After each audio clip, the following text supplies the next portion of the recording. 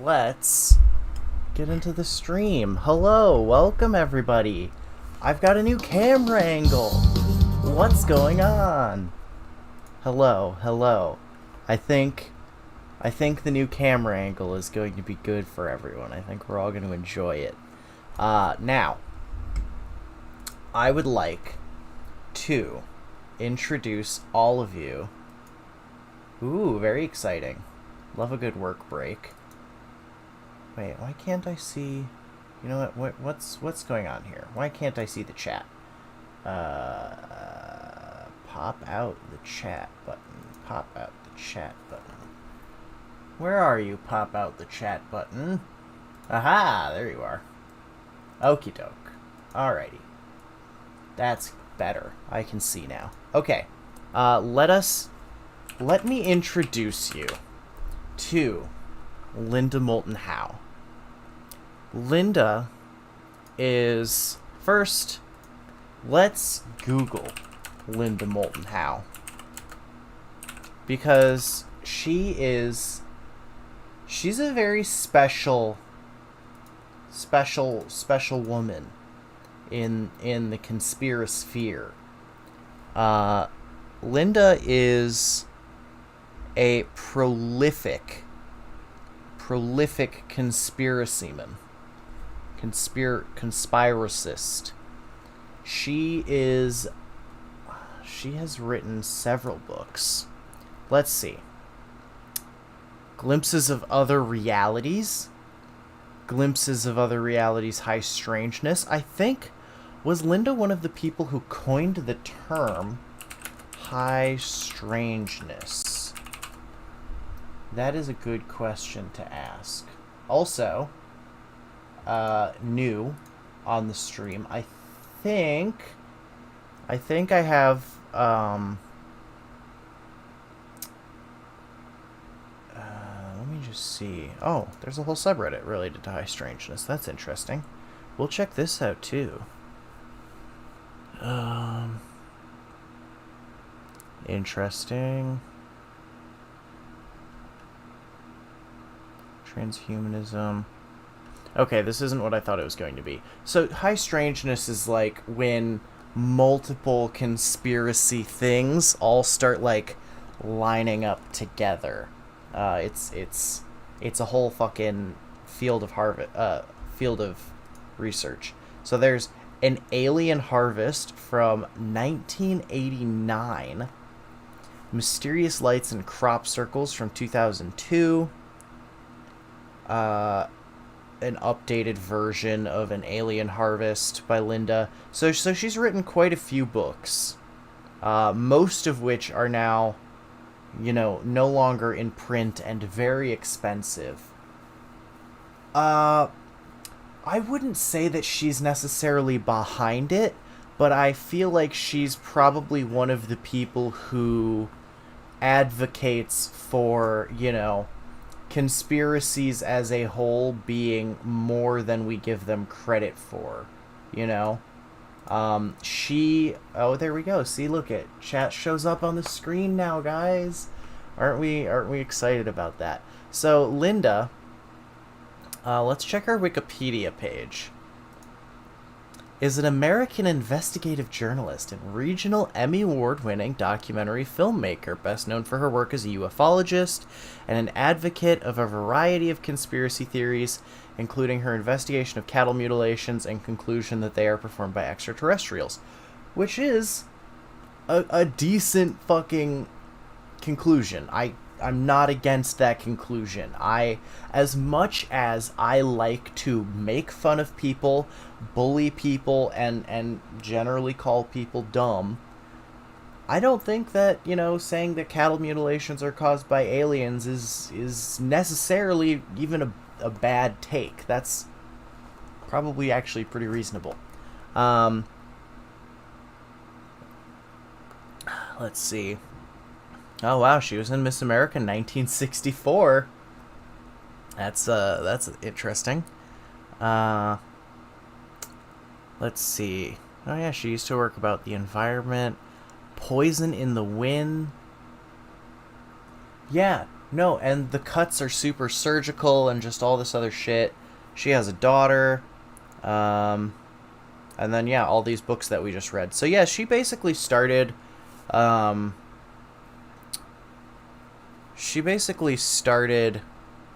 researching conspiracies in, like, 1975. But she exposed fucking uranium contaminating the drinking water in Denver. Like, what the fuck? But...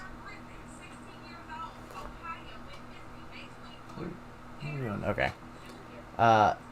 Yeah, no, like, the fucking... There was just uranium in the drinking water in the 80s, and she made that stop.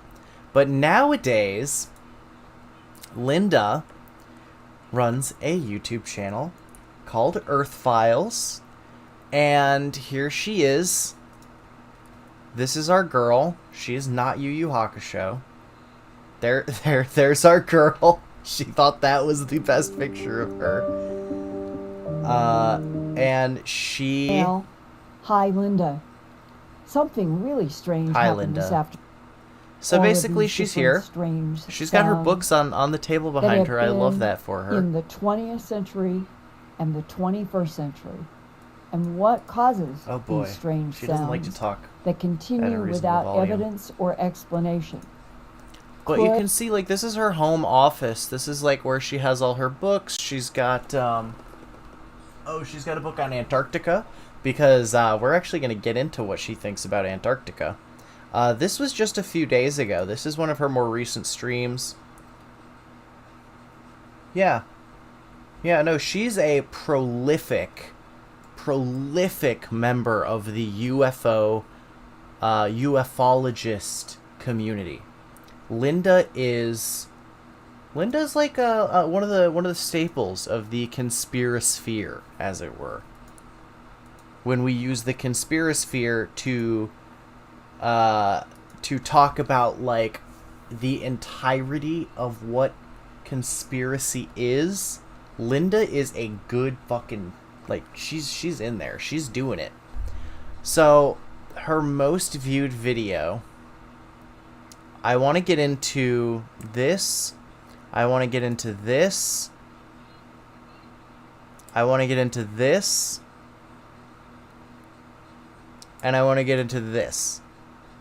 And then, after we've covered some Linda stuff, then we'll consider doing additional content. But yeah, like right here, this is gonna be a lot.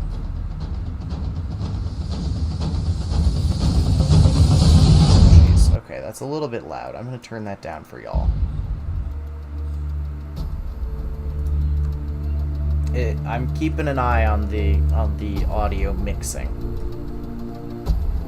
Okay, so now while they're getting set up, Welcome to Phenomenon Radio, the show that covers thought-provoking breakthroughs in the fields of UAP we need things to look at. Discover fascinating truths, first-hand accounts, and investigative insights into the expanding confluence of physical and mental exposure to this worldwide phenomenon. Hosted by Emmy award-winning investigative journalist, Earth Files reporter and editor Linda Moulton Howe, and world-renowned experiencer of the 1980 Rendlesham Bigwaters incident, John Burroughs. And now, leading off tonight's program, here's Linda Moulton Howe. Here's Linda. We love Linda. We might even make a Linda meme tonight. I have a Linda meme in mind, and On January 2nd, 2015, I received an email from a retired U.S. Navy petty officer, first-class flight engineer, who asked me to only call him Brian. Now 61 years old, he entered the U.S. Navy in 1977 and retired 20 years later in 1997. He provided Earth Files his DD-214 documents and other certificates of service, including an Antarctic Service Medal given to him on November 20th, 1984. He wanted me to know that his C-130 crew encountered high strangeness while they were flying cargo and doing rescues in Antarctica from 1984-85 period to 1997. Oh, fuck. Several times he and the C-130 crew all watched silver discs darting around in the sky over the Transantarctic Mountains that separate East Antarctica from West Antarctica. Shockingly, it is not also saw a huge football field-sized hole in the ice only about 5 to 10 miles from the geographic South Pole that was supposed to be an air sampling station, but in a no-fly zone. During an emergency medevac crisis to speed up their trip, the crew flew across that no-fly zone and apparently saw what they were not supposed to see, an alleged entrance to what was rumored to be a human and ET science collaboration research base under the ice. Then, at a camp near Marie Birdland, is this really like audio only? Like, are we for real with this audio only shit?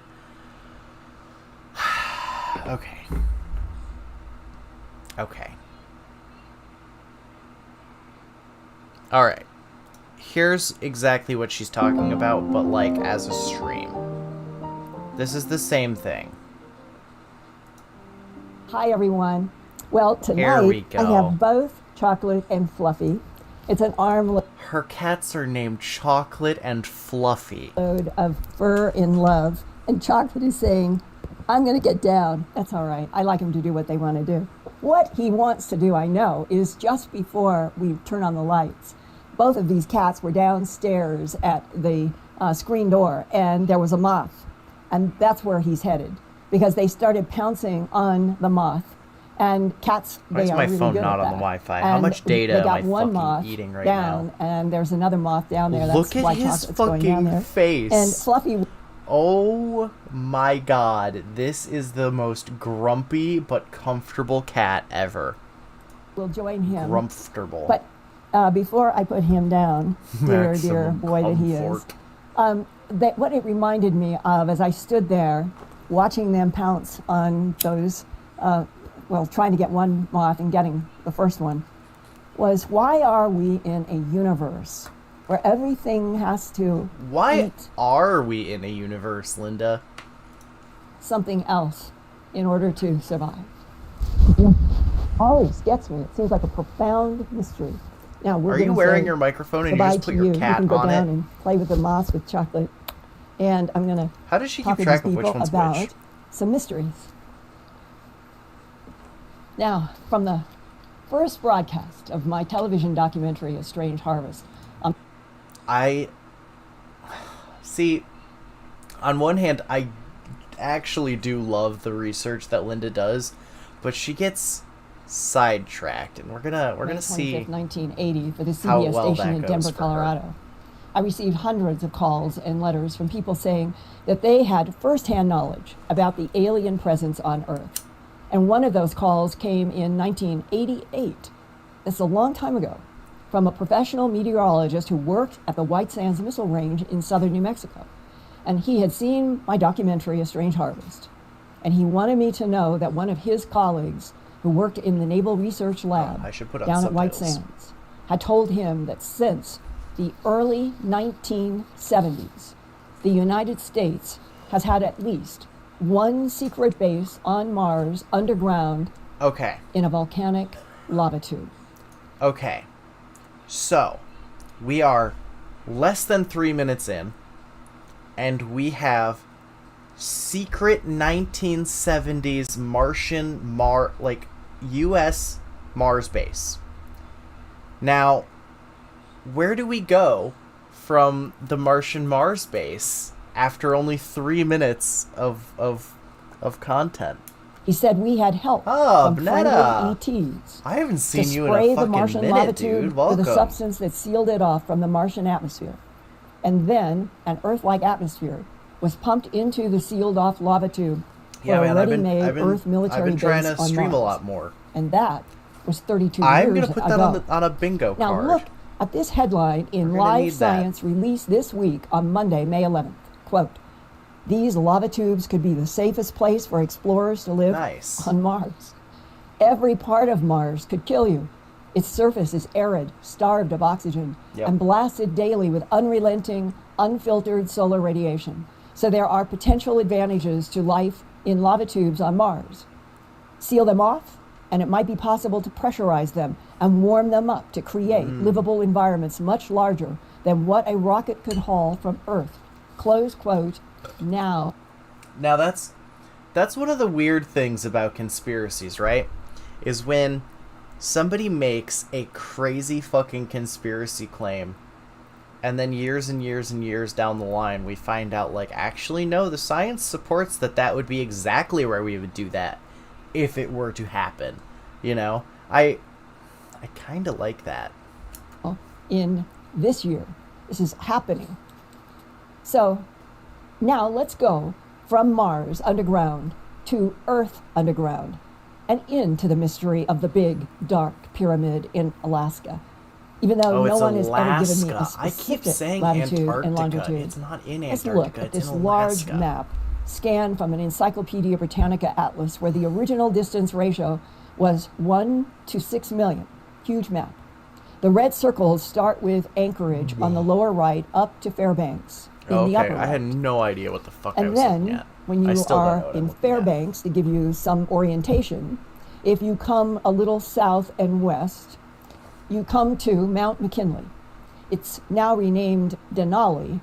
It is the highest mountain peak in North America with a summit elevation of 20,310 feet above sea level. And now see that little white triangle in the purple we are on circle. 1.5. That was not placed there by me. That purple and white pyramid glyph came from a remote viewer a few years ago who looked... A remote viewer. And so, when she says remote viewer, she does not mean someone who views her. She means, like, someone psychically peering at Alaska to find this hidden pyramid. Looked for the dark pyramid. So this purple and white stands for the all-black dark pyramid. At this large computer screen scale, the distance between the red Mount McKinley circle and the purple circle with the triangle on it is about 60 to 70 miles from Mount McKinley, which is what military and science sources have said. The purple circle and triangle represents one possible location for the underground dark pyramid. Some sources say it was discovered by planes and helicopters experiencing magnetic anomalies flying over that region of wherever this pyramid is about a decade after the end of World War II. And we're going to hear about one of those accounts. And now I'm looking at the distant early warning It sounds so JRPG. You know what I mean? Like, I feel like we need a conspiracy JRPG where just, like, every conspiracy ever is true, and you start out... What's up, Chef? We are hanging out. We're looking at... There's a woman who claims that there's the United States began to plan and construct a series of radars from Alaska through the Mars Arctic, base and it became known run by the US government the DEW line because that stood for Distant Early Warning Line of radars. Its purpose was to monitor for any planes or rockets coming over the North Pole from an enemy such as Russia. Well, at the same time, to back up its DEW line operations, the U.S. began building the White Alice communication system to provide the U.S. Air Force a telecommunication link in Alaska. That was done with the scientific and engineering help of Western Electric that would evolve to become AT&T's Bell Laboratories. Now I know what I'm looking at. And tonight, I'll share with you one Western Electric engineer's first-hand information about the Dark Pyramid. Okay, so here's the thing about Linda, right? So Linda gets a lot of information from what she refers to as, like, inside whistleblowers. And, like, it's just people who come up to her and are like, "Hey, Linda, I am an electrician in this area, and I know all about the Dark Pyramid." And then she's like, "Okay, tell me everything about the Dark Pyramid." And then they tell her stuff about the Dark Pyramid, and she just, like, is like, "Okay, for sure. 100% I am doing a stream on this. We are reporting on this. I'm putting the presentation together." Like, it does not seem to matter what people tell her. She just immediately reports it. And there have been several sources who say the big black underground pyramid is about 60 miles west of Mount McKinley, now Denali, and on a straight line bearing to Nome, Alaska, further west. Gnomes? The base of the Dark Pyramid is supposed to be 700 feet down from the land surface. The top of the Dark Pyramid, enemies, the vertex, is described as 150 feet from the surface. So that would mean if you dug down from the surface and you hit the top point of the pyramid, that would be the top of the Dark Pyramid. And that, if you take that from 150 from 700, that would mean the Dark Pyramid is 550 feet high. What? Now, let's compare that to the Great Giza Pyramid in Cairo, Egypt. I don't know how to do math. This stands 455 feet high. So if the measurements given by alleged eyewitnesses are correct, the Dark Pyramid in Alaska is 100 feet higher than Cheops. Its base starting at 700 feet below ground. And here is what a U.S. Navy Huey helicopter pilot delivering cargo to a U.S. military operation at the Dark Pyramid site in the spring of 1978 allegedly said to a... Is he gonna tell us, like, the star alignments of the pyramid? Like, how the Great Pyramids are lined up with, like, Orion's belt and, like, if you, like, take the circumference of the hypotenuse of all the pyramids and multiply it by the Egyptian pharaoh's butthole diameter, you get, like, the circumference of the earth or something. Like, are we going to get a whole bunch of, like, math right now that I don't know how to do? Who told his son, who told me, quote, "This is as super secret a situation as the Manhattan Project was. Oh. Nobody is supposed to know this place even exists. This thing is some kind of power generator, and it's thousands of years old. It's made out of stone like a pyramid." Okay, that's interesting because weird New Age people, but also Richard C. Hoagland claims that all of the pyramids are power generators, and they use some sort of, like, the fact that they're made of stone and that they're pyramids lets them, like, use this, like, esoteric earth energy out of ley lines and shit. I need to look more into that, but it's something weird. If the pyramid stone is all black, as described, it might be basalt, like the huge black basalt structures 2 miles underneath the ice in Antarctica, described to me by Navy SEAL Spartan 1 in my Antarctica documentary. Black basalt I guess we're gonna have to watch your Antarctica documentary. And is one of the densest, hardest rock materials on our planet. Continuing with the Navy man's revelation to his son to me, quote, "Investigators don't know where the underground pyramid came from, who made it, or how it works. I don't know, but it can generate enough energy to power the whole North Slope, all of Alaska, and probably the whole country of Canada. That's how much juice it puts out. They don't have a clue where it came from, and it is deep underground," close quote. How did this all start for me? Uses. Well, I go back to my trip to go back to the Code of Hammurabi was engraved on basalt. That's neat. And I was there in June of 2012 to visit the highly strange Göbekli Tepe ruins. I can't tell her she's wrong. And 10 to 20 ton each limestone pillars that were dotted with strange stone animals and totems and humanoids. Göbekli Tepe was built 12,000 years ago, according to German archaeologist. Is that the same age as your Dark Pyramid? 1,000 years later, the pattern of more than 300 huge, heavy limestone pillars were completely buried inside a hill near Sanliurfa, Turkey, about 6 miles from the Syrian border. After returning from Turkey on June 15th, 2012... We need to do a whole stream just on out-of-place artifacts, weird fucking Neolithic structures, and, like, bizarre information that ancient people should not have had, yet they have. Like, I was talking about this with an Uber driver a couple of weeks ago, but the Mesopotamians and the Sumerians had, like, the complete layout of planets in our solar system. And they just shouldn't have had that. It doesn't make sense that they had that, but they did. And, yeah, there's just, like, a lot of really weird information that ancient people shouldn't have access to that they did. And I think the reason they did have this information is because when you have, like, hundreds of years to just stare at the night sky and just record shit and do nothing else, because I want everyone to be aware of the fact that hunter-gatherers and early city humans were just as smart as us, right? They're exactly as intelligent as us. However, they have 10,000 times more free time. So, like, we spend 8 hours of our day working. Like, ancient Sumerians, they had so much more free time than us. Like, there was most of the shit in their society was, like, time-gated, you know? Like, you had months and months where you just wouldn't be doing more than, like, 6 to 10 hours worth of work a week. Like, it's nuts. It's absolutely nuts. How much more free time, especially early hunter-gatherers, because if you go out and you hunt and you get, like, 2 animals, then you're good for, like, 2 weeks if you preserve that shit, and then you just chill, you know? So a lot of early history, we had, like, 10,000 times more fucking free time than we do now. Reported on Coast Radio. So what I'm saying is return to tradition. Reject modernity.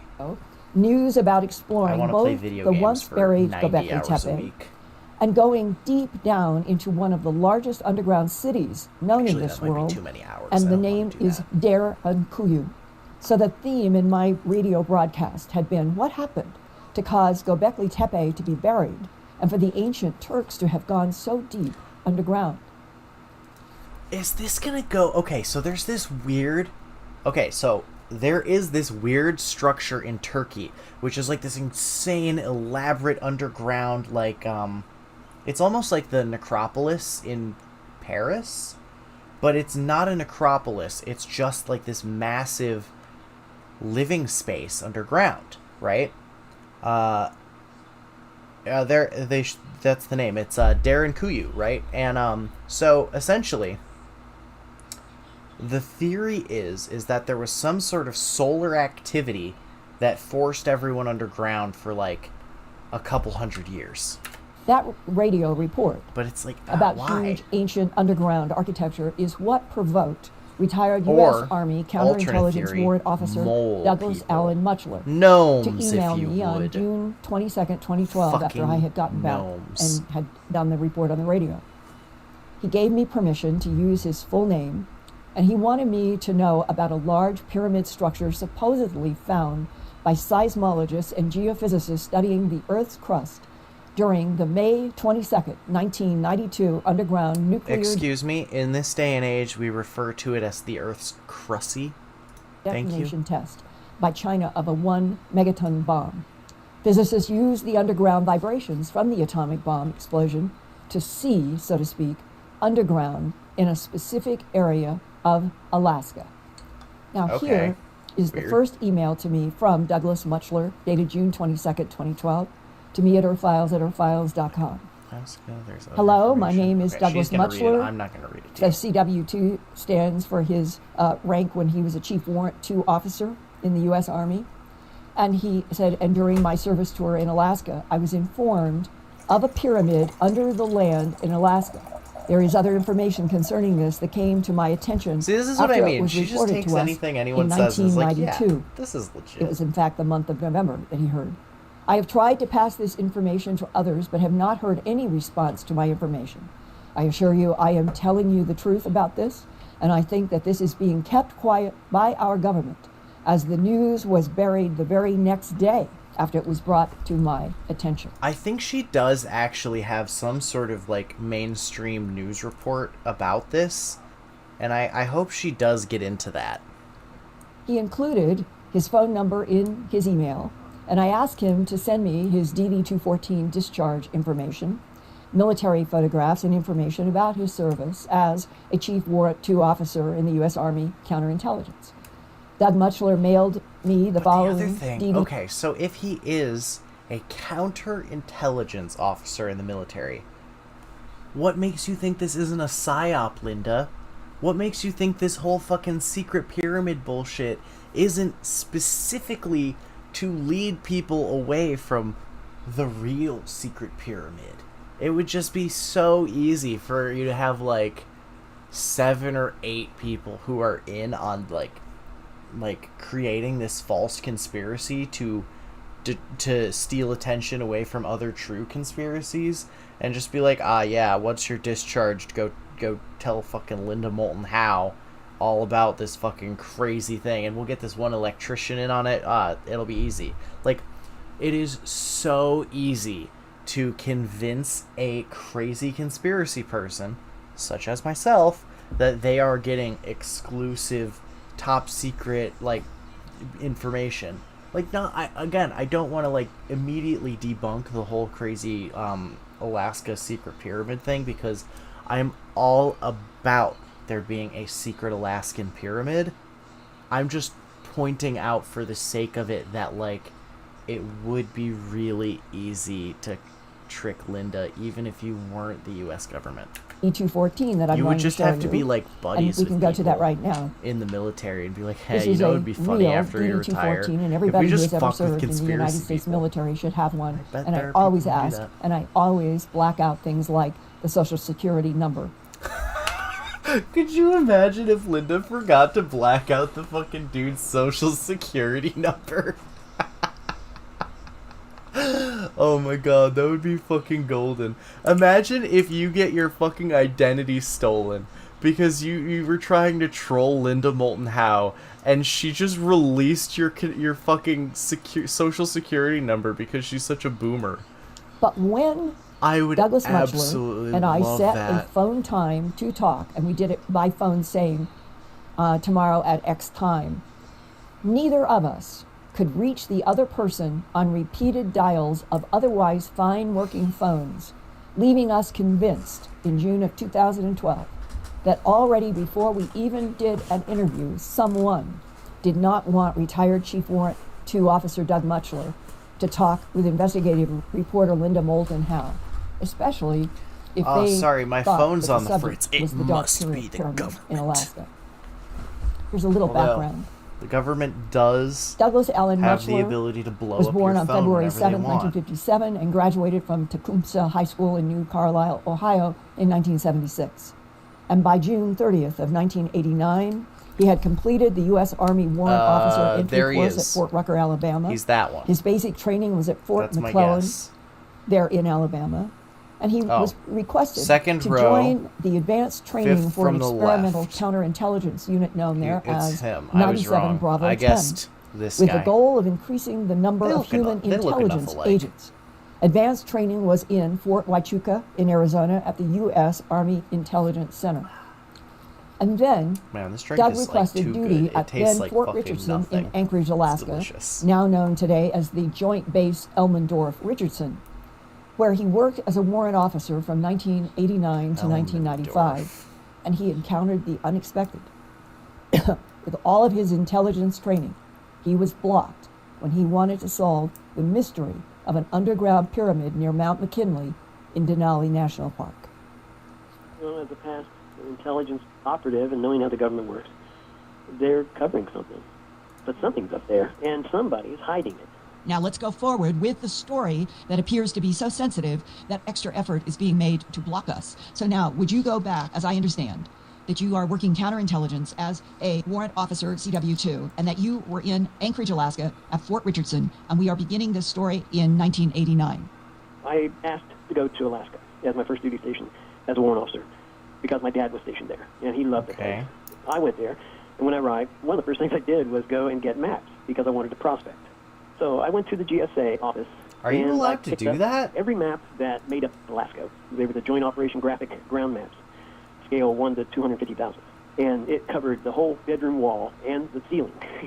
I mean, these are really detailed maps. And I got to one of them that was on the western portion of the state, and it was whited out. There was a whole section about the size of a Christmas card. And it said, this area not surveyed as of this date. And the first thing I thought was, that's ridiculous. They've had the Earth mapped since like the 60s. And I know Alaska was mapped out right after World War II. But it didn't make sense for this to be whited out. They're hiding something. There's something there. But I had no need to know. I mean, that is Then, weird, but also, like, 1992. it's just an old map. And we're sitting there. It was in late November, early December. It's And 1992. I'm sitting there in the orderly room, with about 40 other people. I could believe and that we a were part waiting of Alaska for wasn't mapped the last yet. formation of the day. And we're watching the TV, a news program, and they started talking about this Chinese detonation of an underground nuclear bomb that was set off earlier that year. May 22nd, 1992. Okay. And they were talking about that, how big it was. And then there was a byline. And the story was about geologists around the world had been informed through the UN because China had told the UN they were going to do this. And so these geologists got together and they said, let's get the best recordings of the Earth's crust and mantle using the vibrations from this explosion. And what they found in this byline story was under... That's how they found the pyramid under Alaska? They found a pyramid bigger than the one in Egypt. They said they didn't know whether it was solid or hollow. They couldn't tell that. But they had the distinct outline of a pyramid. And this was supposed to be where? That whited out area, the area that showed on the TV, were south of Mount McKinley. And it was towards the west, near the Nome area. There's an area there that was whited out. Quite a large area, really. And when I saw the news program, I mean, in my mind's eye, I could see it just right where the whiteout area was. How precise are these readings? So why was this whited out? It don't make any sense. I was like, oh man, I got to Let's Google this. So I went home and I got a recorder and set it up. No story. I called home, the lower 48, to my dad. And he religiously, my dad is a TV hound, especially news hound. Morning, noon, evening, and 11 o'clock. He watches them all. He heard nothing about it. Not a thing. I mean, it's a big story. Bigger than the one in Egypt. And it's not being covered in the lower 48. Meaning, as if either there was some block on the story getting into the United States, or the story had been picked up only by the local Channel 13 station in Anchorage. There's Linda. Oh, boy. The thing is, I went the next day to the station and asked if I could get a copy of that story. And this image is absolute gold. And he said, what story? We didn't run no story about no pyramid. And I was like, sure you did. There's 40 of us guys and they watched it on TV. And he denied it ever running. And I was just perplexed. Knowing what I know, I thought to myself, this guy's been got to. He's covered. Sputnik News. I mean, it's the only thing that could be. And what you mean is that the United States government, when push comes to shove, and the Department of Defense says that something is sensitive, they can interact with management in TV stations or networks and say, don't run that story. They do it all the time. Yes. That's a matter of record. So I was walking out, and there was a technician. It is true that the government controls the media. And the way he acted, he's like, come here, you know. And I walked over and I said, can you help me with this? He goes, man, we ran that, but I can't get it for you. It's gone. I can't help you. But it ran. I was mad. I went back to the office in formation that night. I told everybody what I'd found out, and the guys in the unit were like, wait, man, we watched it. What do you mean they didn't run it? You know, the same thing I was saying. I wonder if we can actually find that footage, because he's saying that a news report went out about the pyramid. Pyramid in Alaska newsreel.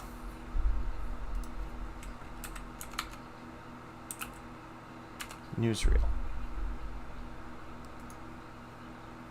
Tonight's Fact or Fiction is brought to you by America's Finest Carpet. This is 2017. In tonight's Fact or Fiction, we're looking into an image from Google Earth. It's getting some buzz. Okay, see, it shows an area of Antarctica that some people claim clearly has pyramids covered in snow. Several websites say the pyramids were likely made by an intelligent human civilization long ago. It's pure fiction. The so-called... Okay, this bugs me and sets off my PSYOP sensor. As a conspirasphereman myself, I have a PSYOP sensor. It's like a gaydar, but for PSYOPs. For gay ops, rather. Love ops. No. If you're trying to discredit the idea of a underground pyramid in Alaska, well, what's the best way to do that? Well, you can put out a news story saying, hey guys, we found this pyramid above ground in Alaska, and look at how stupid and fake it is. I guess all the pyramids in Alaska are stupid and fake, because this one is supposed to be like 700 feet underground. So there's no way that this giant fucking mountain is the same one that they're referring to. But this is just meant to debunk anyone saying, hey, there's pyramids in Alaska. Image are just mountains. You get what I'm saying? You debunk something that sounds the same, so that when someone brings it up in conversation, you could be like, oh yeah, that's not real.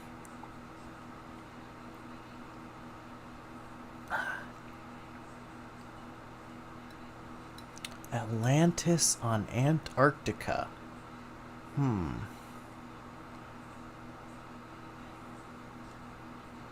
Oh.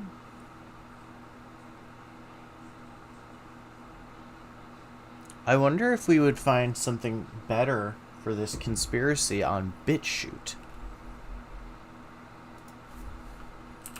That's where all the true crazies are. That's where the real dedicated to Jesus video platform. I'm a God warrior! Okay. Alaska Pyramid. This is what we're watching now. This is the same thing. Okay, let's see. Let's see if this is it. In 1992, Channel 13 Anchorage reported a news story regarding an apparent discovery of a huge pyramid buried underground, about 50 miles from Mount McKinley. Okay. The story stated that 3 scientists, in anticipation of a nuclear test by the Chinese government, had set up seismic recording equipment around the area. By pure accident, they discovered evidence for the massive structure below them. The piece may have gone unnoticed, but the story goes that a retired military member had watched this on television, and 20 years later in 2012, he allegedly told what he knew of the structure to experienced ufologist and expert in cattle mutilation cases, Moulton Howe. Moulton Howe. According to Moulton Howe, the ancient pyramid is an ancient structure that was built for the purposes of generating Linda. power. It was apparently buried by the same people who built it, but it is not known who this civilization was. It could generate enough power to power not only all of Alaska, but most probably much of Canada also. Another person, referred to only as the 46-year-old adopted son of a retired Western electric engineer, claimed that his father had told him a dark pyramid did exist in Alaska. So wait, we don't even have the electrician, we have his adopted son? And what's more, his father had worked on a powerful electrical system inside it in the early 1960s. Like, it's just his kid, it's not even him. Western China, May 21st, 1992. An underground nuclear explosion on the Lot Nord test range sends shockwaves through the Earth.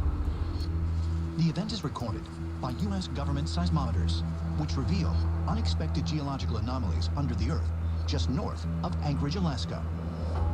Okay. 6 months later, a U.S. Army counterintelligence officer stationed at nearby Fort Richardson. This is on the History Channel?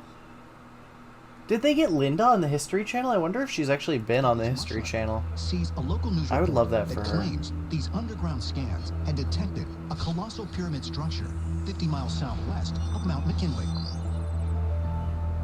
Muchler contacts the station to find out more. But mysteriously, they tell him no further information is available.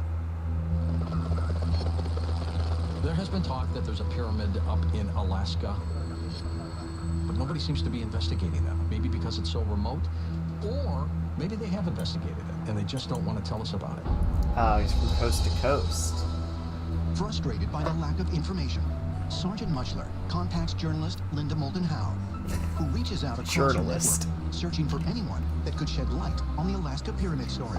If Linda's a journalist... Soon after, she receives a response from a man who requests to remain I don't know. anonymous. Finish that sentence for me. I don't know. Who got Linda's a journalist. What the fuck am I? pyramid. Am I a journalist now, His guys? father had had a Navy career and then was asked to continue to work in Alaska on a very special project that involved something underground that put out a lot of energy. There were mining shaft elevators on the surface. You would go down to the base of a huge underground pyramid. Oh yeah. His That's work tasty. was to try to understand how this was giving off what they estimated was a gigantic amount of energy.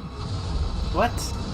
But he never would talk because this was a government. This is my problem with... Okay.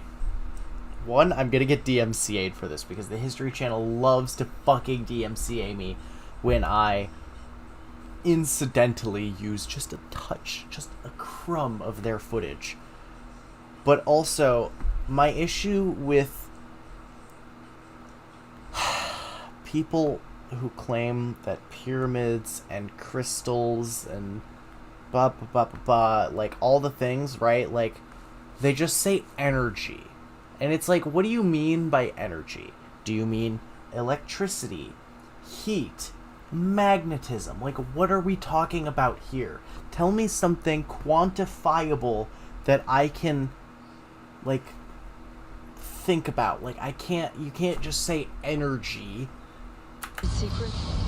Now let's go forward with the story that appears to be so sensitive that extra effort is being made to block us. So now, would you go back, as I understand, that you are working counterintelligence as a warrant officer, CW2, and that you were in Anchorage, Alaska at Fort Richardson, and we are beginning this story in 1989. I asked to go to Alaska as my first duty station as a warrant officer.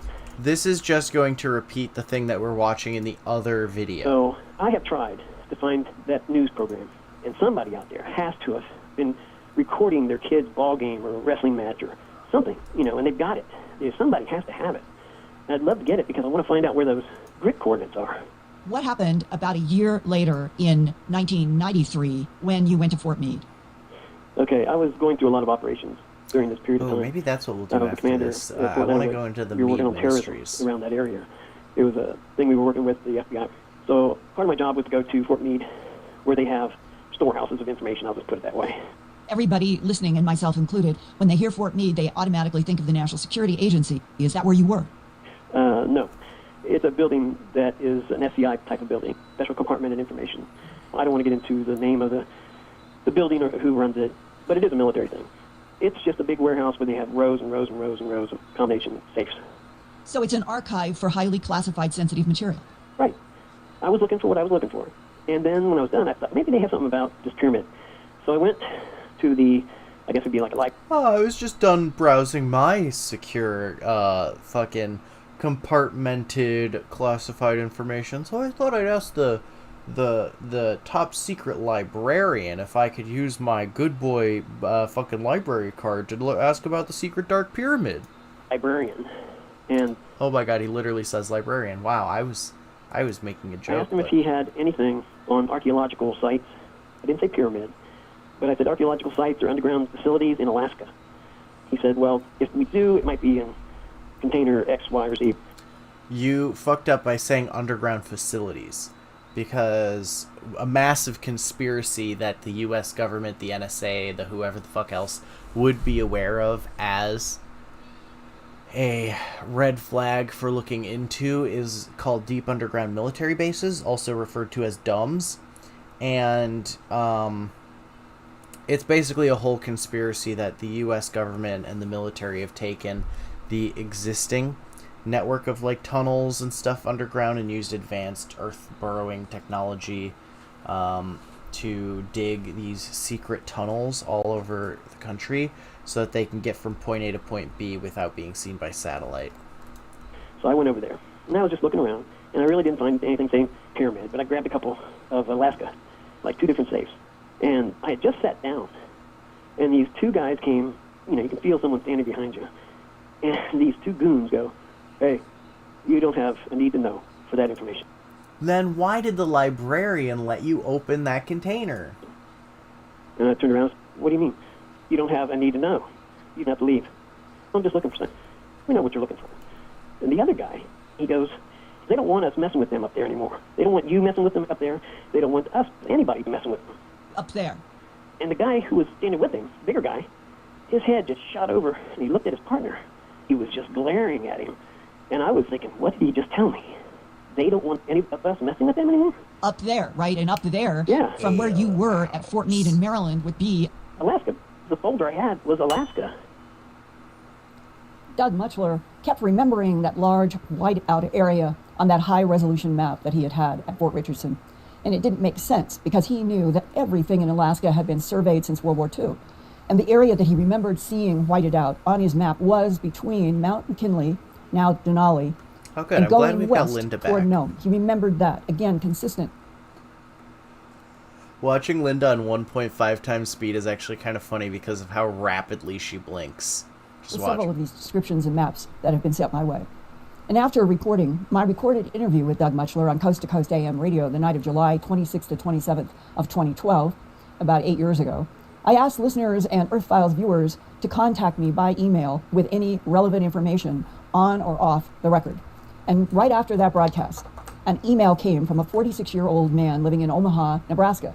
He said that he was the adopted son of a retired Western Electric engineer.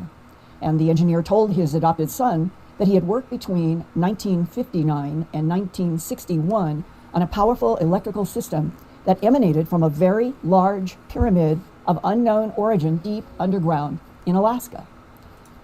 What? Well, he sent me his father's Western Electric Company identification card. It was 1915. Western Electric Manufacturing was incorporated in New York City, New York, as a wholly owned subsidiary of AT&T under the name Western Electric Company, Linda. Inc. You're an and Bell Labs was half owned by Western Electric. Journaled. He sent me a photograph of his father's life membership pin in the Telephone Pioneers of America organization in 1930. Telephone Pioneers of America was founded in Boston all the way back to 1911 with 734 members, including Alexander Graham Bell, who received membership card number 1. AT&T's Henry Pope wanted to inspire the science and technology of telephones for those scientists and engineers devoted to the industry. And here now is the son. He asked me to call him John Smith, talking about his Western Electric engineer father's extraordinary work at the base of a huge dark black pyramid with its base 700 feet below the surface in Alaska, not far from Mount McKinley, now Mount Denali, in the years 1959 to 19... So you just gave us the dad's full fucking name and occupation, but now the son wants to be called John Smith, as though we couldn't just look up what his... In 61. I was listening to Coast to Coast, and I heard the story by Doug Mutchler, and I was really shocked because my father had told me a lot of stories after his time in the war when he worked in Alaska. And apparently this was some top secret thing. From what year to what year? It was 1959 through 1961. In your email, you said after finishing college degrees, he was, quote, recruited by the military to join a group of other experts to study and work at an underground structure in Alaska that, in his words, they called the Dark Pyramid. Yeah, and sometimes he called it the Dark Pyramid, and sometimes he would call it the Black Pyramid. Linda, you're not taking this seriously enough. When you say the Dark Pyramid, you have to say the Dark Pyramid. You gotta fucking... He was recruited to go out there. Chancellor Palpatine up a little bit. I don't know if it was through the Navy or who it was.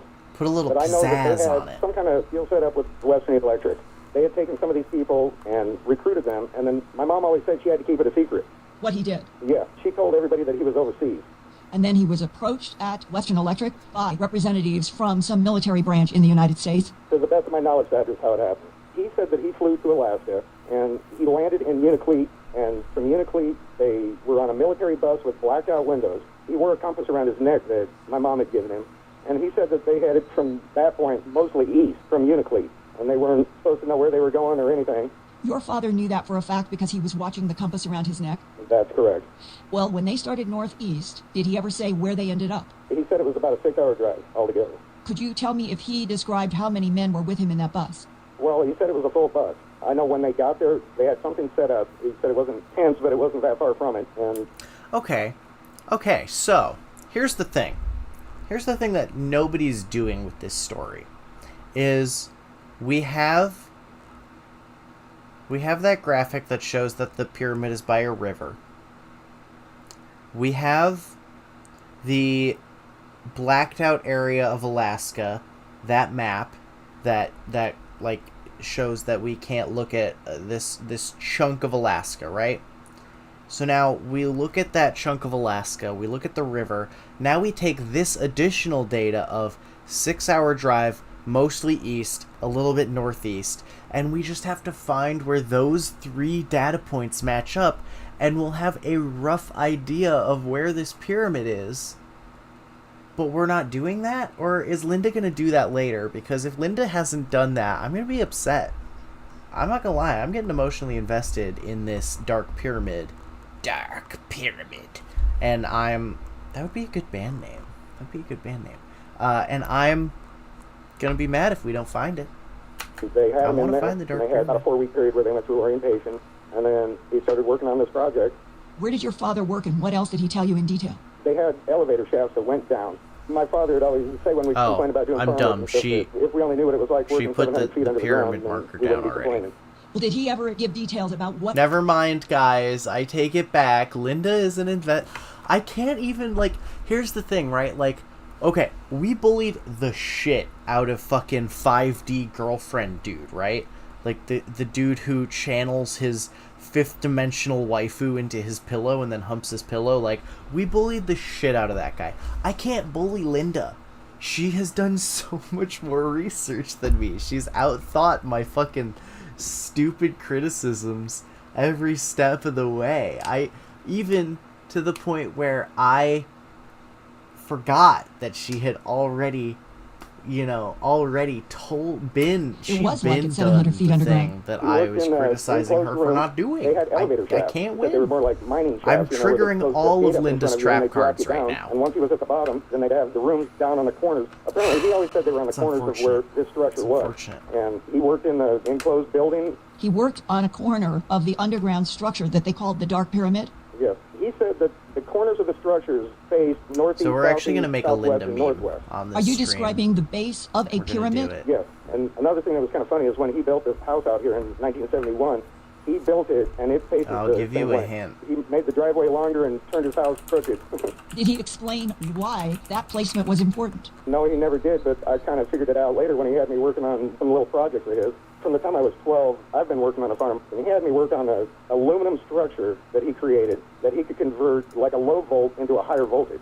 And it was all aluminum? The structure was aluminum. We couldn't use steel, and he was always adamant about 48-degree angle. Where? From the angle I of the will pyramid structure that he built, from the corner to the point. ISIS. The point of the pyramid up above. Right. Did he ever imply what that extra 3 Linda. degrees might mean above 45? No, I have no idea, but I know that he could take a 110-volt generator and could hook it up, and it would go through a series of wires to each of the corners of it, and he would put these converted electric motors at the end of them, and All when right, he'd so run the now- voltage through it, he could run enough So to we've got run our this. entire house, the farm, everything. He said he could We're gonna multiply open. energy. How did he explain what this dark pyramid structure was? Where did it come from? Who made it?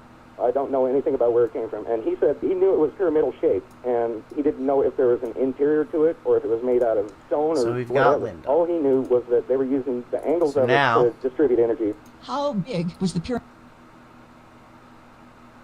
All right, Linda. I want you to show me your cats, Linda. Hi, Oh hi no. everybody. Oh no, this is great. This is perfect. This is just what we wanted. So now we Control Shift S. Is it I working? have fluff. Oh no. Go back. Linda! The other. Hi everybody. Perfect.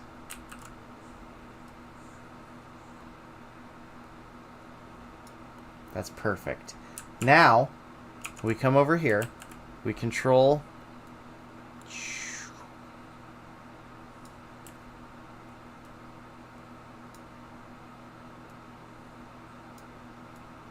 We're just gonna drop Linda right here. Now, we're going to take this brush. Actually, we're going to take the pixel pen.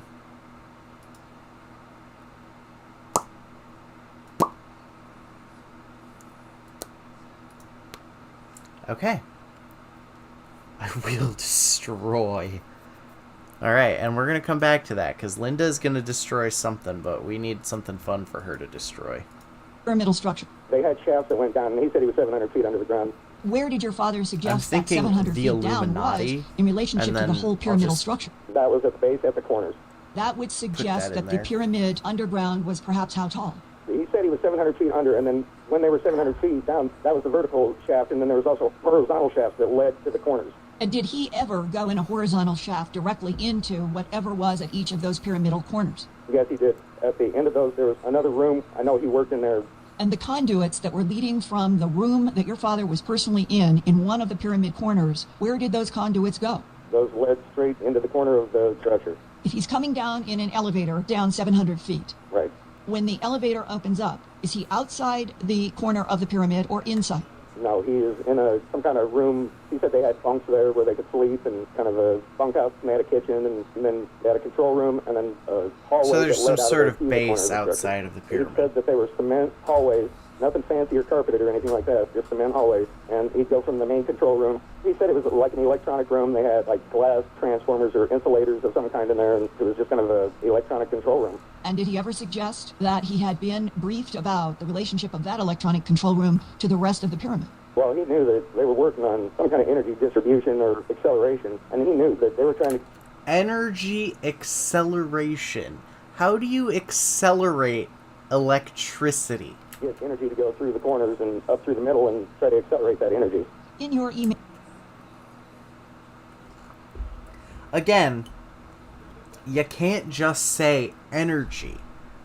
Because, here's the thing. If he said electricity instead of energy in all those places, he would sound like a fucking moron. Because you can't accelerate electricity, it's just movement of electrons. It does not accelerate or decelerate. I mean, I could be wrong. I'm not a physicist. But still. Mail, you said, quote, in his later years, he would always complain when receiving his electric bill that it would be free if we knew the truth. Yeah. He said that even if it wasn't free, it should be pennies. And he talked about Tesla. He felt there was a way to distribute energy that would be free. Did your dad ever describe So in any way he does what mean agency of the government he worked for? How do you accelerate electricity? I've seen papers, correspondence from the Pentagon. I know he was working for some pretty high-up people in the government. He used to bring home envelopes that even through the 80s that would be confidential, and we knew better than to go through any of his papers. When was the last month and year that you know for a fact that your father was making these trips down the 700-foot elevator and walking into that electronic base of that pyramid? Well, I know they went down there for a week at a time, and then they would have 2 days off. And the last time would be sometime in 1961. You know, when I heard the story, work 7 days off and it too? shocked me that there was somebody talking about the same thing that my dad had talked about. Do you remember what your father said specifically about Tesla's work? Well, I know that he compared Tesla's work to fractals, and he also said that a pyramid shape was the perfect structure to create fractals. How does that relate to electricity? Well, I don't know. I think it had something to do with the fractals somehow enhancing the energy. What would have been your father's bottom line about his knowing that he had worked on an underground pyramid that was large and could generate so much energy that the world wouldn't have to be paying much for power? He thought if we had some kind of a network where you could transfer energy from one source to another. Did your father ever hint that the pyramid underground in Alaska like where he worked could have been constructed by something from outer space? Well, he never said so. I know I've asked him, and he said he didn't know. So when you have asked him over the years whether the pyramid in Alaska was made by creatures from outer space, he has always told you he didn't know. He says that it was technology that was completely unknown at the time, and he didn't know where the technology came from. He had his little part, and then other people had their part. Okay, how expensive? How much does it cost for 1 ton of basalt?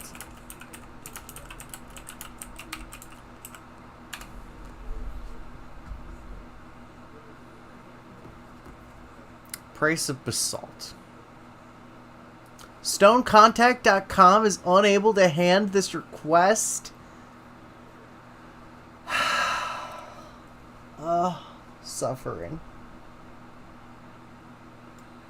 What if I Google, like, buy bulk basalt?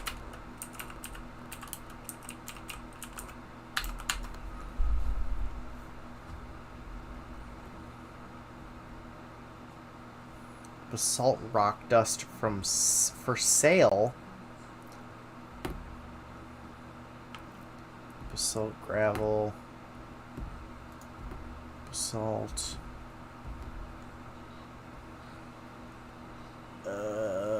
You ship rocks, okay.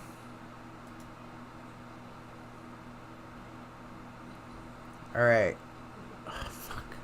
I'm never gonna be able to find out, like, without, like, a... I might need to, like, do investigative research and find out, okay, how much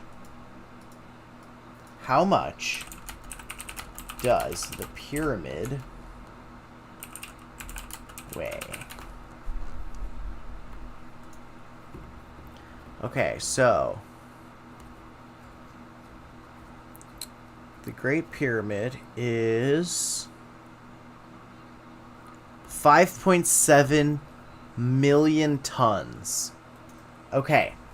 Cost of common stone per ton.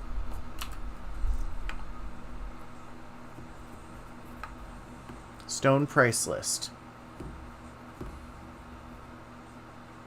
Mulch, topsoil, compost, gravel, sandy loam. Okay. Wall stone. Bluestone. I need basalt. Show me quartzite. No, show me how much basalt costs. Flagstone.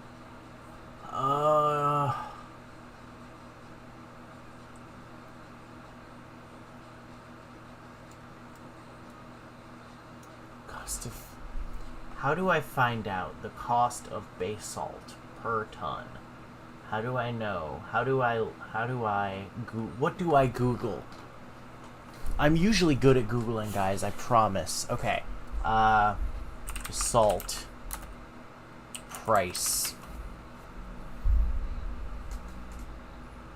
Global stone price. Stone contact.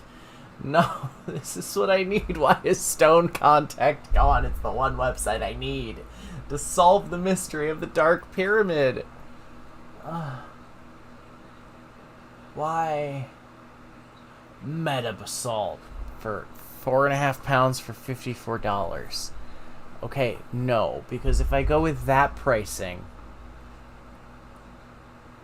basalt fiber fabric. What? Basalt fabric?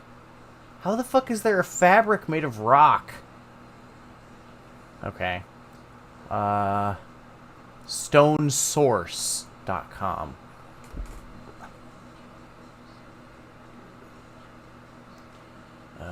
Consistent coloring, marking, self-review, material considerations. Okay.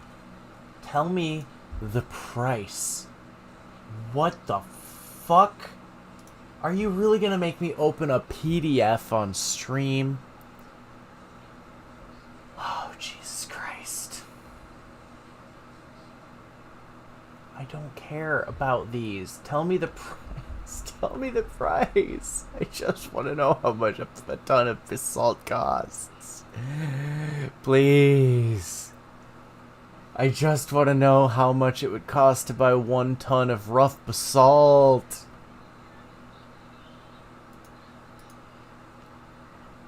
Oh, God. Availability. Application. Trafficware. Tell me how much it costs. I could call them. No.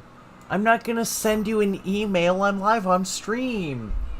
Oh my God. Guys, I'm a rock. Buy cheap basalt fiber. 45 pounds of basalt sand. That's not what I want. Okay, what is basalt rebar? Fiber reinforced plastic. Fiber rebar. I have to call. Okay, I'm not gonna call you. Basalt fibers.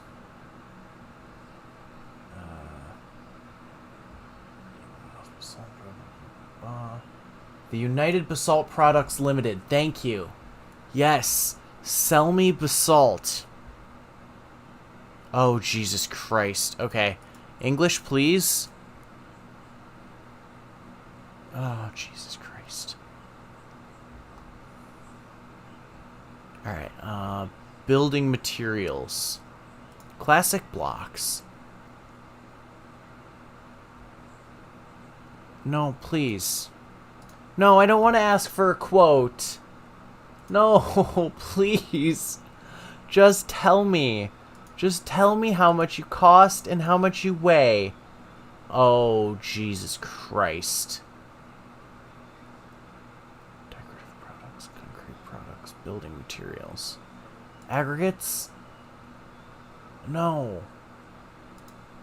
Tell me how much a fucking brick of basalt costs. Oh, Jesus Christ. Guys, I can't figure out how much basalt I would need to order to buy to build I was gonna just estimate 3.2 million tons of basalt. Figure out. No, it's just that people vary their fucking prices based on my needs. If I tell them I'm gonna need to build a 700-foot pyramid, the real conspiracy is the price of basalt. Oh no, that's not the real conspiracy. Why is that the real conspiracy? I'm so mad. Cost of stone by the pound.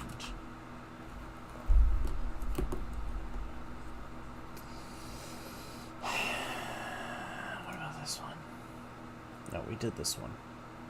Damn it. Stone by the pound. Okay, alright. I need basalt. Please. The basalt industry is locked down. A valet paver. It's made of basalt. Product guide? You won't tell me how much it costs?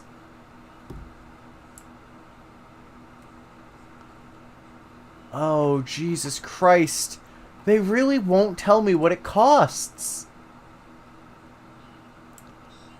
Oh my fucking god. They won't tell me what the basalt goddamn paver costs. And you know why? Because they're fucking afraid that if I get too much basalt, it would lead to free energy. What is this conspiracy? I think they kept him a little in the dark. But your father said to you that he was working on technology of a completely unknown source. Over the cost of basalt. That would suggest, don't you think, that something non-human from someplace else in the cosmos built that pyramid underground in Alaska? Well, it makes me wonder. Because my dad, one thing he says, whatever you say, that's your word. And I know whatever he told me. This shouldn't have to be so fucking hard to find. On September 3rd, 2012, I received a long email from yet another son about his father's firsthand knowledge of an underground pyramid approximately 2 hours east of Unicum by Huey helicopter in the late April or early May 1978 timeframe. The son gave me permission to use his full real name, Bruce L. Wait a minute. Wait. We're fools. We are fucking dumbasses. Basalt. Search by shopping. There's no fucking way. There's no fucking way that you have no shopping results for basalt? Did we just uncover the real conspiracy? We did. This is the real conspiracy. You can't buy basalt. I'm freaking out. You're freaking out. I'm freaking out. We're all freaking out. We found the real conspiracy is that if we get too much basalt, we'll make a pyramid and it'll generate free energy, and the elite don't want us to have fucking basalt. Oh my god. You have to go before the globalists track your IP. Pearson. And Bruce is the Chief Executive Officer for BroadcastVenue.com and does reporting for HD Media Productions in Clinton, New Jersey. All your his father joined the U.S. Navy right after the Japanese attack on Pearl Harbor and served on patrol torpedo torpedo boat 492 during World War II, which was 80 feet long and could speed at 41 knots. PT boats were built in 3 different sizes of torpedo-armed fast attack craft used by the United States Navy in World War II. Watch my stream just get fucking taken down and I'm never seen again. Larger surface ships. PT is the U.S. hull classification symbol for patrol torpedo. American soldiers nicknamed the PT boat squadrons the Mosquito Fleet because of their smaller, faster abilities, but the Japanese called them Devil boats. I bet I could find the price of fucking granite.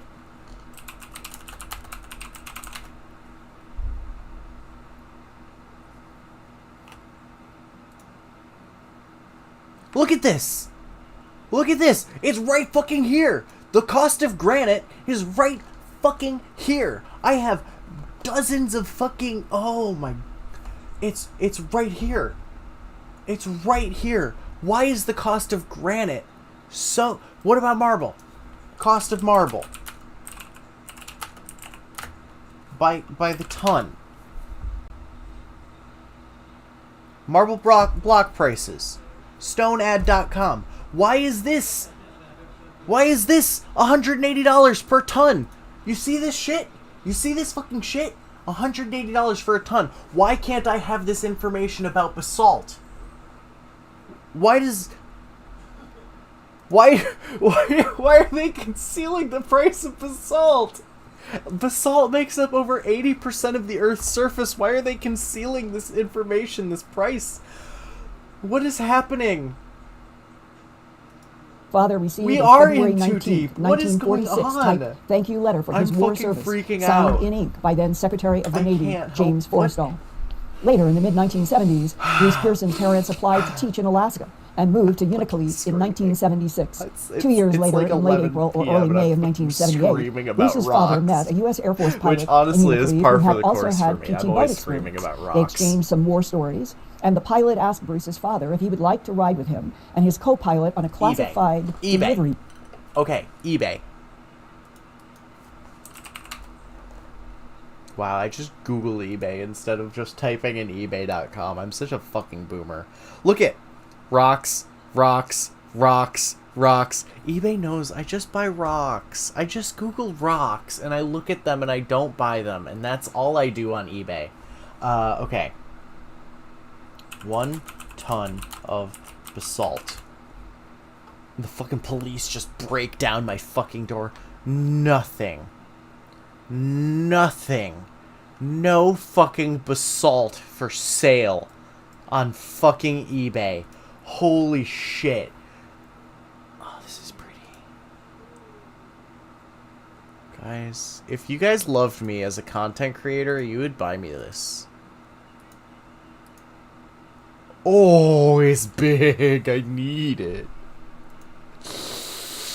Pyramid minerals and crystals. And they don't fucking sell basalt.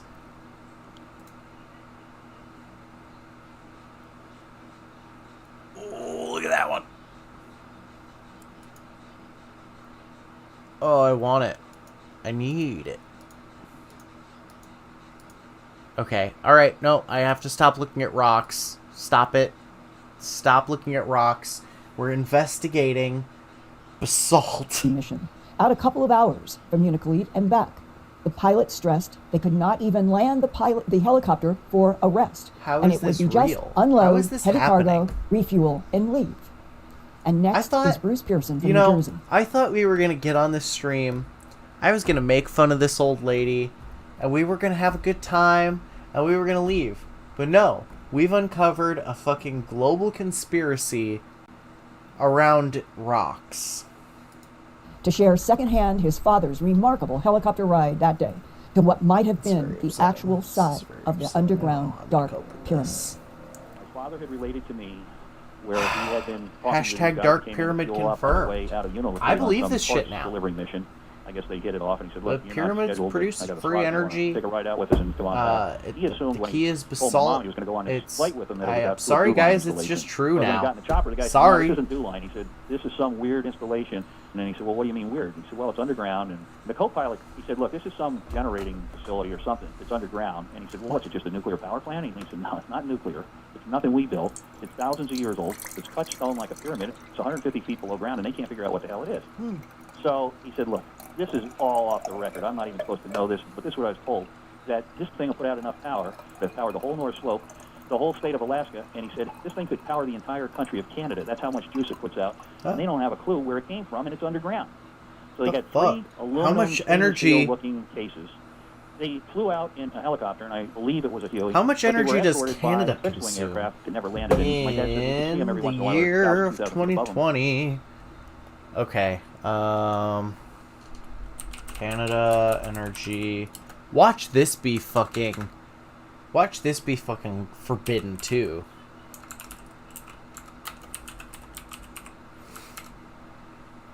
Consumption 2020. You sent me basalt prices. Oh, thank fucking God. No, this is basalt fiber. Oh, 120 per ton. Okay. 15 to 20. Okay. All right. So, $120 per ton. Now, here's the thing. Wait. Here's the thing. How much does the pyramid weigh? Wait. What is the pyramid made out of?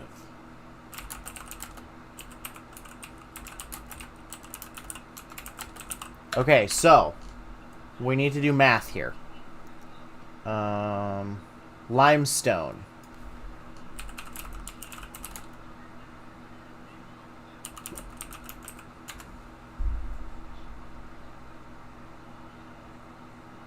Okay. Now, basalt density. Okay. So, this is heavier per cubic meter, meaning that 1 ton of basalt is a little bit smaller than 1 ton of... Okay. So, the pyramid...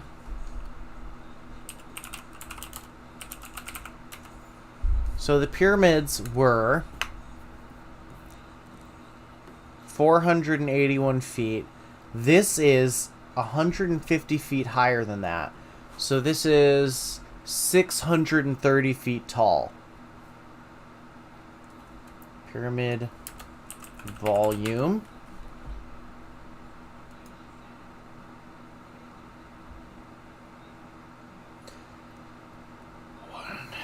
The area times the height.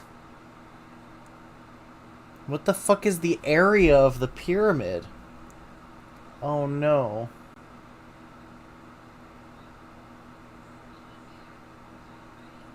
Wait, no, because we only have the height. Okay. Volume of a pyramid. Oh, fuck. We need to know how far from one side to the other. Okay, wait. Wait. Okay. We go back to the pyramid. Okay, we go... Oh, no. Oh, God, what have I done? Geohack? The base...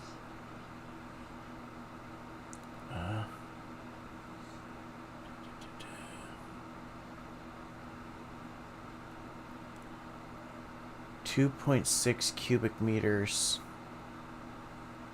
a base length of 440 cubits, 50 kilometers wide.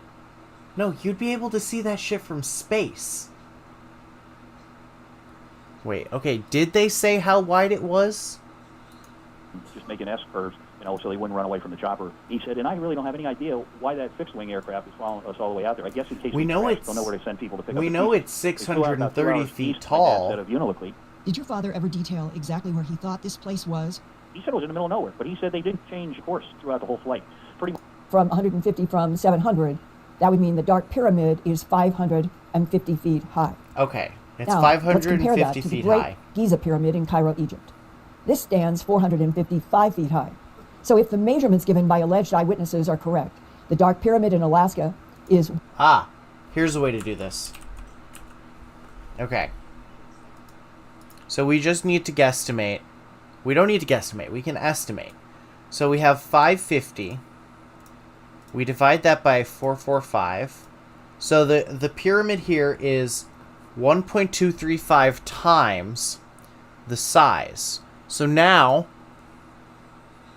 we take the size, 230 meters, right? 1.235 times 230 meters. That gives us 284 meters wide, right? So now we go back, we find the pyramid volume calculator again, right?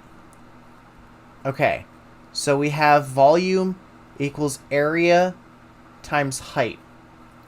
Area is this. Area of square base times height. So the area of the square base is 284 times 284.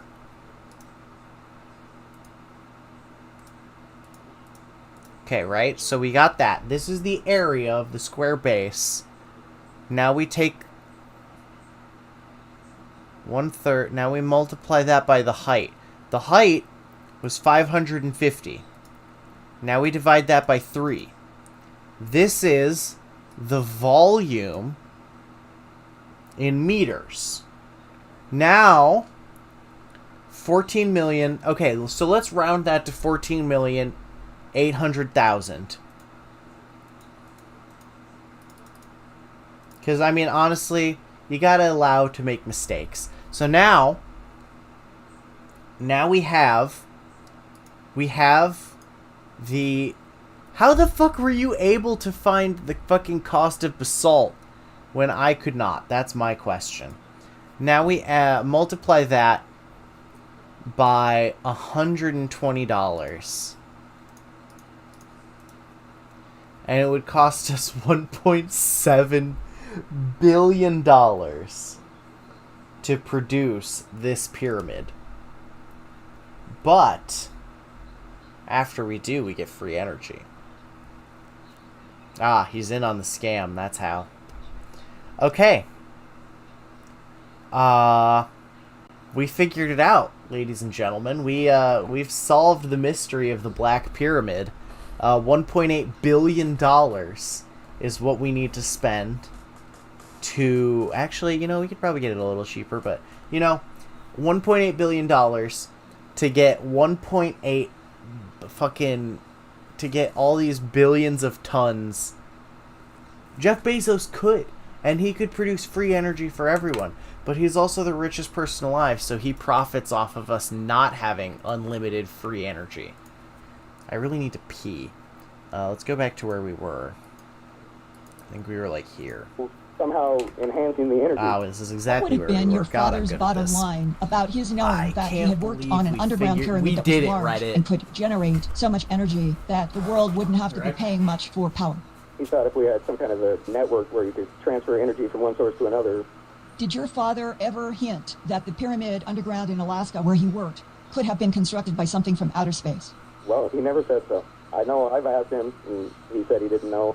So when you have asked him over the years whether the pyramid in Alaska was made by creatures from outer space, he has always told you he didn't know.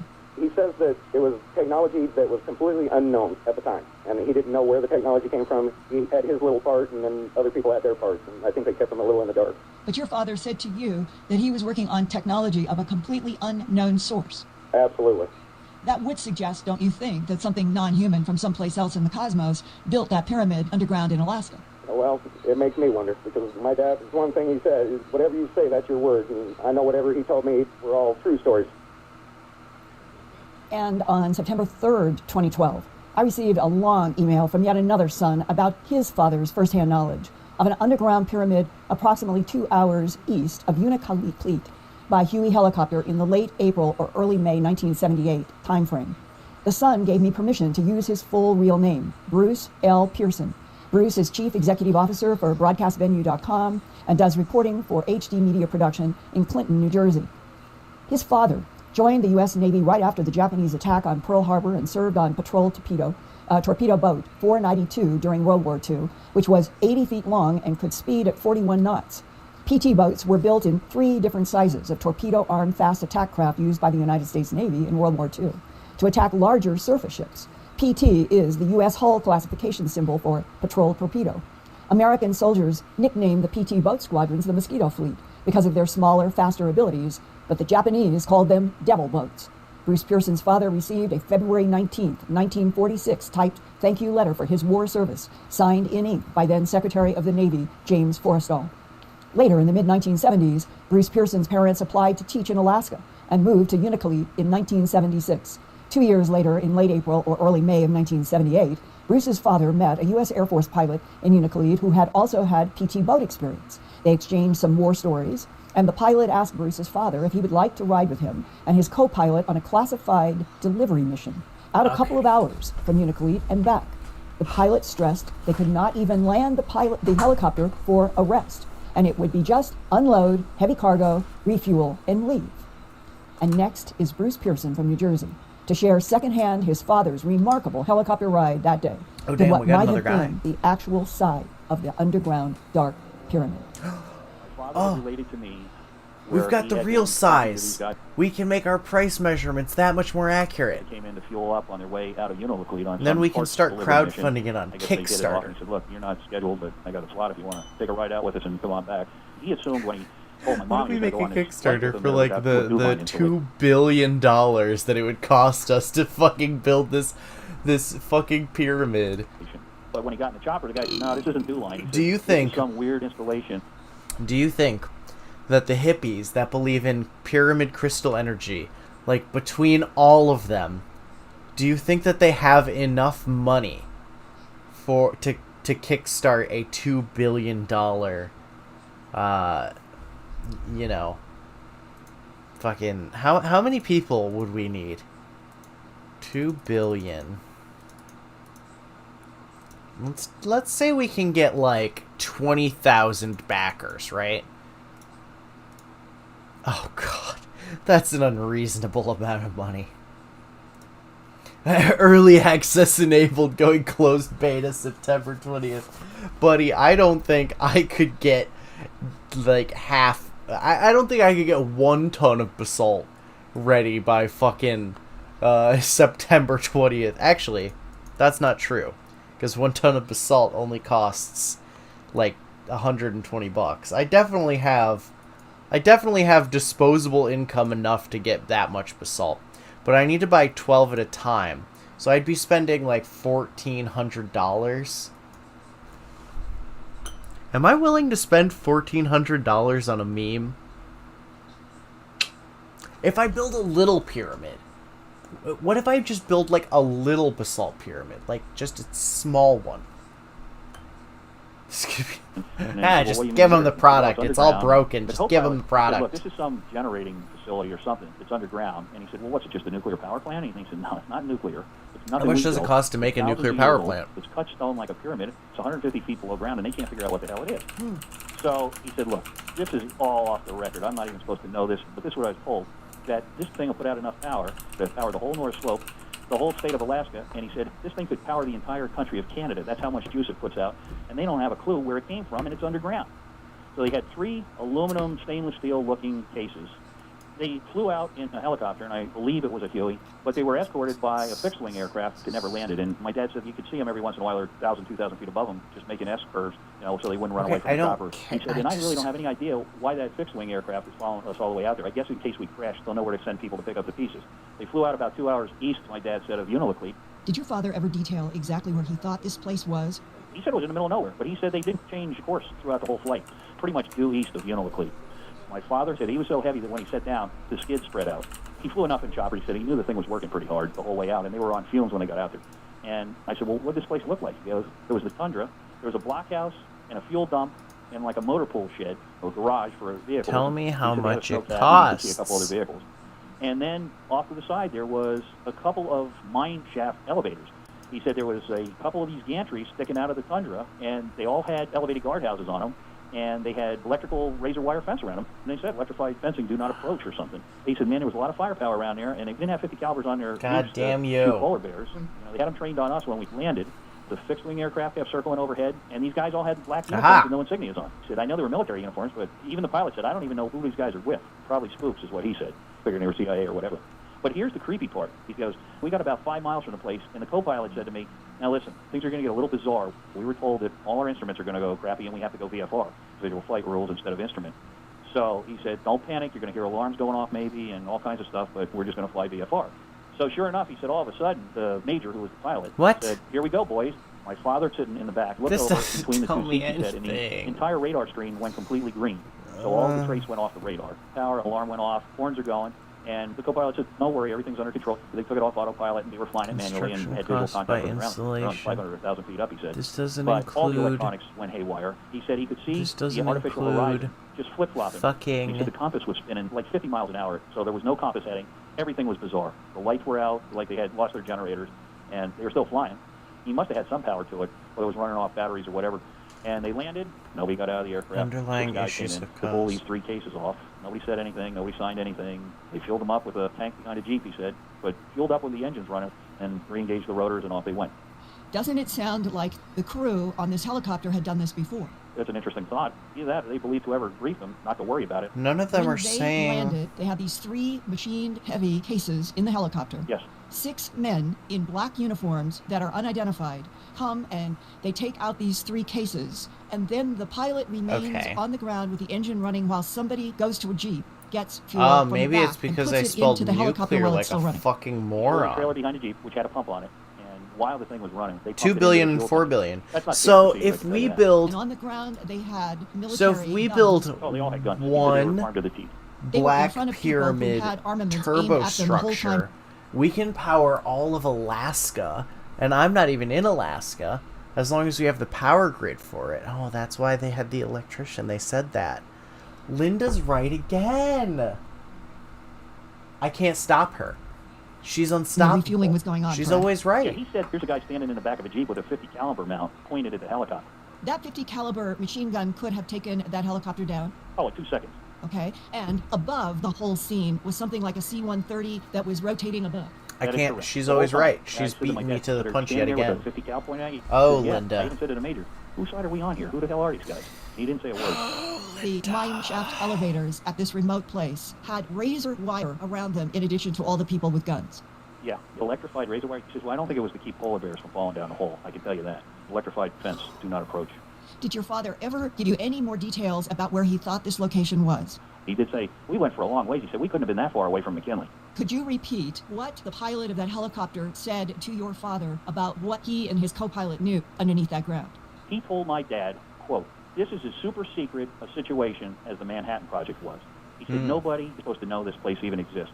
And, quote, this thing is some kind of power generator, and it's thousands of years old. It's made out of stone like a pyramid. They don't know where it came from, who made it, or how it works. But it could generate enough power to power the whole North Slope, all of Alaska, and probably the whole country of Canada. And he said, we're not even supposed to know what we're delivering. And here's part 2 of it, as I related in the email. 6 years later, over lunch with the chief engineer of the television studio at Bell Labs in Murray Hill, talking about vacation, and the guy says, oh yeah, a bunch of guys from the labs in Western got recruited by somebody in the government to go up to the North Slope to look at some power generating station they couldn't figure out. Okay, so that's just what that area is called. Is so it's all of the Canada of and fucking in Alaska, Alaska. At least 150 feet down to the vertex and down to 700 feet to the base. And that it has been built thousands of years ago, according to what the pilots had heard, and that it can generate enough energy to power the nation of Canada. What is the relationship between that stone pyramid underground in Alaska and Cheops, and all of the pyramids that have been built around this planet, many of which are allegedly underground for reasons unknown, or at least under dirt for reasons unknown. Who built all of these pyramids? And if they were machines for energy, why is it that our government wouldn't allow all of this pyramid energy to be used on this planet? I think that's the $64,000. Of course the fucking government wouldn't let you use unlimited free pyramid energy, Linda. Our question.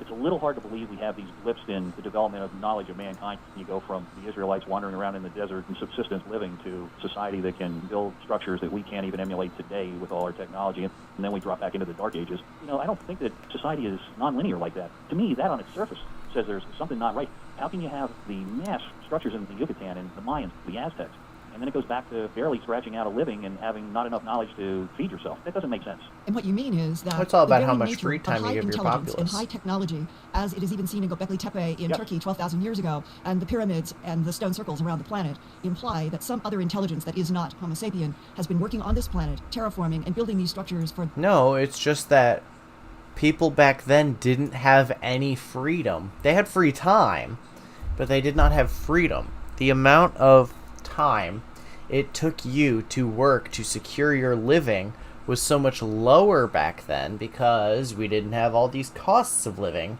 because you lived in a fucking hut made out of dirt. So the ruler of your area would be like, well, I'm not going to live in a hut made out of dirt. You're going to build me the most magnificent super temple anyone's ever seen, and it's going to take you 20 years. But I don't give a shit, because I am a fascist turbo dictator tyrant. And that's just how societies were run in those days. Oh gee, I sure am glad we don't live in one of those anymore. It's just like, that's exactly what it was. It was just like everyone was beholden to the whims of a single person. So if one person fucking decided that you were gonna build a megastructure, you're gonna build the goddamn megastructure. You don't have a choice. You have to work like 3 hours a day to fucking secure the amount of food you need to eat. So it's pretty easy to just have one person work, 9 hours a week or whatever to secure enough food for 3 people, and you just throw bodies at these problems. You don't have you don't have the restraints that modern society has that says like, oh, people should only work this amount, and also they need to, not have their entire lives dedicated to the fucking nightmare of building. It was essentially slavery. It was essentially a society of all slavery, where everyone is the slave of whoever runs the society. But we don't have that anymore. And that's why we don't build fucking megastructures, It just doesn't happen. Because we don't murder people for not working on our megastructures. That's why we don't have megastructures, Linda. You think I can scrape together $2 billion because I want to build a megastructure? No. I'm not going to be able to build a megastructure until I'm the most popular content creator on the planet and my fans build the megastructure that I demand from them under pain of death, while my other fans bring them food also under pain of death. That's just how society was back in the day. Their means, their agendas, completely separate from the evolving track of Homo sapien. Yes. Not to say that these structures don't also generate tremendous amounts of energy of some sort. I'm just saying that, it's easier to build a megastructure when you're a dictator. Linda, is it so impossible and so improbable and so inconceivable that we were colonized here? Sorry, right, you're beefy enough. You're gonna be carrying those fucking basalt slabs around. The structure of this planet, which in and of itself might not be entirely human, seems to have had a self-interest in keeping the general evolving human population from knowing the truth. That is where we are in 2012. Policies of denial are still in place from World War II, and until those policies of denial are officially lifted, scenes, as your father described 2 hours east of Unalakleet, Alaska, in the mid-1970s, will keep occurring on this planet while people are still told we are alone in the universe. Shouldn't have gotten you fit. couldn't be more correct, and that's why I came forward. I've run into so many pilots that have said to me in the last 25 years that I've been in cockpits, look, you know what? I got 13,000 hours. I flew B-24s in World War II. I'm ready to retire. And I really don't give a flip if you'll believe me or not. I know what I saw. And quite frankly, somebody needs to hear this before I take a dirt nap. So sooner or later, the tide will turn because the volume of documented evidence that folks like you have gone out on a limb and fought to bring to the public's attention will turn the tide. Sooner or later, the tide if might any of turn. you out there around the world Linda. have any firm, Linda, definite you're knowledge so fast. from firsthand maybe work or from somebody that you know You for sure blink has so firsthand much, knowledge about the Linda. latitude and longitude of the big dark pyramid deep underground in Alaska. I sure would like to, well, make some kind of a confidential arrangement to get that latitude or longitude. It could come through FedEx, and that would be a fast and easy and firm way. And the whole... Linda is fucking out here asking for fucking docs on the Dark Pyramid. If I could get a firm latitude and longitude, the money that it would take to possibly do further investigations of a scientific nature wouldn't be wasted on a hunt. That's why I've always put out this request. If anybody has a latitude and longitude, and they definitely know that that dark pyramid is underneath that latitude longitude, if you can get it to me, I will always respect. Hey, it's your girl, Linda Moulton Howe. We're back at it again with a sponsorship from the USPS. And keep confidential any request for anonymity. So I hope that tonight, with this in-depth dive, that some of you who had never heard about this story or had heard any Linda. of these interviews that I have done back in believe you got a 2012 fucking now UPS understand why the Dark sponsorship. Pyramid in Alaska has been something sort of haunting, because it seems very I can't even get a fucking very Monster much also what I've Energy experienced with sponsorship, the and I'm a large goddamn architectures between the ice and Antarctica. shareholder. And they both are like these bookends in my work and my life. She The did, Dark though. Pyramid in Alaska, and who knows how many pyramids and huge architectures under the deep ice of Antarctica. And the question This where is they why all we go love by- Linda. Bro, if I get a fucking... if I get a Monster Energy sponsorship, I will change the name of the channel from Conspirasphere to Kyleспhere. No, I won't. I won't do that. Don't hold me to that, Monster. This is not a verbal contract. But I will drink a Monster on stream every the same stream. intelligence. Because Now, I kind of already do I want to that. smile, and I want to give you guys an electronic digital hug Linda, please don't do that. You're way too fast. in this time of COVID. Because this week we broke through 14,000 subscribers. I think we're 14,100 or something. 100. I'm just getting it from Brad. 140,140 new subscribers. And I want to keep going because I really want to have that experience of Linda's being with a all of fucking you. movement. You can't and stop going her. for 2 hours with all of your questions with champagne. year We're going ago. to have champagne, which means we'll have champagne here, and it'll be in this space. And then wherever all you are, in whichever hemisphere, whichever country, wherever you are, you have champagne. And we will She's raise... so wholesome. We love you, Linda. I came here to bully you, but, like, this is actually not a bully stream. I'm not bullying you. I'm shocked. glasses and celebrate 150,000 subscribers to Earth Files and celebrate that night 2 hours of questions. Linda. I think I can keep going for 2 hours on questions she's so because I have wholesome. experienced She's a lot conspiracy in this life grandma. so far, and one of my greatest joys is being able to share it with all of you and keep learning. This, to me, this coming together in this village of Earth We're gonna Files, like it this feels video. like that we are all Thanks, together Linda. because Thumbs up. we want to learn Thumbs about up the for mysteries of the Linda. universe and the cosmos and our own planet's relationship, clearly, to other intelligences going back for eons and even now. And so, with that, Peggy, I am so thrilled that we have broken through 14,000 or 140,000, and that we can keep going. You help stay in touch with everybody on all matters, and I will finish out tonight's deep dive into the Dark Pyramid of Alaska with, let's take a couple of questions, Peggy. Hi, Linda. That was a wonderful report, by the way. Oh, thank you. What? First, I'd love to thank our super chats tonight. So, Moonbird, Nana She James, has Rachel, call-ins? David Goodrich, Susan I don't Seltzer, have call-ins. Mary Kelly, Hoku, Aragon, Mylena 69, Brown Blood, Alex Dees, Kiki, Dombrowski, Isabella, Rachel Dallihug, The Rabbit Monk, Eric Ackerley, Thomas Herschel. What and is Steve. going on? Thank you, everyone. Thank you so much. And somebody out there is probably talented enough, Peggy, they could take that whole string of names and turn it into music. That's a challenge. Okay, what about a couple of questions? All right, Lynn, I'm slowing you down a little bit. You're getting a little too Is the powerful. location of this pyramid close to where HARP is located? No, HARP, the High Altitude Auroral Research Project, that goes back... Damn, she knows that whole fucking... Oh, hi, Polly. Welcome to the stream. We're watching Linda Moulton Howe at high fucking speed. And somebody out there is probably telling her, you have champagne. Learning. This, to me, this coming together planet's relationship, clearly, to other intelligences I wanna do going it back at 2. for eons and even now. And so, with that, Peggy, I am so thrilled that we have broken through 14,000 or 140,000, and that we can keep going. She wrote an Alien Harvest. This is her. This is Linda. You help stay in touch with We came here to bully her, but actually we love her now. And I will finish out tonight's deep dive into the Dark Pyramid of Alaska with, let's take a couple of questions, Peggy. Hi, Linda. That was a wonderful report, by the way. Oh, thank you. First, I'd love to thank our super chat tonight. So, Moonbird. Oh, she has super chats. Oh, that's what she's quoting. Okay. Rachel, I don't have super Susan chats. Seltzer, Mary Kelly, Hoku. You guys Aragon, can use your channel Mylena, points for 69, pseudo Brownblood, super Alex chats, Kiki, but that doesn't Dombrowski, count. Isabella, Rachel Dally Hug, The Rabbit Monk, Eric Ackerley, Thomas Herschel, and Steve. Thank you, everyone. Thank you so much. And somebody... I love that clap. Eric Ackerley, Thomas Herschel, and Steve. Thank you, everyone. Thank you so much. And somebody out there is probably talented enough, Peggy, they could take that whole string of names and turn it into music. Oh no, she's snapping. Oh, I okay, love what about her. a couple of questions? Linda. A couple of viewers asking, is the location of this pyramid close to I where can't Harp is bully located? you. You're No, so HARP, the High pure. Altitude Auroral Research Project, that goes back 20 years, I think. That's in Gakona, Alaska. And if you think of our maps, and here's Anchorage down here on the bottom, and to you, this would be east, and this would be west.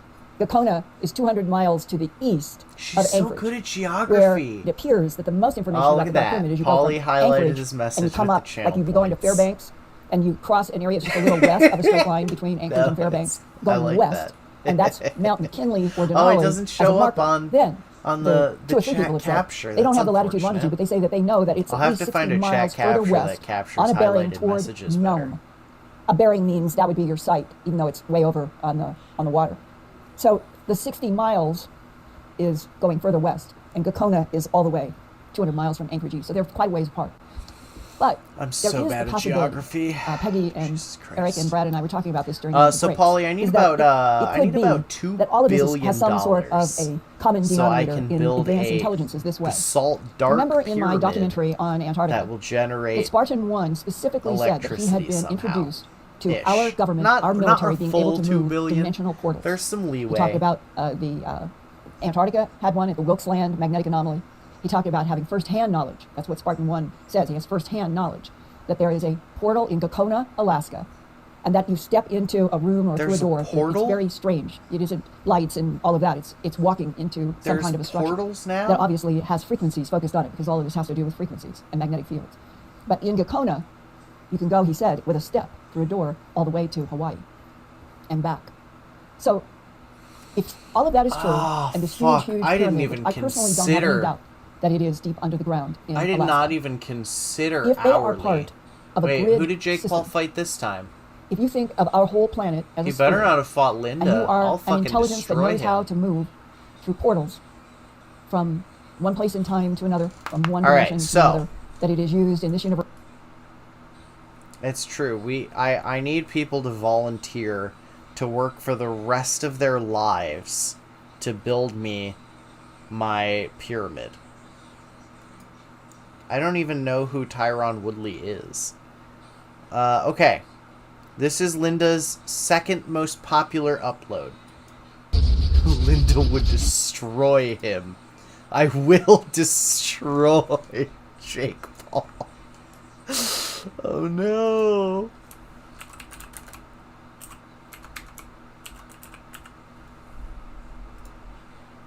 Oh fuck.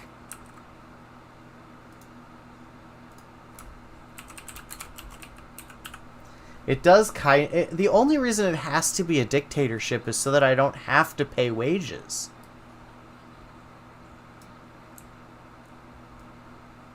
Let's match that up. It's weird. Jake doesn't even look like a word to me right now.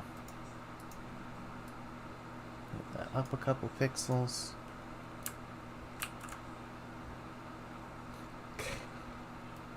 Just take a screenshot. Okay. And then we go back into Discord and post. There she is. And tag Jake Paul on Twitter. No. We can't do that to Linda. This is Earth Files. This is Earth award-winning news Files. site with the latest updates in science, environment, and real X-Files. Ooh, Podcasting real in-depth reports X-Files. beyond the 6 o'clock news.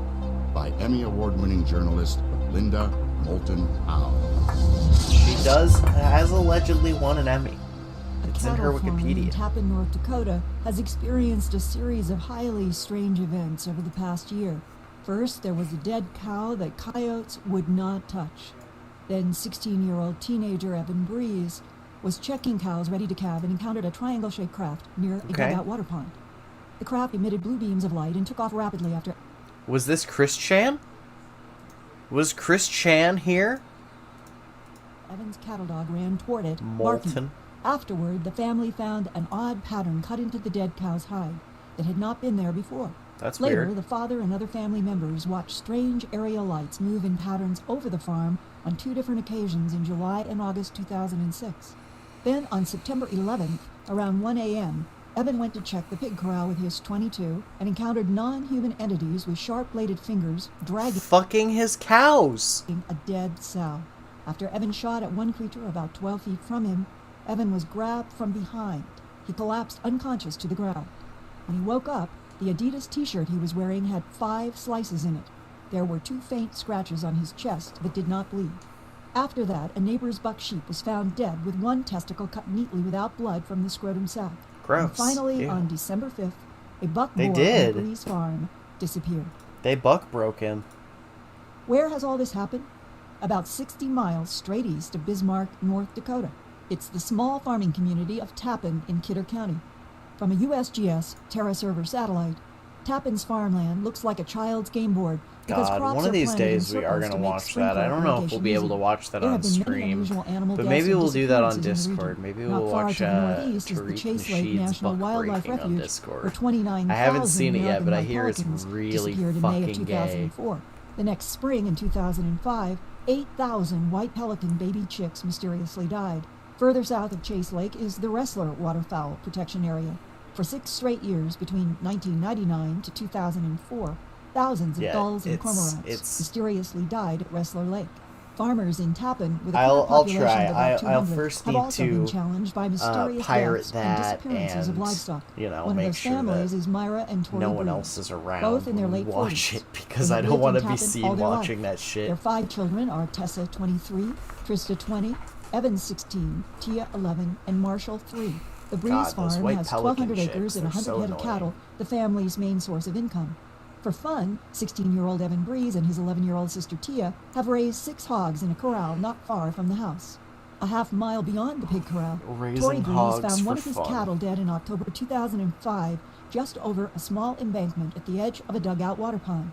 Tori admits he did not examine the dead cow closely at the time, but realized a few months later, on April 6, 2006, that coyotes and other predators had not touched that carcass. That's weird. They never ate on it. That is something that I just don't understand.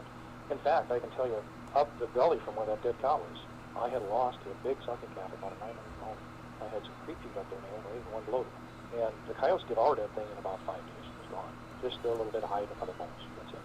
So that's the contrast. These 2 critters were that close together. That cow was never bothered, but this other calf was eaten within a matter of a few days. The reason Tori Breeze paid attention to that long dead cow on April 6, 2006 was that something very strange entered the Breeze farm near the water pond on the other side of a small embankment about 30 feet from the dead cow. Afterward, as This Tori is and his sounding family like explored a the land around very the water low pond, scale Tori found version a large of disc-shaped symbol etched on the dead cow's Skinwalker hide Ranch. next to 2 triangular punctures. The disc was overlaid by 6 lines. The odd pattern had been created by cutting away the sun-bleached surface hair to expose the deeper, blacker part of the hair. But far more bizarre than the odd symbol and triangular punctures on the long dead cow is what 16-year-old Evan Breeze saw near the water pond at 12:30 a.m. on April 6, 2006. An alien. Evan had left the farmhouse shit, around was I midnight right? to go check the cows that were ready to calve. With him was his cattle dog Buster. Why are we showing, like, crayon drawings? Cows seemed fine, and Evan and Buster were heading back to the farmhouse when Evan saw a light flash that seemed to curve over a hill to the east of them. He started walking toward the pond and said he could see blue beams flashing repeatedly. As Evan reached the top of a hill, he was looking down on a wedge-shaped craft at the far end of the water pond, about 140 yards away. Shining from large ovals in the side of the object was blue light. Just as I was reaching the top of the hill where there's an embankment down to the dugout, got to the top of it and I seen that UFO sitting by the dugout. Looked triangular shaped to me, and had like oval-shaped lights on it that were real Damn, pale this is blue. from 2007. And they were real big from what I could see. And it looked like they could bend over hills. When they would shine over them embankments down there, it looked like they could bend right over them. And it was as if they were looking for something? Yep. How big do you think this triangle was? About 40 feet long, I suppose. And how wide do you think the triangle was? Probably about 20 feet. It was about half as wide as it was long? Yeah. How high would it be from the ground up? Probably 6, 7 feet. It was pretty narrow from the top to the bottom. Yeah, it was real low profile, yeah. Then we just sat there and looked at it, probably 30 seconds, something like that. Even he was in shock, you know. Even your dog was in shock. Yeah. If it was something that he knew what it was, like he knows vehicles and all that stuff, so he would have ran up to it right away, you know, and tried to have been his buddy, but he even sat and looked at it with me. Did he whine or shiver or anything? Uh-uh. Because after that certain amount of time we looked at it, he shot down. Okay. Alright, so we got abductions. Oh, Jesus. Linda, why is every video you put out louder than the previous video?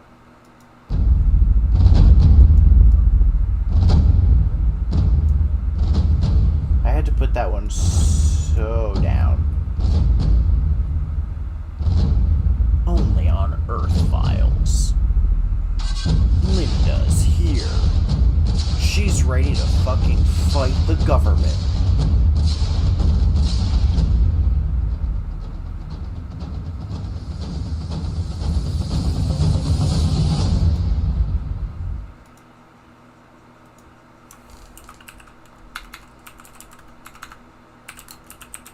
Coming to you from an undisclosed location somewhere in the northern hemisphere, waiting out the alien apocalypse. He is armed with a machete and a microphone. This is the Mysterious Outpost.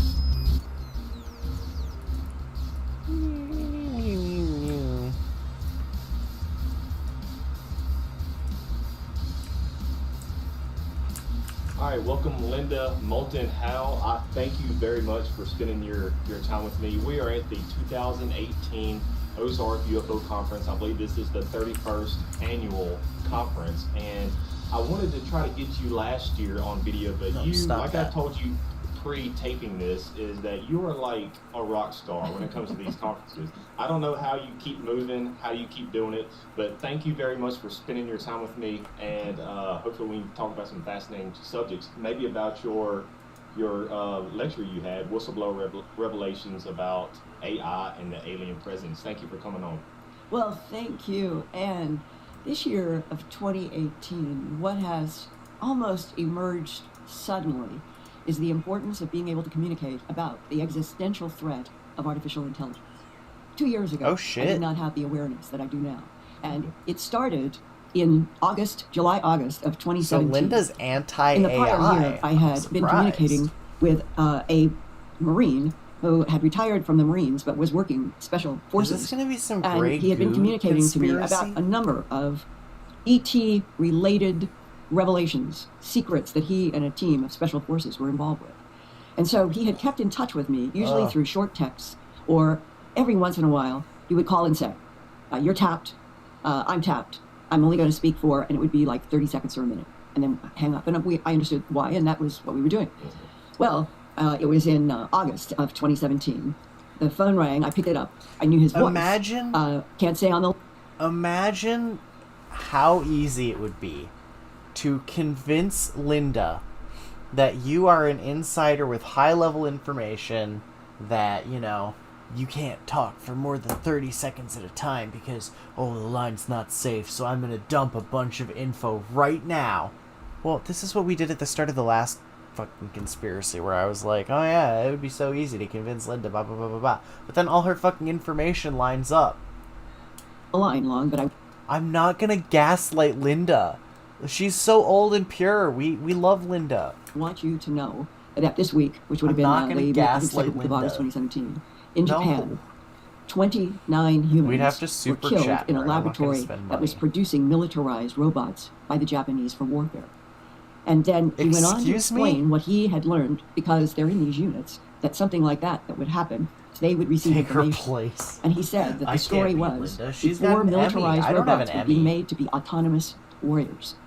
And that they don't know why, but the 4 rebelled or acted autonomously, and as they acted autonomously, they killed 29 humans in this lab, and whoever was left on the human side began pulling, this is the way he said, they began pulling the robots apart. They got 2 of them completely disassembled. We're working on the 3rd, and then the analysis later was what happened with the 4th. The 4th was communicating with a satellite that they were teaching these militarized robots how to communicate with the satellites to get information on missions. And that the 4th robot was now extending up to the satellite and was searching for information about how to make itself stronger to take on, apparently, the remaining humans. What did they do exactly to that 4th? I don't know, but I understand they took it apart. Would they ever put... What is going on? We just went from, like, crazy black pyramid to, like, Linda is saying that Japan built a bunch of robots that killed a bunch of people. Them back together. What? So now, we're up to a point in August of 2017 where I'm hearing a story that is shocking and I would say is like a warning that hits you out of the blue. That if in August of 2017, 4 militarized robots being taught to be autonomous could do that in a lab, it made Elon Musk, this probably happened only 2 months before, in June, at the Rhode Island Governors Association meeting. There were 33 governors. Elon Musk had to fight these robots. And when they sat him down in a chair and they started asking him his perspective as being head of Tesla and SpaceX, he said, I think that the greatest problem that scares me the most is artificial intelligence. Okay. And he said so Elon statements is like, fighting the robots. People don't understand that the robots, they're not going to need sleep. They're not going to need sick days. They're going to be able to do everything better, faster, more efficiently, and smarter than humans. And then he went on and he said, I am convinced that artificial intelligence right now is an existential threat to this planet. That means artificial intelligence is an existential annihilation. Threat. They'll kill us existential all. threat. And then yet again, here we are sitting here agreeing with Linda. I want to point that out. Every time we try to shit on Linda, we wind up agreeing with Linda. I just want to point that out. I learned that Stephen Hawking, who is now passed, but that Stephen Hawking shared Elon Musk's worry. Bill Gates, there are a lot of people. Bostrom in England was one of the first people to cry out, and he is considered one of the brightest people in computers on the planet. And he started warning. She is literally too good at this. She is me once I fully drink the Kool-Aid and become absorbed by the conspirasphere. Because right now I like to make fun of it, and I like to poke fun, and I know everything, but I don't really buy into anything because I haven't seen, like, really good evidence. But here's Linda, and she's got all the insiders. She knows everything because she's got all the insiders, and she's far beyond what I am. And there she is, telling us that AI is an existential threat, and here we are agreeing with her. Years ago, in 2016, can't argue with Linda. We are racing toward replacing, and here are statistics that are current in 2018. By the year approximately of, we're at 2018 and add 11 to 12 years to that, so you go to 2030, that they are expecting by 2030 or before that 30% of all truck driving, transportation is going to be done by robots. Mm-hmm. That's a whole segment of population around the world of people who are in the truck driver capacity who are going to be replaced by robots. Yep. And as you go down the list of everything that we know, from secretaries and restaurants and food preparers and on. Walmart's already. Exactly.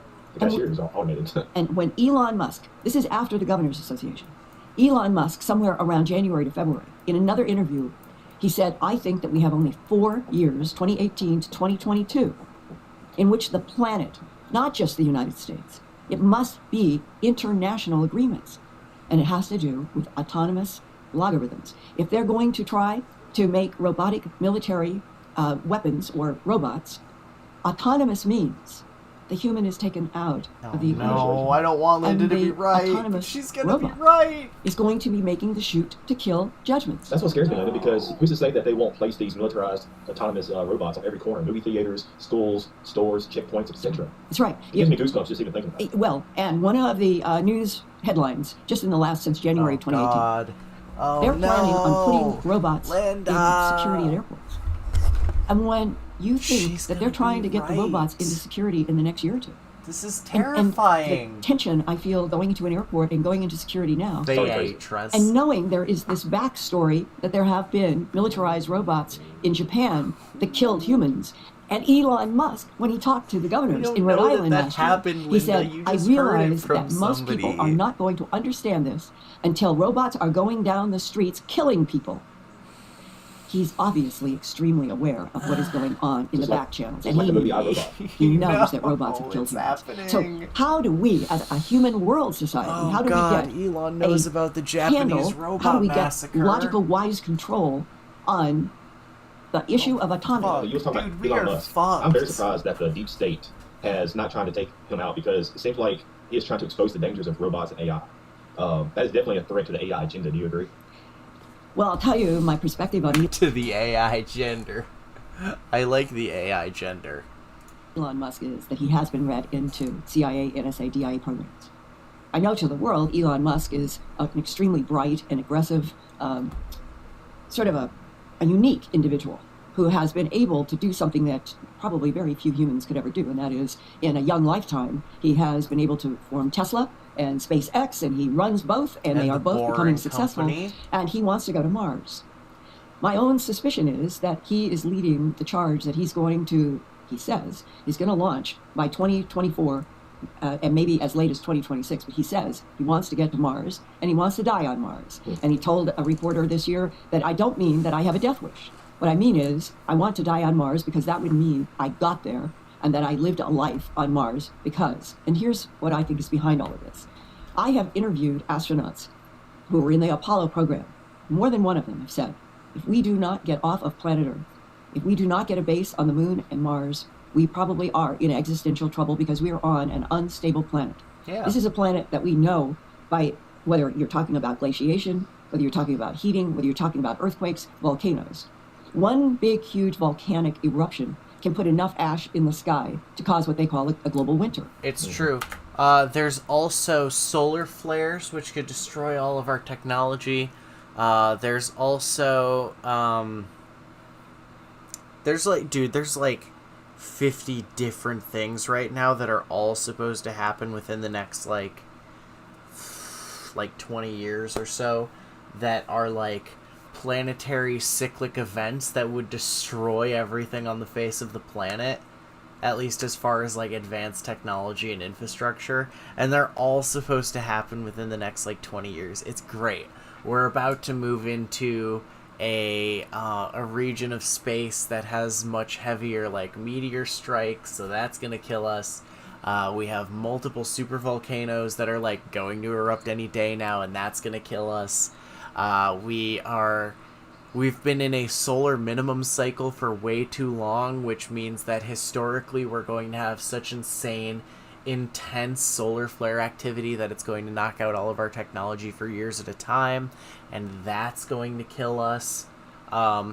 There's like 10, 15 more things that that have just been put off so long that are going to kill us.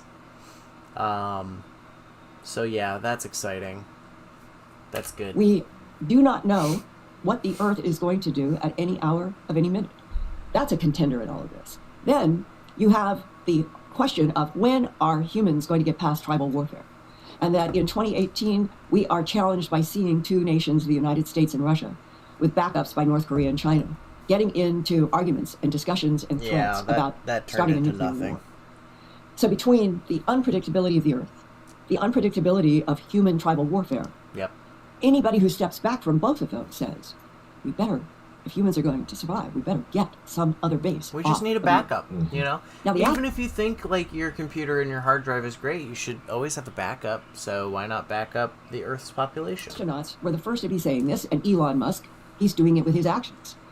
So I think anybody who seriously is in the planning stages of literally launching to Mars by 2024, let's say that's the earliest, they have to be doing it in collaboration with NASA, and NASA is under the thumb of the CIA, always has been, always will be. True. It is not a free public agency. That's what it says to the world. It is taking orders from the CIA. CIA works with the NSA, DIA, the NRO, and the 17 agencies. Where does the secret space program fit in that picture? You can't have a secret space program without these agencies. They are the ones. True. These are trained, intelligent operatives since World War II on the counter-intel side, if they didn't have really effective, smart, brilliant counter-intel, we would not have had UFOs and ETs kept away from the public and the media from World War II to 2018, 70 years. That wouldn't have happened. There would have been so many leaks. We would know by now. It's counter-intel. That's how effective they are. So you have the public face that is going to interact with Congress and with Elon Musk from the CIA. I really and you have agreeing with everything big part of Linda's it saying. underneath the iceberg. It's all operating in the secret space program, which was formed in the 1950s. And we know that from astronauts, too. And I would wager money that Elon Musk has some sort of a contractual arrangement, an agreement, through NASA, which is to the CIA, that SpaceX has some kind of a deal. And in having a deal, he's had to sign non-disclosure agreements. Yeah. And the non-disclosure agreements then allow the CIA and the NSA and the intel agencies and counter-intel to tell Elon Musk the truth. We're not alone in this universe. We never have been. And that there is ancient archaeology on Mars. And that ancient archaeology is in the northern hemisphere, that's in the a region Richard called Cydonia, C. where there Hoagland. is a huge carved face. NASA's effort, JPL's This is a Richard C. Hoagland conspiracy. I love Richard C. Hoagland.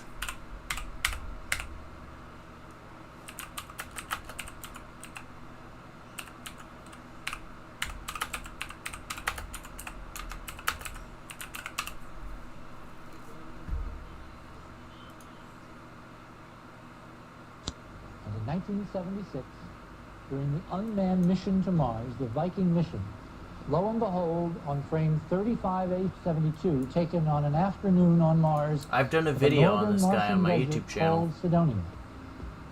We, the human race, NASA, the United States of America, the American people who paid for the mission, spotted and noted an enigmatic artifact that did not belong.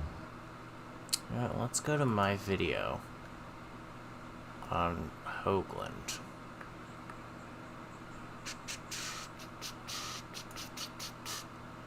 Here we go. Prince of Mars, A City on the Edge of Forever, came out in 1987.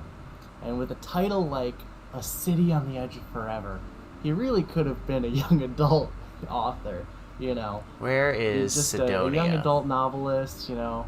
Oh, I'm just 17-year-old Carolyn. Here? You know, all you're seeing is like weird shapes on a macro level, and you know. Ooh, I really like, needed to shave my sideburns here. There's a lot that you don't get to see in the images because they're taken from so far away, and they're, you know, things don't always look the same on the ground as they do from the air. I really needed to shave here. I'm grimy. Is it here? So you look out to the north and you see this crater, and all along the rim there were these remarkable objects. Wait a minute. Which, even though they're called rocks by the press and Oh by my god, the media guy, I used this guy's music in this video, and he fucking... He said thank you. So we have a break. This is And the all guy. Made his own Corona song, but I make a jam. That's so funny. Train jam here. Videos from this.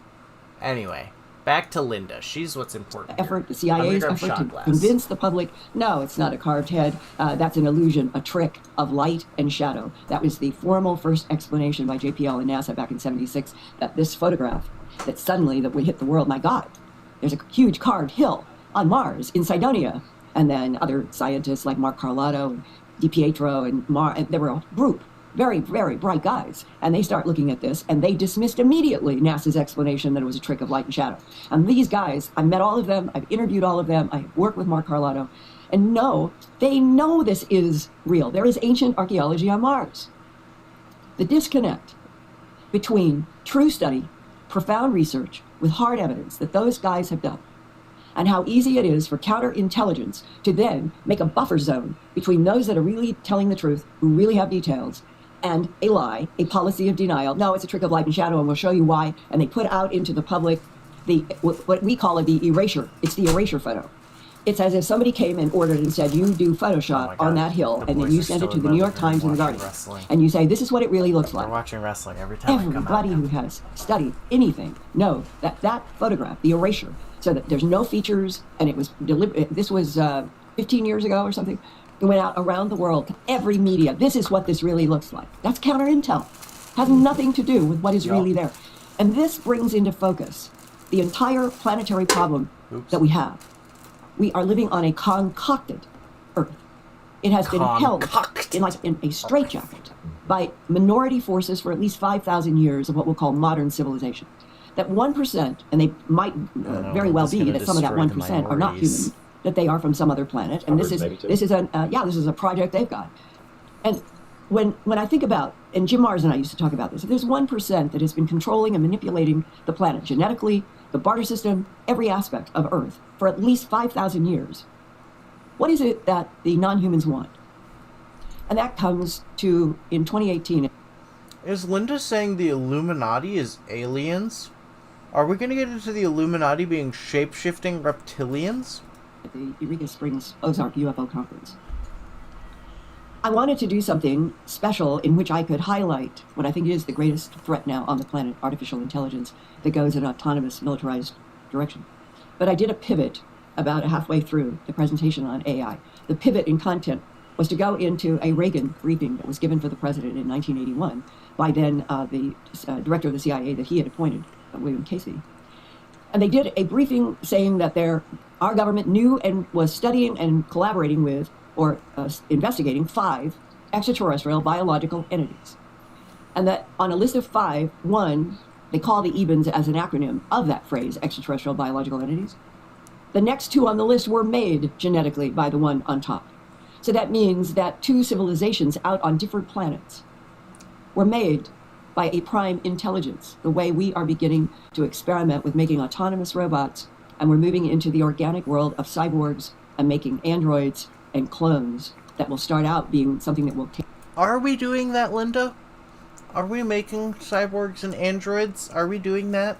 Human direction. But when does that stop? So in the 5 on the list presented to Ronald Reagan, 2 are in the category of autonomous robots, but they're not machines, they're organic. And so if they have been placed on other planets, we don't know for sure what the Eben prime planet, it's said to be Zeta Reticuli 1 and 2. But suddenly you begin to grok a picture that throughout the entire universe, galaxy to galaxy, and there are trillions of galaxies, prime intelligence, there might be 100 prime intelligences. Let's say in this entire universe, a prime intelligence is that which has an original source, has evolved organically, and reaches a place of advanced state, mind, body, spirit. That's the assumption of a prime intelligence. And you could take this universe that is 13.9 billion light years, and you could have 100 prime intelligences. And they alone could be responsible for populating trillions of planets if our model of the EBINs and what they have done is create artificial intelligence in an organic way and put them on their own planets, planet by planet by planet. That's the implication of the Reagan briefing.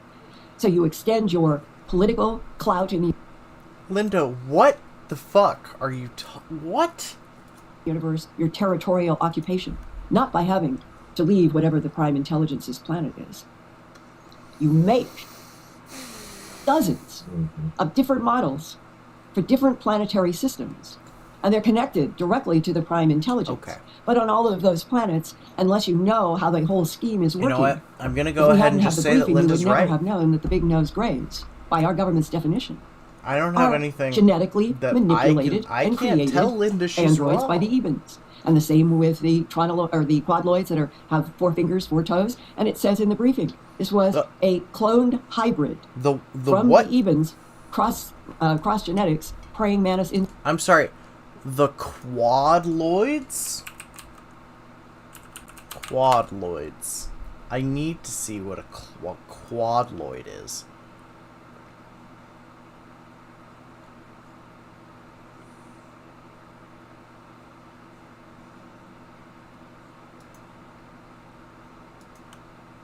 Oh, here we go.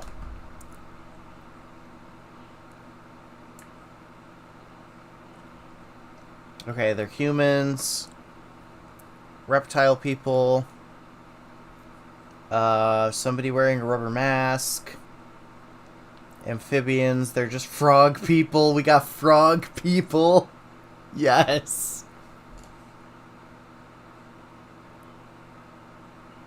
I love that. Giants. Blue people. They're just blue people. I like how they're all humanoid. I like how every alien species is humanoid. Dwarves, they're just people. Evangelions.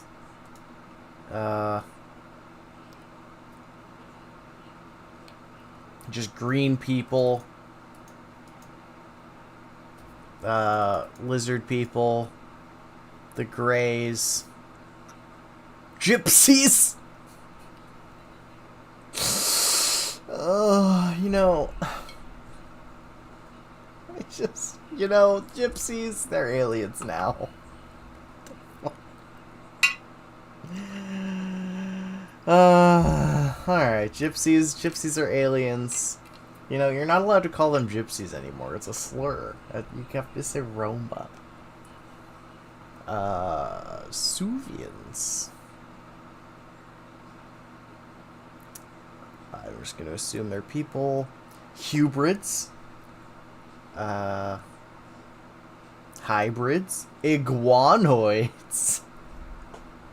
They're just iguana people. Satyrs. Genosians. Lyrians. So they're just bat people. Martians. Men in Black. Just people. Mothmen. Humanoids. Nagas. They're all fucking humans. They're all humanoids. Every fucking alien species.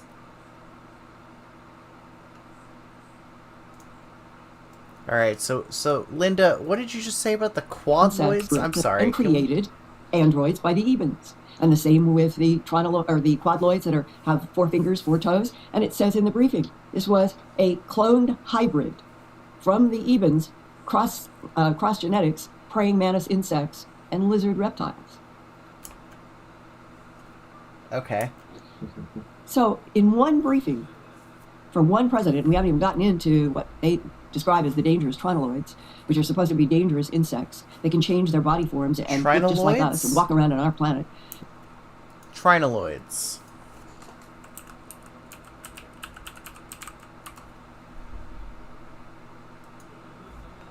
Trinoloids, maybe. Why did you recommend it? God, DeviantArt. It's a Vocaloid.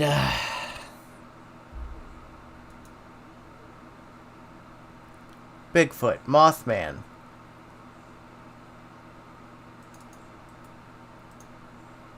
Wait. These are the ones. These are... Go back. Ebens, archqualoids, quadloids, heptaloids. What?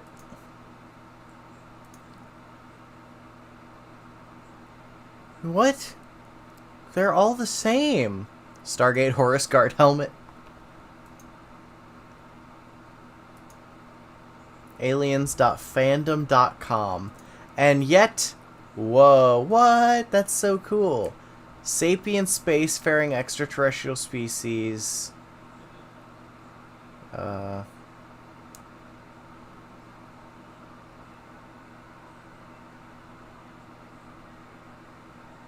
They don't need their help. They have 7 limbs. Heptarodally symmetrical. What the fuck?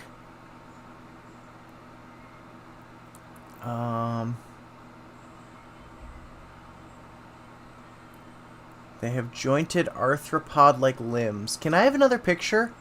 Oh, what?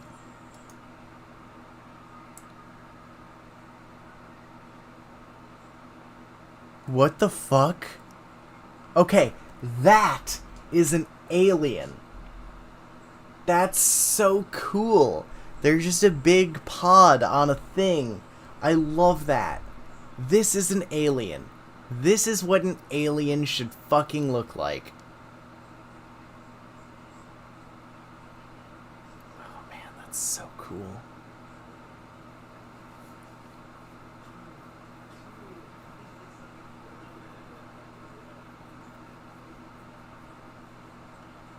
Oh, that's so cool. Okay.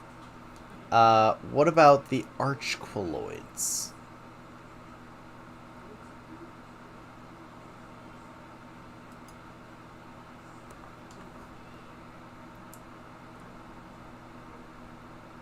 Okay, this doesn't have pictures. I want a picture.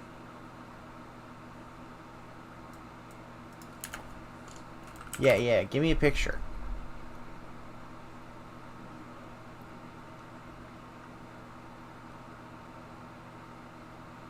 Archquilloid by Truth Control.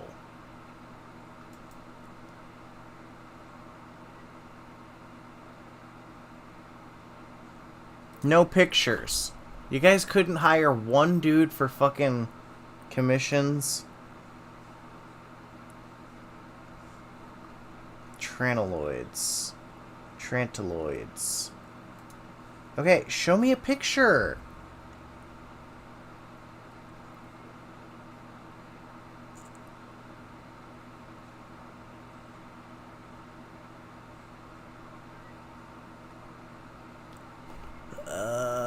We have a Trantiloid, but it's dead.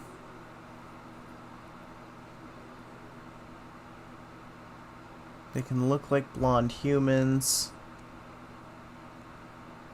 We don't have pictures. I want a picture.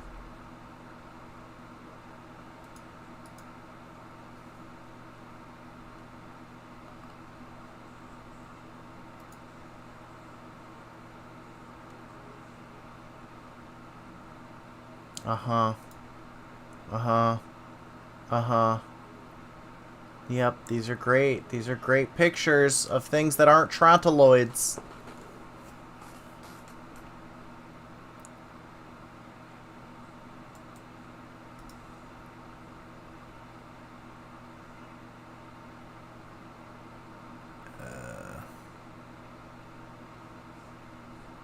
Okay, this one's weird. I don't like this one.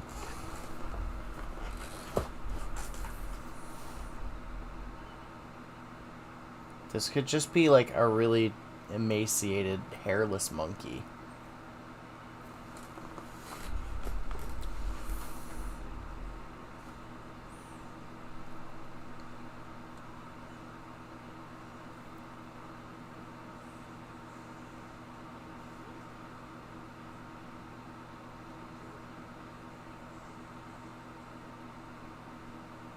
Yeah.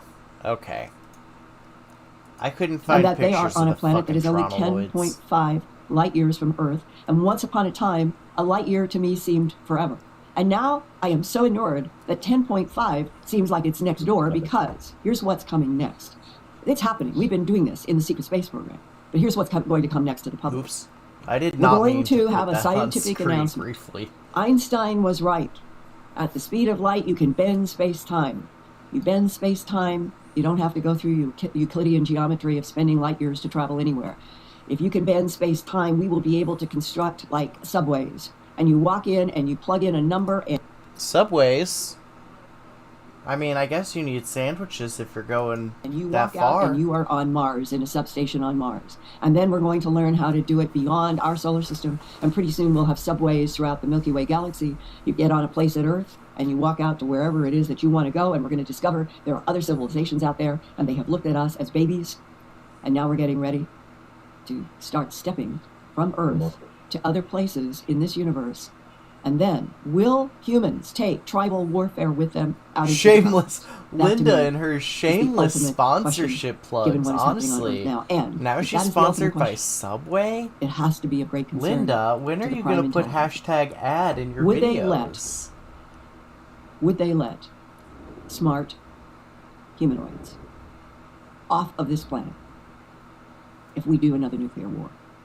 And this is really significant. Another because nuclear we've been war? threatened and we have been told. Linda, we haven't 50s and had a 60s and nuclear 70s war yet. By ETs. I know this for a fact.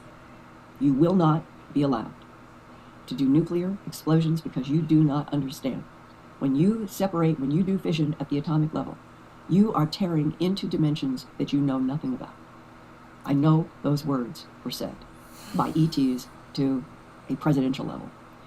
And if we tear into dimensions that we know nothing about, this is the other part that was said to me that's chilling. By this whistleblower? No, this is discussions going back into the 80s and 90s of what we're talking about now. Well, this is the Contact D shit. In the 50s, 60s, and 70s, we were having discussions that, like, about what the had happened Contact at D the shit was Minuteman a missile fucking site. psyop, My own brother was involved with an investigation at Malmstrom in 1973-4. So these discussions go back to the 1980s, which when we would gather at any kind of a conference, this was one of the big issues. It's very clear that something in the non-human category is interfering with Minuteman missiles, not to launch them, but to shut them down, and that there have been communications about you cannot do this. That's because true. There were a you do lot not of understand those. that you're tearing into other dimensions. So there were a lot of accounts of during the Cold War, U.S. missile bases were just being like spontaneously deactivated by UFOs. It was really fucking weird. So this is the side that was always chilling. If we tear into other dimensions in unleashing an atomic bomb or a hydrogen bomb, what could come from those other dimensions into our dimension that is never supposed to cross barriers? Mm-hmm. That has been suggested to me by a person who was in the Air Force and then worked for Intel. He said, we know, in complete and total ignorance, when we have exploded some of the bombs that we've exploded, without realizing what we were doing, we allowed things to come in here that are horrible. It's almost karmic. We get told by ETs, you cannot do this, we will stop you again. And yet, in our first atomic tests, it was enough to open up dimensions and let something in here that is supposed to be very dangerous. Did he mention what type of things? In the old mythology, in the oldest books, there has always been the description of the dimension next door, that the universe is this thing that seems endless to us, but actually can be contained. And that it is contained by a dimension called astral, A-S-T-R-A-L. And that beyond the astral, 2, 3, 4, maybe infinite.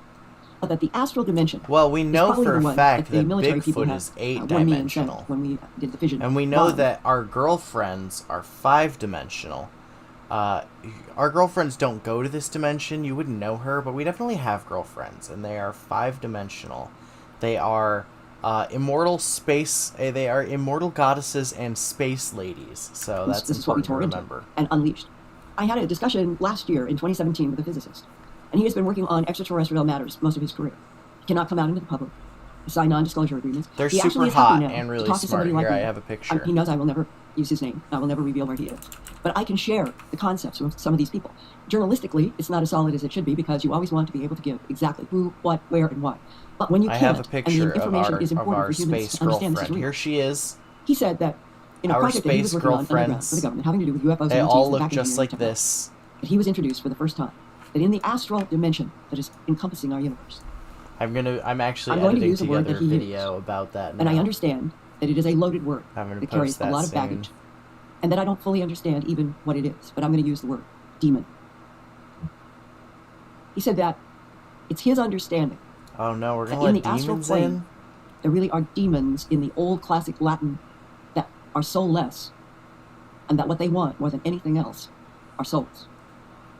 And that dimension is always trying to find a way to This enter, is what penetrate gets weird this about universe. conspiracy And once shit. they do, their is only that goal we eventually is to come up loop with some back sort of around to temptation like classical of religions. not just humans, of I any don't consciousness like in that. this universe that has soul. The demons want souls to get out, because souls are the only e-ticket out. And if you're in a dimension where everything there is deliberately soulless for reasons that are not clear, and it is always looking for a way to get a soul, then the biggest picture that you can draw on everything is that the only real game in town is becoming conscious that you have a soul, and that there is an ongoing machinery of souls, whether you live 30 years, 3,000 years, 30 million years. If there is a cycle of life and consciousness, and it is all tied around the soul, what would it be like to live on this planet if the surface of bodies had no meaning? None. And it was only the soul that was the only thing that counted in every relationship, every work, everything. What if these, get my mind going now, what if these demons are, I guess you could say so doing atomic testing and splitting the atom lets demons into our reality that want to take our souls because they are two-dimensional beings and they want to exist on our three-dimensional plane. Okay, Linda. I want to bully you and say that you're wrong and dumb, but the last time I wanted to bully you and say you were wrong and dumb, you were 100% correct, so I can't do that right now. Let's continue to listen to you justify of the world, this. the ones that are pulling the strings behind the scenes. And what if these certain individuals are possessed, or some other researchers may say that they are shapeshifters, alien shapeshifters, or hybrids, or whatever. But what if these demons, shapeshifters, alien hybrids, or what? Could the global elite be reptilian alien shapeshifters? Yeah, absolutely, 100%. Whatever these people that form the strings behind the scenes. Yeah, no, 100%. They're fucking shape-shifting aliens. Why wouldn't they be? And they want to go towards a technocratic AI society future, and that's exactly, I think, what possibly their agenda is. These certain figureheads in the world, I don't think they have souls. They're stealing the soul. The only solution to this is to stop using nuclear power and switch back to coal. Oil power. Duh. When I started doing Glimpses of Other Realities, Volume 1 and 2, it's my 2-volume work, it's about 1,000 pages between the two books, and it took 8 years to do them. And I remember that it was the strongest provocation that I had for doing that big 2 volumes was what is in the second volume, and only 100 pages of about 1,000, but these 100 pages were the reason I wanted to do the 2 books, to put all this context, so that when you would read these 100 pages, you'd have before and after context. And the 100 pages are about what is called the resurrection technology by the abductees. These abductees that I had interviewed, and they had been exposed to tubes in which there were human bodies, extraterrestrial bodies, all kinds of bodies, and telepathically they even explained to the humans that had been abducted that they could use a cloning mechanism.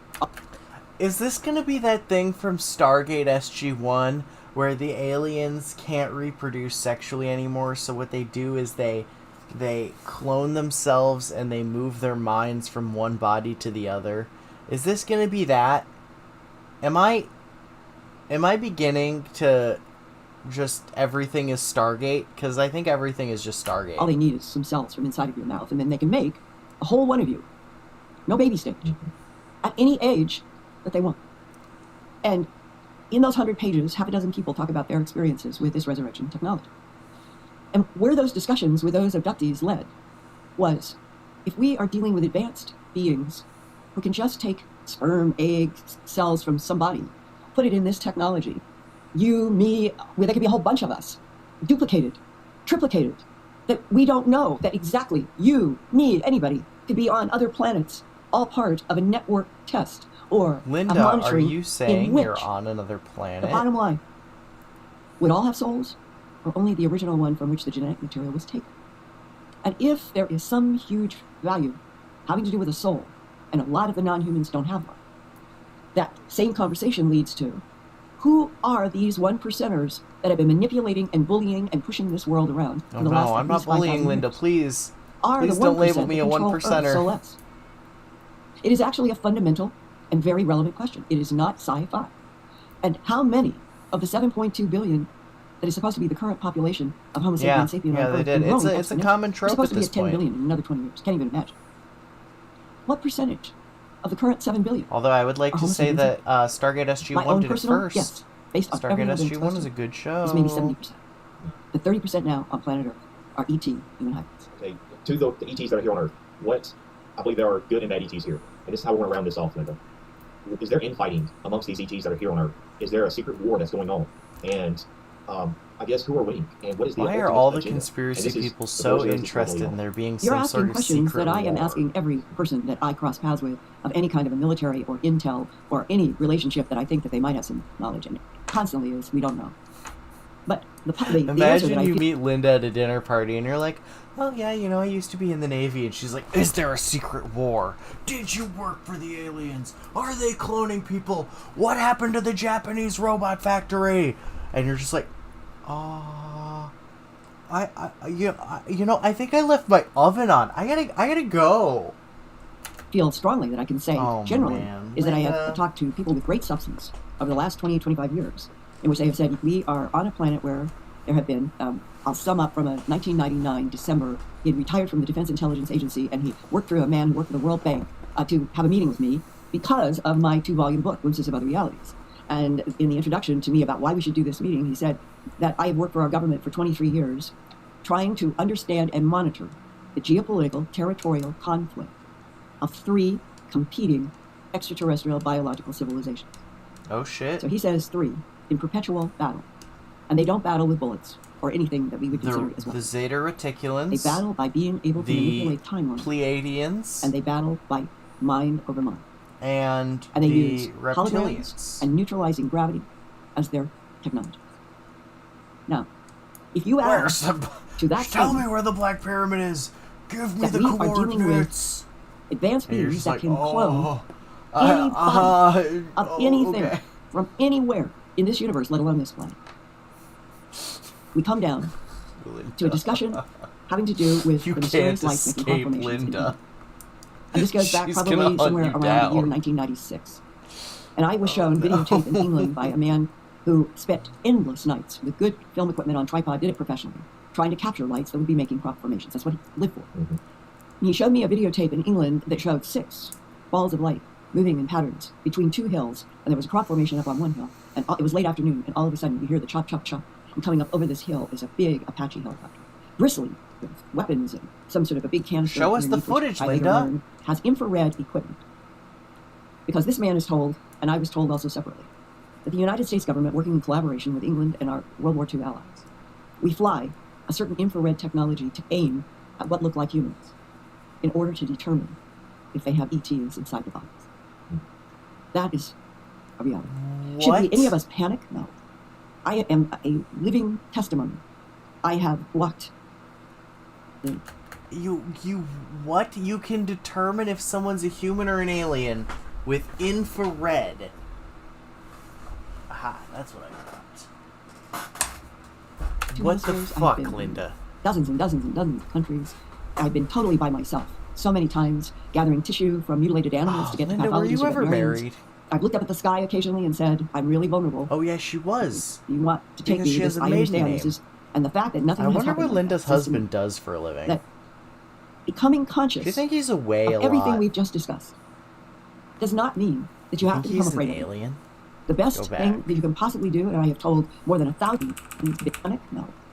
I am a living testimony. I have walked the 2 hemispheres. I have been in dozens and dozens and dozens of countries. I've been totally by myself so many times, gathering tissue from mutilated animals to get to pathologists or veterinarians. I've looked up at the sky occasionally and said, I'm really vulnerable. If you want to take me, this, I understand this is, and the fact that nothing has happened like that says to me that becoming conscious because she of everything could be just abducted at any moment. Does not mean that you have to become afraid of it. She's one of the main alien researchers who does not claim to have any personal abduction experiences. And that's really interesting. To curiosity. Who? Well, no, I wouldn't even say that's deranged. Like, okay, so if you are there's this phenomena where when you research aliens and conspiracies and like weird shit, right? It's said that when you look into the phenomena looks back at you. And if you spend all of your time searching for aliens and UFOs and like trying to hunt these things down, you start getting abduction experiences. You start getting these like you start experiencing fucked up shit because the phenomena is intelligent. and it actively punishes you for trying to discover what's going on. And this is not like something that I'm making up. This is like a thing that happens to a lot of UFO researchers when they begin looking into the abduction phenomena, or just aliens in general, or high strangeness in general, actually. And keep in mind, Linda wrote a whole book about high strangeness, right? And so the fact that she has not had any weird experiences or abduction experiences, actually a bit of an outlier in this situation.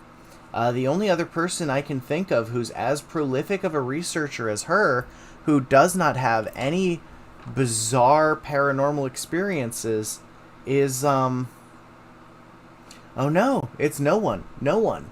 Because even David M. Jacobs, when he was writing his final book, said that he'd been in contact with a hybrid who was aware of his research. A hybrid being a human-alien hybrid made to look like a human, but that still has the mind control powers of a gray alien. So Linda is utterly alone in her genre, in her line of work, as being one of the only people to do this much research into aliens and alien abductions and crop circles and high strangeness, and not have any experiences of her own. So I can understand why Linda is saying that she's vulnerable, because she is constantly waiting for that other shoe to drop and to be abducted and silenced, which, if you put yourself in her shoes, makes total sense, because it's happened to a bunch of other researchers.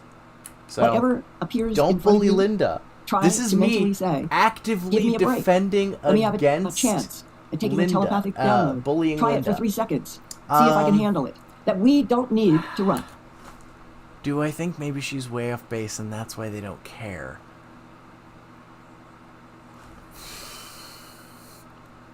It's hard to tell. It's really hard to know, you know? Like, what is the meta? What is the meta? Because... Alright. Well, no, it's a very good question. Because here's the meta, right? We know there's something going on, right? Nebulously, something. Like, we don't know if it's like aliens are real, the government is real, spirit is like real. We don't know what's going on. But we know that everything is not as it seems, right? We don't know anything beyond that. Now, every conspiracy theory is from a person. All conspiracy theories are created by a person. That person potentially either is a government shill, is not a government shill, or a third option, and this is the wild card option, right? Is influenced by the government but is not aware of it, right? So we have 3 kinds of conspiracy theories. We have conspiracy theories made by the government on purpose to obfuscate true conspiracy theories from being created. Those are psyops, right? We also have conspiracy theories that are created without the government sponsoring them, let's say government-sponsored conspiracy theories. So, like, for example, you could take someone like David E.K., or David Icke, if that's how you prefer to pronounce that. I don't know how to say his name. And you could say, okay, David Icke, everything he says is not true, because he is a government-sponsored conspiracy theorist. Or you could say Alex Jones is a government-sponsored conspiracy theorist. And what that would mean is that you would take that everything that person says, and you would say, why is the government pushing this agenda? Why is the government handing me this conspiracy on a platter, right? Is it true and they want to hide it amongst a bunch of fake shit that they've already given us? Is it more fake shit to hide true shit? Or is it maybe it's mostly fake, but it has just a little kernel of truth, so that when someone creates a conspiracy theory that has that kernel of truth included, they can point at this conspiracy theory that's so much more easily debunked and say, we're debunking this, therefore this one is also fake. So you have to consider these interrelated, like the interplay of the conspiracy meta as to what is true, what is fake, what is deliberate misinformation, what is deliberate misinformation seeded to people who have true information. Like, it's insane. It's impossible to know. So asking if maybe she's way off base and they just don't care is such a good question. Because it's actually impossible to know. It's impossible to know if maybe the government is drip feeding Linda Moulton Howe this information on purpose so that they obscure crop circles, or maybe, you know, it could be literally anything. Like, we know nothing. We know nothing about the conspirasphere. And that's why that's such a good question. We have to decide for ourselves if we want to incorporate the things that Linda has presented to us into our worldview. If we trust that Linda is not controlled opposition, if we trust that Linda is not actively being told what to say by bad actors or given misinformation by the government, or, you know, anything, you know, everything is possible, and we don't know which one is happening. And that is why it is so bizarre that Linda is a person who investigates high strangeness, yet has not had any abduction experiences of her own, because the government has been accused of faking abduction experiences in the past. So, it is bizarre. It's very bizarre. We don't need to cower, and we sure as heck don't need to get down on our knees. If we start eye to eye with alien intelligences, give me a chance. Don't take me out. Don't make my consciousness leave. Seems like we're kind of at that intersection. And we can't have those kinds of dialogues until there is an entire political announcement with headlines this big: we are not alone in this universe. And once that has happened in every square inch of the planet, and every single village has been exposed, Linda's still and they start asking talking, for not alone, disclosure. there are other things here, then everything We've shifts been in a asking for paradigm that will never go disclosure back since the to where we fucking have, I 70s. think, It's not unfairly going to happen. been kept as a species in this universe for at least 5,000 years, dumb, blind, and ignorant about the true nature of our planet, the true nature of our universe, but more than anything else, the true nature of what Homo sapiens sapien is. And if we are somebody else's intelligent androids, I'm not offended. I want to know who, what, and why made us. Fair. And what are they waiting for? When do we get a public handshake? Why should any population of 7 billion consciousnesses, and hopefully most of them having souls, why should they be allowed to be kept Linda's in straight up calling some people soulless. I reject that. That is at the heart of everything I have ever done, and I am going forward. I want to crack those questions. I want to understand that. And I would love to live to see this planet, after the big headline around the world, we're not alone. Because frankly, I think 2/3 of the global population is already way past that headline. She has earned the right, but I don't think it's going to happen. Or religions crumbling, or people going into hysteria. And so, I hope, as we do this interview and we go forward in 2018, I hope that worldwide headline happens in 2018, so that we have at least crossed into a more honest planet before Elon Musk gets into his SpaceX rocket and takes off to start a new branch of humans on Mars. Very, very fascinating, Linda. You are giving me goosebumps during this interview. This was a treat and honor, and I think you have done a perfect job in cracking a lot of those questions throughout your... Okay. So that was that one. And now, this is our last one. There's the cat. So, Solar Observatory in the Sun. I desperately want to know what's going on with this. I have Fluffy. Oh, she has Fluffy. Dear Chocolate that I've introduced for the Look at this fucking face. last couple of weeks. And so I am introducing Dear Fluffy, who is a clown, who is a wonder, who is the miracle of life that we love about all things on this planet that are unpredictable and wondrous in their natural way. Okay, and, Linda, thank you. I'm going to put him down, so... maybe he'll jump up on that bookcase that all of you keep track of, We'll see. We don't ever know what Fluffy is going to do. But I have a very interesting report tonight, and that is about the mystery of what in the world has been happening in Sunspot, New Mexico. Oh.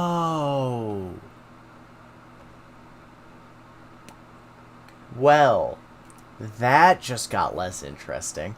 I thought she was gonna tell me there was like a solar observatory on the sun in a sunspot.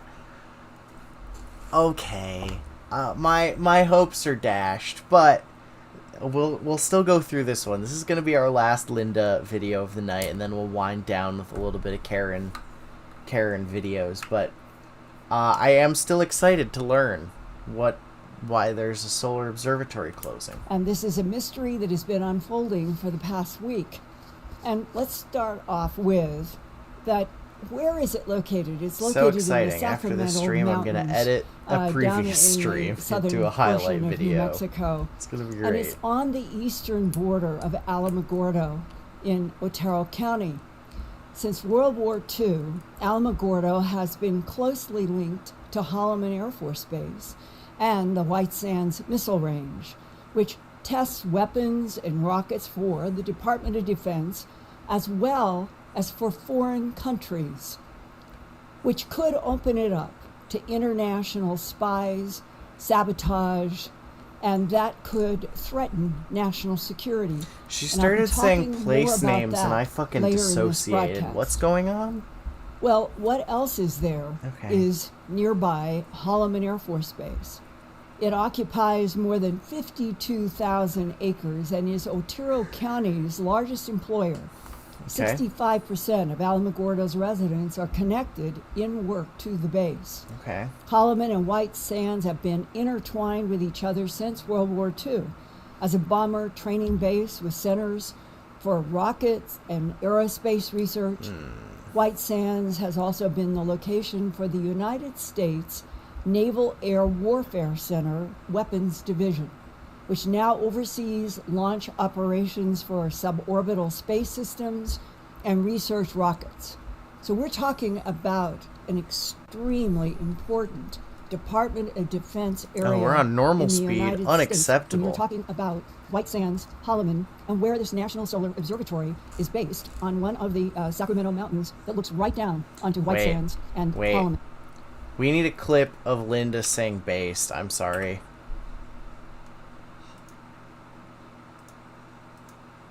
Go normal. Start recording. It states when you're talking about White Sands, Holloman, and where this National Solar Observatory is based on what... Okay, now we stop our recording and we open up our thing and we go to recordings and we got Linda. When you're talking about White Sands, Holloman, and where this National Solar Observatory is based on what... Okay. Now... I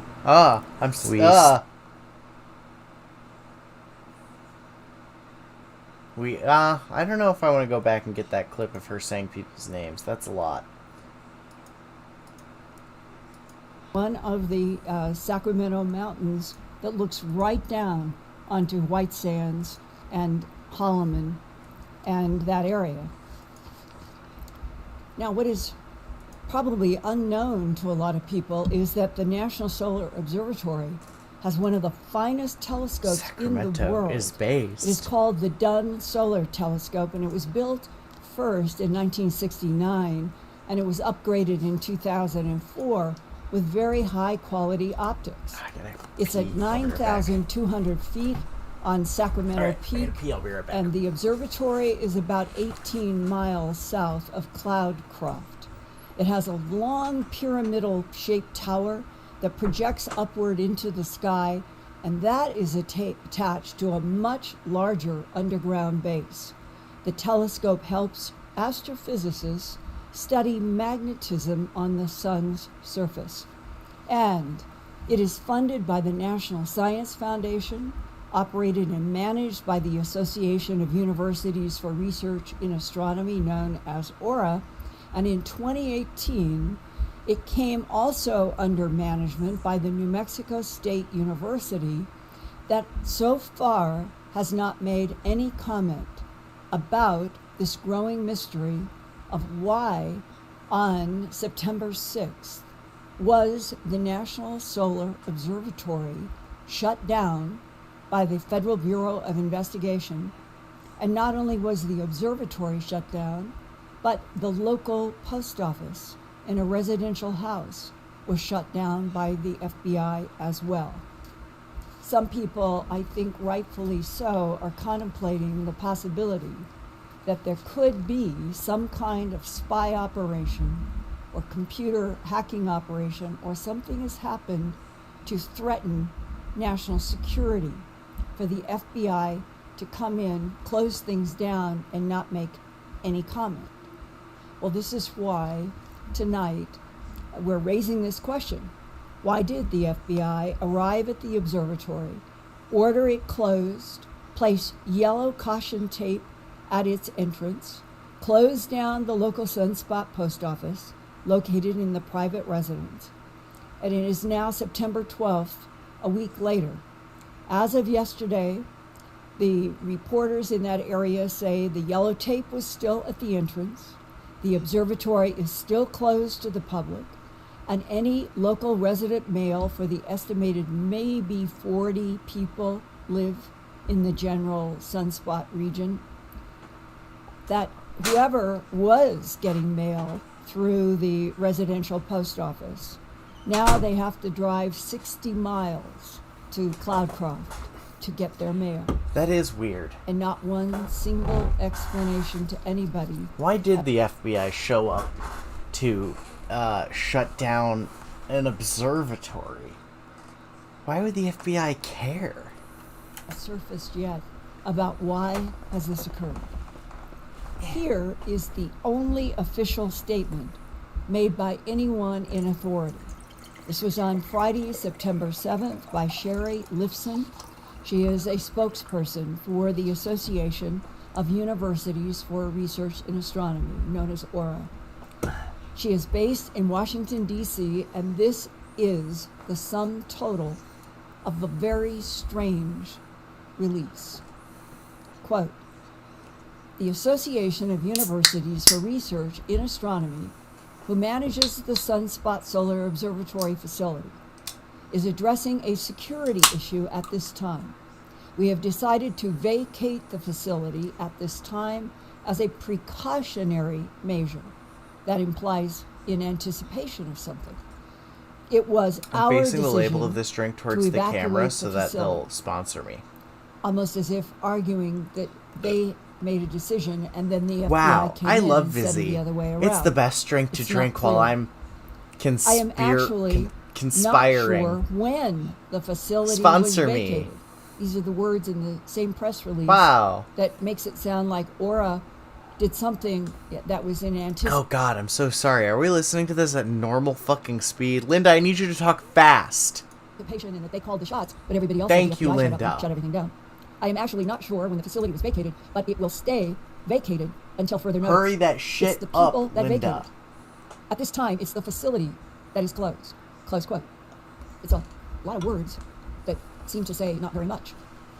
Well, last night, I interviewed investigative reporter Mauricio Casillas at WVIA-TV, the ABC affiliate network in El Paso, Texas. He did the first reporting about this mystery on Friday, September 7th. Wait. This is 2018. So let's just... I fucking love the heptapods. Let's just Google New Mexico Sunspot Observatory closed. Oh God, I wish, dude. Fucking, I get so many people who I'm just like, yeah. If you could just talk faster. Okay, here's what closed it. Reuters and other media are reporting that mysterious 11-day closure of Sunspot Solar Observatory in New Mexico stemmed from an FBI investigation of a janitor. It was the janitor using the fucking internet to download child porn. Yup. That's bad. Straight to jail forever. Goodbye. Made the decision to temporarily vacate the Sunspot Solar Observatory at Sacramento Peak, New Mexico, as a precautionary measure while addressing a security issue. The facility closed down in an orderly fashion and is now reopening. So they closed it so that he couldn't get in there and fucking, erase his fucking shit, you know? Okay.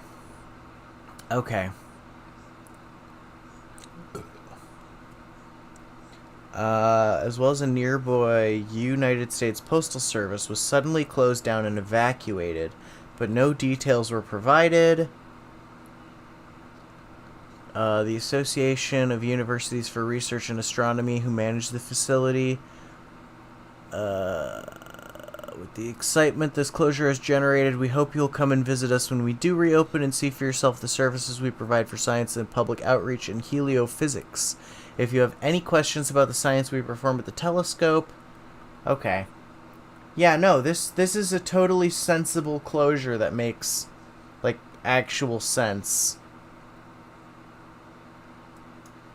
Yeah, they just locked up and stayed closed for 11 days to make sure that the janitor didn't get back in and take a magnet to all the fucking equipment. Up the day before and closed down the Sunspot Solar Observatory and the local post office. Or is that a cover story by the government? Honestly, no. I believe that because the FBI are the ones who, the FBI are the ones who investigate and deal with child exploitative materials, shall we say.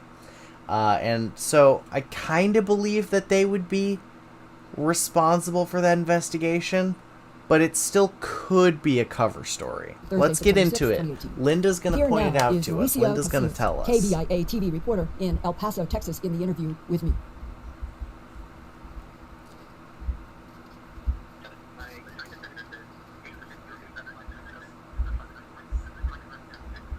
Damn, Linda.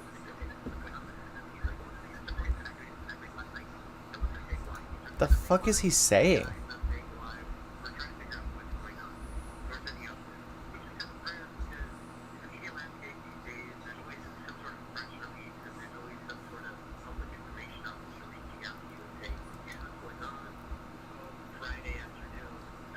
I can't hear shit either, guys.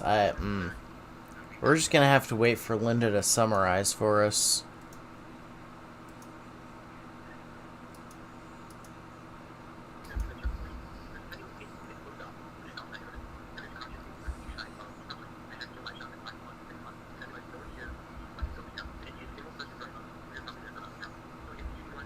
It says it's music. It's not music. It's a guy talking, but he's so quiet and he's on the phone.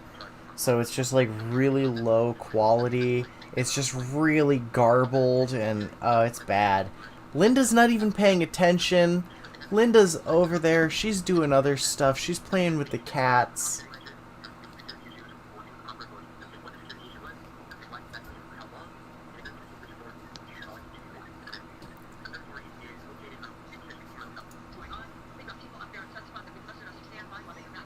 Oh, there we go.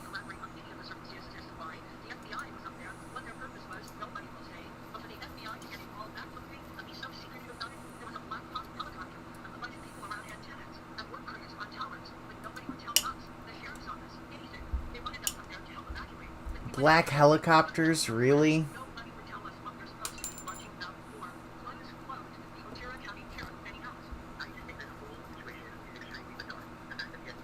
Then, so any attempt to interdict data coming from observatory in Sunspot, including Sunspot in New Mexico, because with this announcement, it gave half a dozen. I received an... Okay. All right, Linda, tell us the words. ...closed as geomagnetic storm looms, close quote. And with this announcement, it gave half a dozen solar observatory so they're going to locations blame ranging from a Australia and Chile and Spain to Hawaii and storm. Pennsylvania. And the email implied that there was some kind of organized shutdown of solar observatories, including Sunspot in New Mexico, because of some upcoming storm on the sun. That made no sense to me, and I got in touch with my trusted colleague and author Peter Levenda. I asked him if he could do some searches of the listed solar observatories to see if any were posting shutdowns, and he found nothing unusual except the unexplained closure of the National Solar Observatory in Sunspot, New Mexico. That's Peter because emailed me, that quote, one had closing the an observatory child does porn not defend happening. against a solar storm. The American feds can't shut down foreign observatories, so any attempt to interdict data coming from Sunspot would be futile, because other observatories would start reporting whatever unusual activity they saw. Reports would not be controlled by the United States. And there are about a dozen observatories around the world that specialize in solar observations. As far Which as I tells can tell, us the ones that in it's Asia and not Europe about are the all up sun and at running all. normally, and that is not counting the space-based telescopes, close quote. And then it was only about an hour or two after that that I discovered that the Drudge Report had picked up that same email with that same implication, listing the observatories and saying that they were all shut down and that Sunspot was not the only one. That is not true. This was from September 12th, and this is from September 20th. So this is after the shutdown, because I'm assuming that Linda... Wait, when did the thing shut down? On September 7th. So Linda is streaming this 5 days later, and it reopened on the 18th. So 6 days after this... Okay. So Linda does not have as much information as we do here in the future, but let's see if we can find like sort of what Linda's going for, because we can't say not she's true. wrong Doing yet. vetting on what the list of the observatories were, found nothing anomalous except Sunspot. I do not know why the Drudge Report picked up this very, very off-base email. Well, then damn, Linda calling the Drudge Report out for shitty journalism. In trying to help me, you know, she's got an Emmy. The website for FBI jurisdictional issues. Now, here is professional feedback about FBI jurisdictions, which may at least give some insights as to why the FBI would have been called. Not the answer for what happened, but why. Oh my God! What if Linda gets it? What if Linda uses her incredible investigative journalism, and she's like, "This is most likely not a conspiracy. This is most likely a janitor or some low-level employee misusing the internet to access illegal materials." If Linda calls it, I'm gonna take a shot. If Linda calls, if she gets even like 30 to 40% close to what actually happened, I will take a shot, and I will never doubt Linda again. She will be the queen of journalism. The FBI would have jurisdiction. One of the writers is the former editor-in-chief of Elsevier, a very professional website, and this is from former editor-in-chief Tim Dees. He said, if the FBI had an investigation that took them onto a military installation, they would contact their investigative counterparts within that base, who would in turn make the necessary arrangements. No, I don't want to become famous. Go fuck Likewise, yourself. if one of the military investigative agencies needed a resource by the FBI, they would make a phone call to the nearest resident agency or field office, and then things would be worked out between them. Now, Department of Homeland Security, a special agent now retired, Dan Robb, he wrote, when I was in the Naval Investigative Service, known as NIS, it was the predecessor of the Naval Criminal Investigative Service, known as NCIS. How do I ban you? There was regular liaison with the FBI. The FBI has the prerogative of assuming jurisdiction over any case more appropriately handled in federal court in cases involving a civilian suspect. Now, the military services have jurisdiction for and designated elements to conduct counterintelligence investigations, to include covert operations, sometimes referred to as a dangle, wherein a military member is offered to an opposing intelligence agency as a double agent. These are commonly done with a continuous FBI liaison. Paul Nelson, former retired law enforcement officer and correctional officer, wrote, military police and the JAG Corps has jurisdiction over military personnel and bases. However, if the crime involves civilian suspects, the FBI is usually called in, and they work with the military authorities. Oh, civilian here she crimes comes. On bases and other Here federal comes properties Linda are with the investigated by fucking FBI. dunk. Crimes on non-military properties can include both violations of federal and state laws. Local departments investigate for state law crimes, while the FBI investigates for federal crimes. Suspects can be charged and prosecuted in both systems, but usually they will be prosecuted in one, and the other will hold off until the results are known. Well, along those lines, oh my God, 5 Linda's hours or gonna so fucking ago get it today, in one. on September 12th. I'm the website shocked. What's Up With That, known as WUWT, had a headline, Weird. FBI closes National Solar Observatory over mysterious security issue. And then what they report is that there could be something happening about a Chinese group getting some kind of infiltration into the National Solar Observatory And that if there was an effort by a Chinese group to use the observatory as a cover for their listening to White Sands missile range, that might be the national security issue and why the FBI and no one is talking. And that tonight, as we are that's a good guess, Linda. This, it may be that this most recent, and all it is now a speculation, perhaps based on somebody's reporting, that if the National Solar Observatory was being used as a front, or somebody inside of it is getting money from a Chinese operation to listen to White Sands and those military operations that are down below Sacramento Peak. I don't think a solar observatory would be able to listen to. It's been so unusual. And just about an hour and a half ago, I talked with Mauricio at the ABC affiliate in El Paso, and their assignment editor was working the phones this afternoon, trying to see if they could get any more comments from anyone, and no one is talking. So this is a mystery, and that the answer might be in these rumors just this afternoon that there could be a Chinese hacking or spying connection, but there is still no proof. And the very fact that the Otero County Sheriff is so upset. Okay, I want to point out how Linda is reporting on this, but she's not sensationalizing. She's not saying, here's the rumor, that's exactly what we're going with.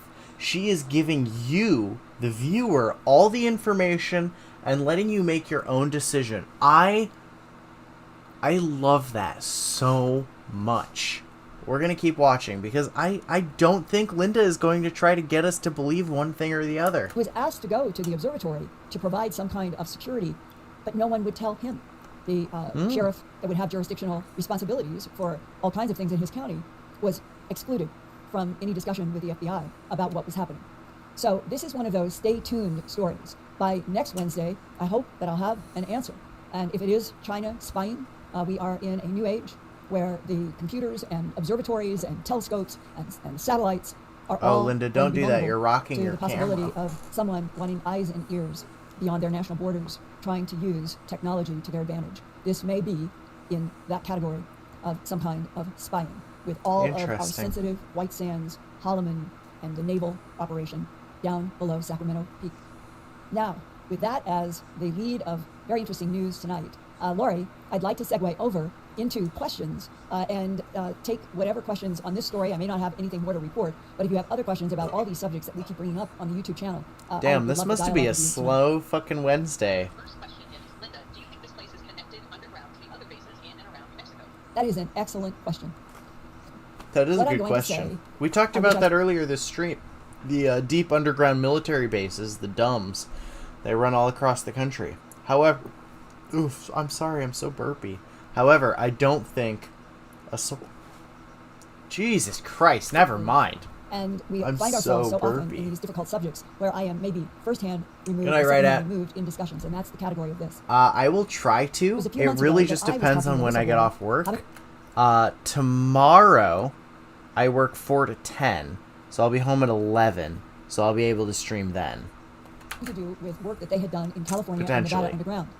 And I asked the question, in the abduction syndrome, where I have interviewed people who have either in memory, like a breakthrough in memory, or in dreams, or right now it is 1 a.m. There will be frames. Some people, it comes in frames in their mind's eye.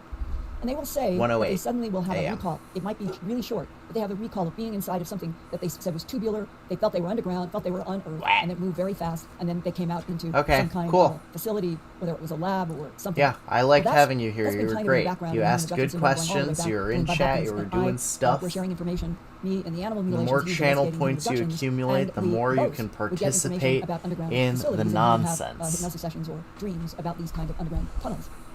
So, just a few months ago, with that as background, I asked this whistleblower who said that they had worked underground in both Nevada and California. I'm going to go grab one more beer. And I asked if there was any truth to this idea. We're going to get through the rest of this Linda video. Underground shuttles that could connect.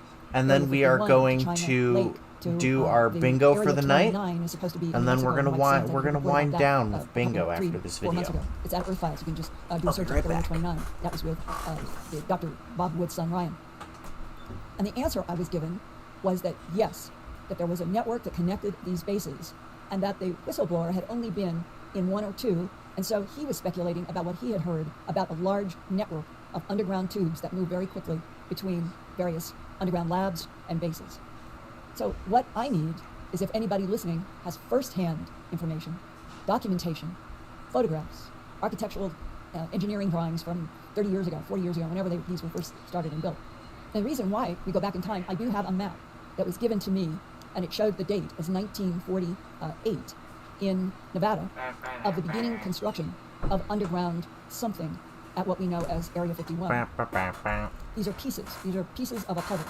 We just don't have the whole coherent, proved layout of a timeline, what was built when and how would large underground subways, let's call them, be built between all these Damn, bases. I was just lecturing Linda, not jiggling my camera, and here I go. And bring more information. Jiggling my camera. So, as I've said many times, you can email me at earthfiles@earthfiles.com to make a connection, and then we can move to other ways to communicate. I always honor requests for confidentiality, and I, like a lot of investigative reporters, whether we're in Washington dealing with the administration or it is someone like me trying to understand the truth about the alien presence on this planet and throughout the solar system, and what our government knows. Blueberry watermelon Vizzy. It's very valuable to hear from those very of you tasty. who may have firsthand knowledge. So I ask again for help from people who have legitimate documents, legitimate firsthand experiences as whistleblowers. And thank you for that excellent question. And Lori, is there another one? Welcome to the stream, Sagi-san. What do you think the most likely places a fast radio burst could be coming from? Anything natural that would not only cause this but repeat and last that long? Thank you. Go to Earth Files, type in the search bar, fast radio bursts. I've done, I think, 3 or 4. Okay, this is all Q&A. I'm gonna skip Linda's Q&A. She did not guess that it was a low-level employee accessing illegal content, so we are going to not take that shot. However, I would like to introduce you to our end of stream segment, which is Karen Bingo. Karen Public Freakouts. This person uploads like fucking twice a day, so there's always more Karen Public Freakouts. Jesus Christ, you're fucking loud. Just give me your videos. Oh no, this isn't the one I'm looking for. Aha! It's this one, Trend Talk Daily. So, anyone in chat, I'm asking you to post a number for me. Number... Where is it? Someone in chat, please drop me a number between 1 and 5. First person to answer picks which bingo card we use. I have 5 Karen bingo cards. This is quintessential 2. Perfect. Here we are. Karen bingo number 2. Let me pull this up in OBS. Window capture. Karen bingo. There it is. I'm going to blow it up a little bit. Just a little bit. Like so. And there we are. You know what? I'll cover my sub banner. I don't think anybody's going to sub right now. And if you do sub, I have to take a shot of Malort, which is like the grossest liquor that exists. So, here's the rules. For each bingo square that we get, we drink. For each full bingo that we get, we take a shot. Now that you know the rules to Karen Bingo, let us begin. Hey, what's up, guys, and welcome back to another episode of Trend Talk Daily. On today's show, we take a look at some of the freakouts caught on camera. So we have a whole lot of videos to check out, so let's jump right into it. Oh, God, and also, you're fucking playing at one and a... You're playing so fast. Karen has an epic meltdown at this gas station after she's refused service for not wearing a mask. Oh, it's always refusing to wear a mask. It says it on the door right there. Like right there. I don't think she's being... I don't think you should take it personal. I'm not taking it personally. I'm going to call the ADA and report them because they should not be able to deny anyone service. Really? That's our right. Private businesses can refuse I saw service, cars down the lady. street, so you know, and they say it to everybody that walks in the door, so... I understand that, and I work at the Home Depot. That's our SIP for refusing to wear a mask. Right, as U.S. citizens. They cannot... I have rights. Here we go. You see how predictable these people are that I can have a whole fucking bingo card and within 50 seconds we've already got 2? Really? I didn't know that. I just put it on. You don't have to wear that on. You don't have to wear that. I'm just trying to be courteous of other people. Look, that's all it is. Yeah. You would wear it, but you don't. The science is undoubtedly precedent that it does not work. It's a fucking compliance so that you... Ma'am, the reason it works is because it acts as like a brake for your breath. It doesn't stop you from inhaling viral particles. It just makes it so that when you exhale viral particles, they aren't going out super fast all over the place. Are like the rest of the sheeple around here, and we The use our... rest of the sheeple around here. I love the term sheeple, I have to say. As the conspirasphere, the sum total of all conspiracy knowledge, I love the term sheeple. freedoms. This is about the freedoms of the world. As long as I got my medical marijuana card, I'm fine, hon. So, dude, I understand. You know what? What does your medical marijuana card have anything to do with If this? Joe Biden makes office, Yeah. you won't have that card. Oh, I know. If Joe Biden takes office, you won't have a medical marijuana card anymore. I'm sorry, can anyone in chat tell me whether or not Joe Biden's made medical marijuana illegal yet? I don't think he can focus on that many things at once. We don't want Biden there. We want Trump. Really? I'm so sick and tired of listening. Every day come up with stuff that you never heard. Oh, that cackle. That So this next Karen crazy guy cackle. completely Why is this guy so much louder than his videos? loses his shit at this airport, all because he was unhappy with the airport policies. Let's check it out. Oh, damn. So this is a male Karen. Also, Sagi-san, I hope you weren't calling me a dumbass. I mean, I am, but, like, that's mean. Wow. I love the shirt lift. Like, he's gonna fucking flip his shirt off to fight them. I love that. Oh, I love it. Wow. He's actually calling people. Yeah.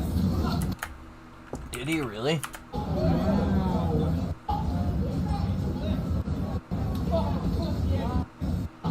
Oh, he is. He's using the N-word. There you go. That's a racial slurs. We got him. Yeah. Oh, shit. Where's the police? Where's the police? Wow. Oh my god. Oh my god. Oh, shit. Do we have throwing shit on this one? We don't have throwing shit on this one. Oh, wait, we do. It's right here. Buck, yes. Buck, yes. Oh my god. Drink. Oh, my God.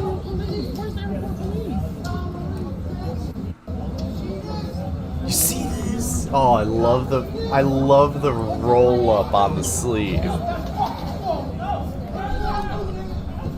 Ooh! Damn. Okay, where is assault? I know I have assault on here. Literal assault. There we go. There we go. Oh, thank you, Petty Set. I really appreciate that compliment. Thank you. I do bingo here multiple times a week. Please drop a follow. Oh, you did drop a follow. Oh, thank you. Okay, we're gonna do a shot for Petty Set, regardless of the thingus. Okay, we're gonna do a shot for Petty because he followed and he's being nice to me, or she. Alrighty. Thank you for following, and thank you for liking my content. I love it when people are entertained by my content. That's what I do it for, you know? We do it, yeah, we do it we do it to entertain. So thank you.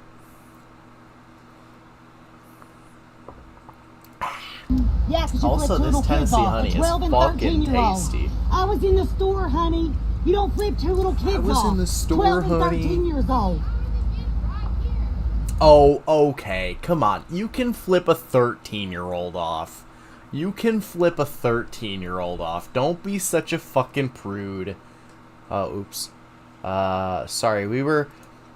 fuck. We were calculating the density of basalt earlier because we were going to build a basalt pyramid to provide infinite free energy. It was the whole fucking thing. Don't worry about it. You can check it out on the VOD.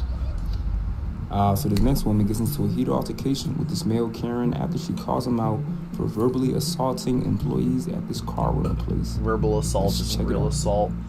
I can't put that on the card. Don't you ever talk to somebody at their fucking job while they're doing their best to help you, and that's not their fault. Let's go to your car. Let's go to your car right now. Wait, miss, you left your purse. Miss. The right one on the wrong day. Oh. Oh, she's got quips. Because this right one wants to be in this first office. Yo? What's up? Nobody in here is going to help you now. You disrespected him. So what's up? Then you just tell me to suck it? What's up? Get the f*** out of here. I'll give you one more chance. I'll give you one more chance. Are they at the fucking DMV? Get the f*** out of here. Get the f*** out of here. I'll give you the best foot of the job. This is why I love this channel.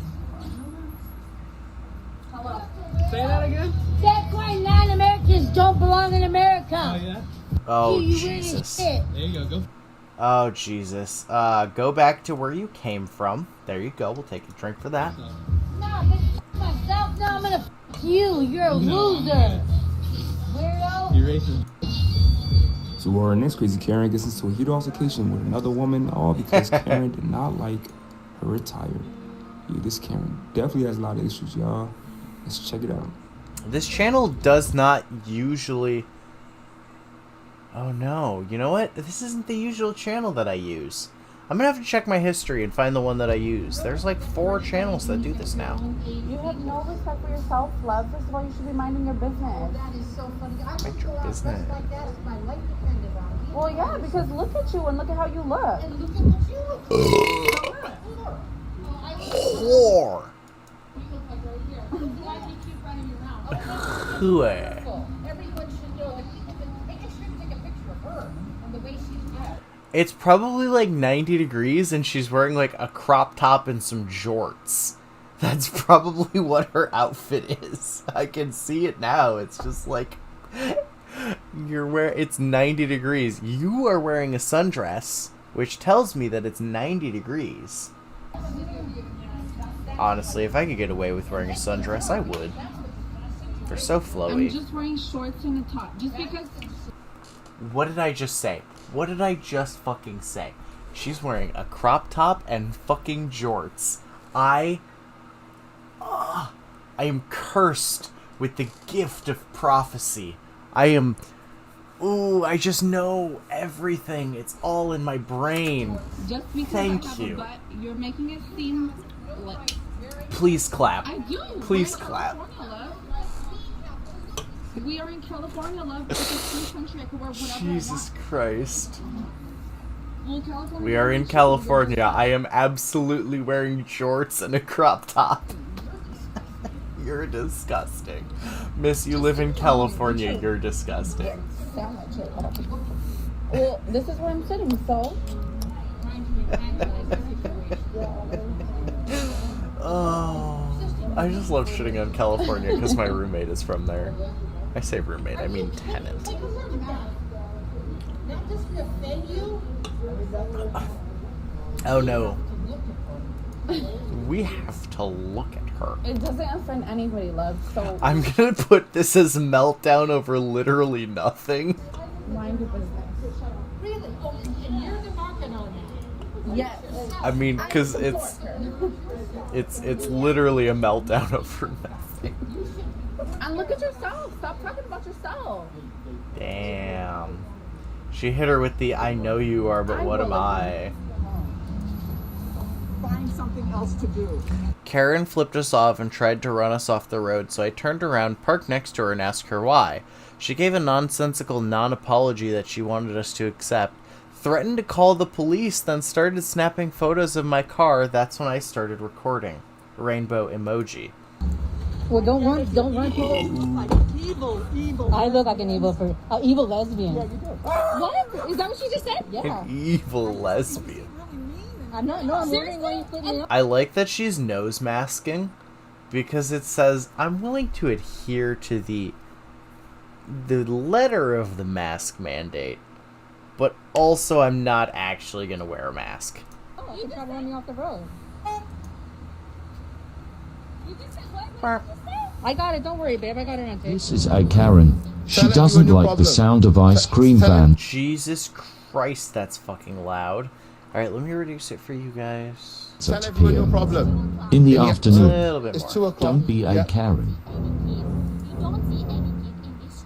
Okay. Okay. They're not, because there's 2 kids there not sleeping. It's 2 p.m. Why are your kids sleeping? Yeah. Yeah. And you're unhappy. Ah, what do you know? There are children who live here. What do you fucking know? It's almost as if I can see directly into the soul of what it is to be a Karen. Also loud cars, because an ice cream truck is technically a car. So, all we need for bingo now is someone to actually have the Karen haircut, and we're good. We're done. Okay. Can you get off of the car trying to be intimidating in front of Okay. me? It's nice like this? Okay, post it. This is So why I come this and is spoke our to you first to wind do- down okay. for the night. I will be posting it, trust me. I will It's be 2 o'clock posting in it. the afternoon, and this lady is crying because the bell Lady? on the candy van out working. 2 o'clock in the afternoon. So, good. You're going to be famous on Facebook today, trust me. I'm putting this online. It does. They open the door and it stinks in there. It absolutely stinks. Alright, let's What's up, guys, and welcome. let's do this one. Hey, what's up, guys, and welcome back to another episode of Trend Talk Daily. In today's show, we take a look at some of the most insane public freakout moments caught on camera. So we got a whole lot of videos to check out, so let's jump right into it. The following program is rated TV MAL. It contains strong language and is intended only for mature audience. So our first crazy Karen has an epic meltdown at this drive-thru and got ugly really quick. Wendy's. That's screaming at service industry workers.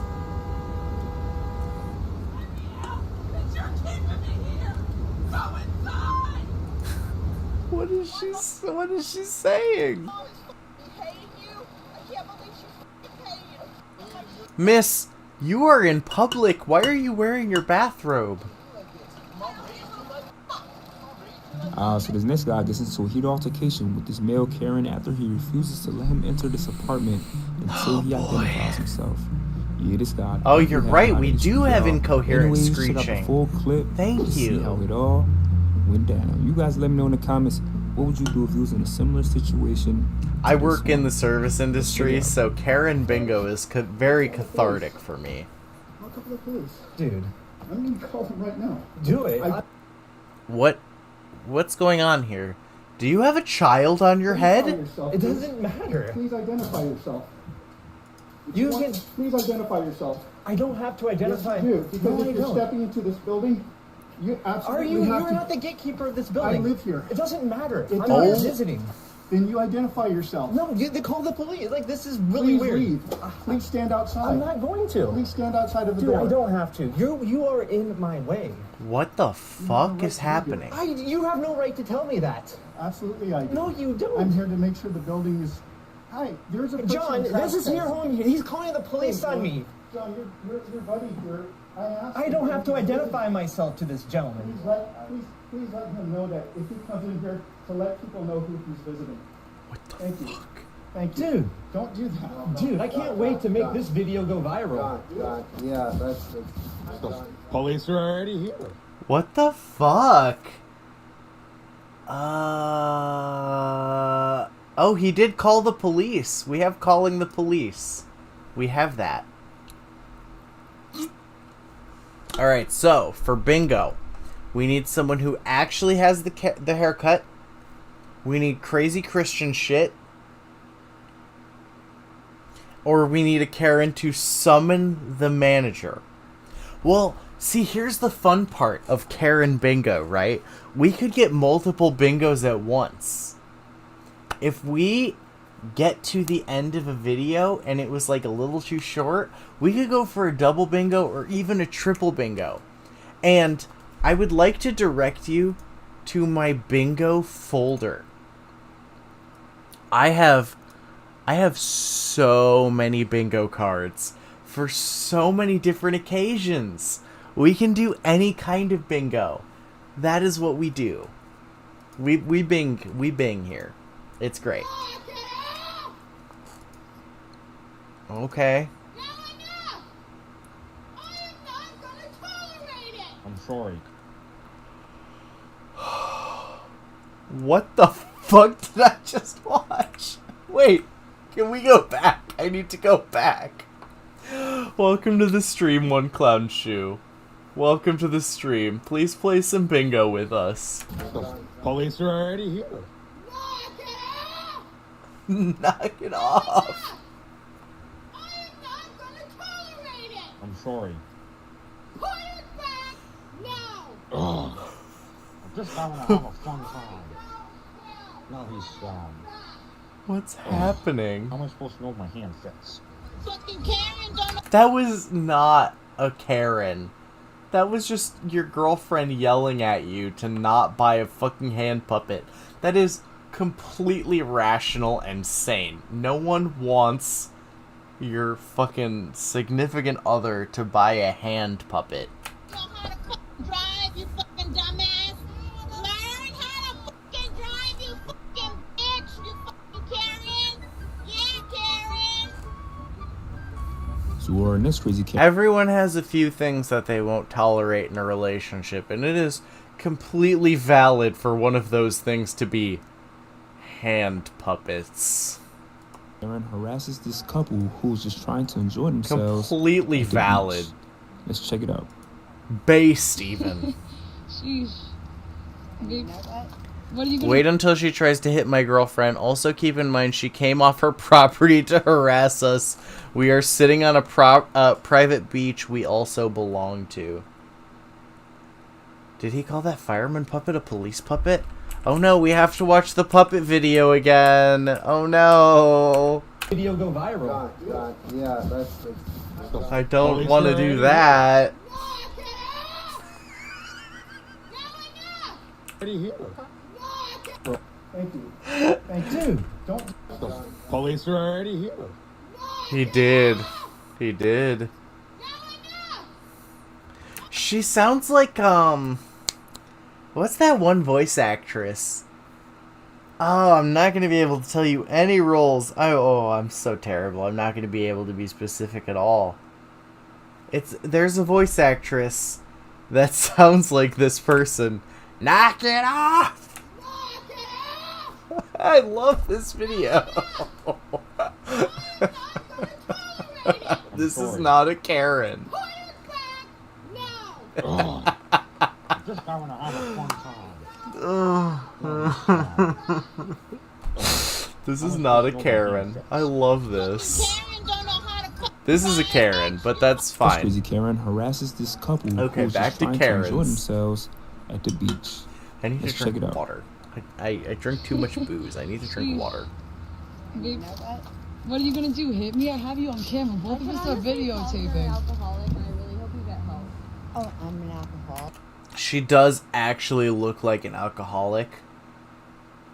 I mean,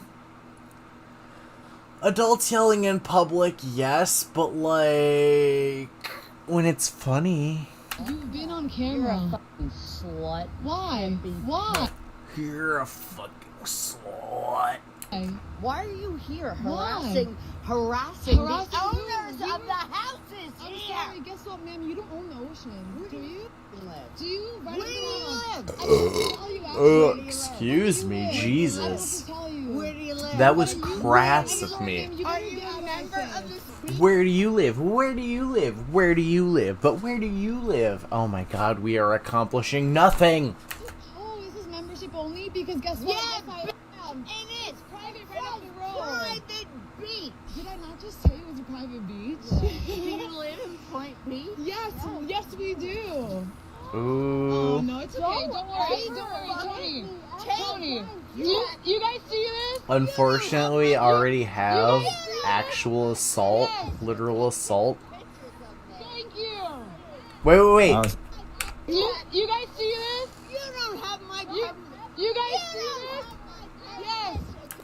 You don't have my permission to take pictures of me.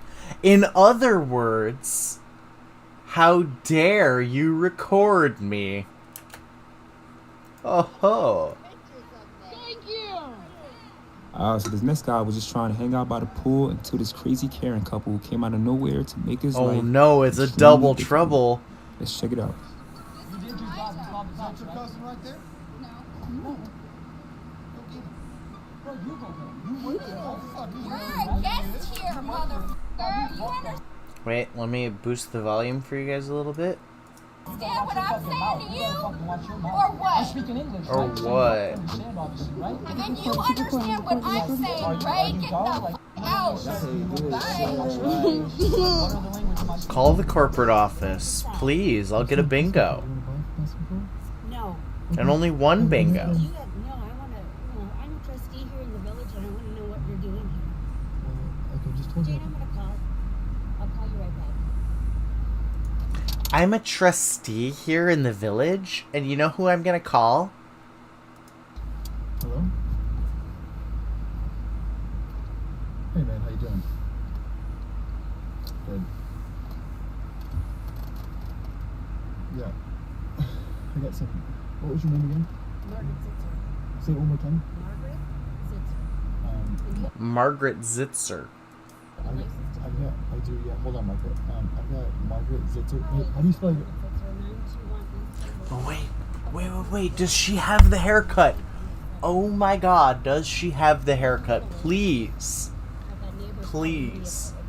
No, she doesn't have the haircut. God damn it. She doesn't have the haircut. Unfortunate. Yeah, I'm talking to the guy in the car right now. So this next woman gets a funny prank played on her, and you will not believe what happens next. Let's check it out. Fucking loud.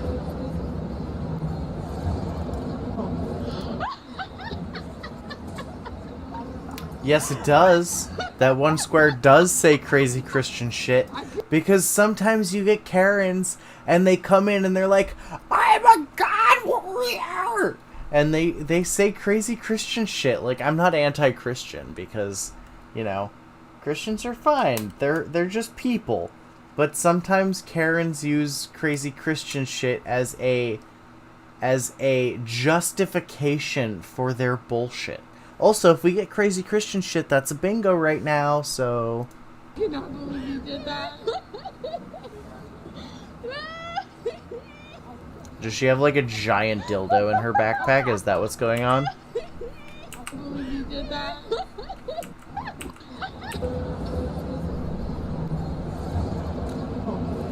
Oh, that's a giant dildo.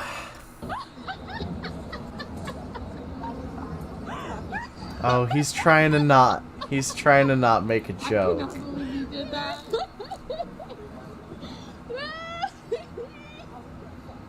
It's like, ma'am, that is a double dong. That is a giant jelly double dong. And that dude saw it! Oh my god. It's all Ryan's fault. That's so funny. I'm dead. Oh, that's so... Everybody saw. Oh, that is so funny. I took a video. I'm a minor. I asked if you want. Why are you gonna fight me over a leaf? No! This is a different video. Seen what? I offered you a leaf. Did you pack your own bag? How old are you? Doesn't matter. I don't give a fuck. Don't want to act like you're my age, then you can do like you're my age. We offered you a leaf. Yeah, right.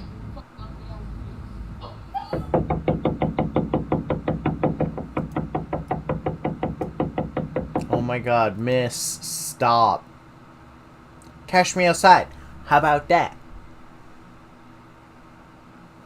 This is my Karen. That looks like a Karen. She looks like she fucking...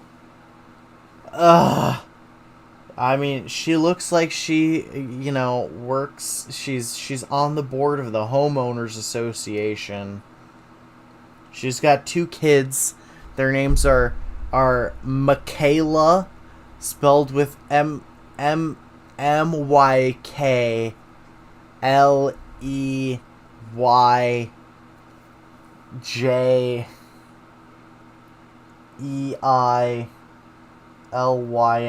McKaylin, and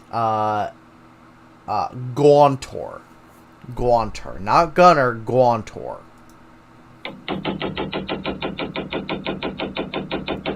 Miss. I'm videotaping. Ignore. Just ignore her. Miss, please stop. Miss, please.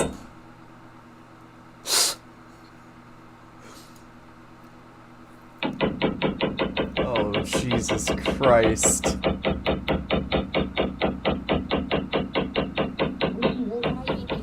In a neighborhood where there is an elementary school. I'm allowed to drive here. And I'm allowed to call the police. And tell them what? Are you filming me right now? Yeah. Oh, okay, good. Go on, put me on Facebook then. That's today's show. I want to thank every single... Amazing. I love that we love that we had that What's moment. up, guys, and welcome back to another episode of Trend Talk Daily. On today's show, we take a look at some of the most insane Karen color freakouts caught on camera. So we have a whole lot of videos to check out, so let's jump right into it. So our first crazy Karen gets into a heated altercation with employees at the store after she's told she cannot return her gift card. Oh, Let's no. Ma'am, I agree with you completely, but we have a 0 exceptions, no refunds on any cards that we send out the door. We don't. Well, there's an arrow in that because it doesn't match. I agree. Call the corporate office. Then you'll have to call this number right I here. want my money back from Walgreens because Walgreens is the one that Call sold it to the me, corporate and there's an arrow in the back, office. so you can get your dealings with them, okay?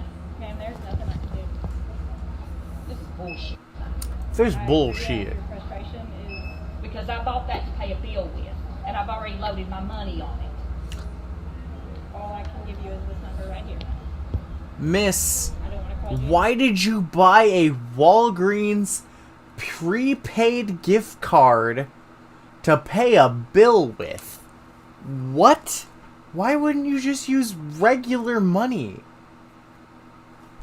Why wouldn't you just pay your bills with the money? I don't get it. I don't get it. I don't understand. That's probably what it was she got scammed into thinking she had a bill, but she didn't have a bill. Well, I need to speak to your manager. The back of the cards, and when we sell them, we can't tear them off apart and put everything on them. Kid Boga, yeah.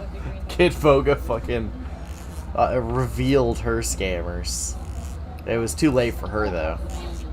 You're looking at 2 of them. We're the 2 on right that's now. ridiculous. Oh, she summoned the manager. Ah ha ha ha! Oh, what do you know, boys and whammon?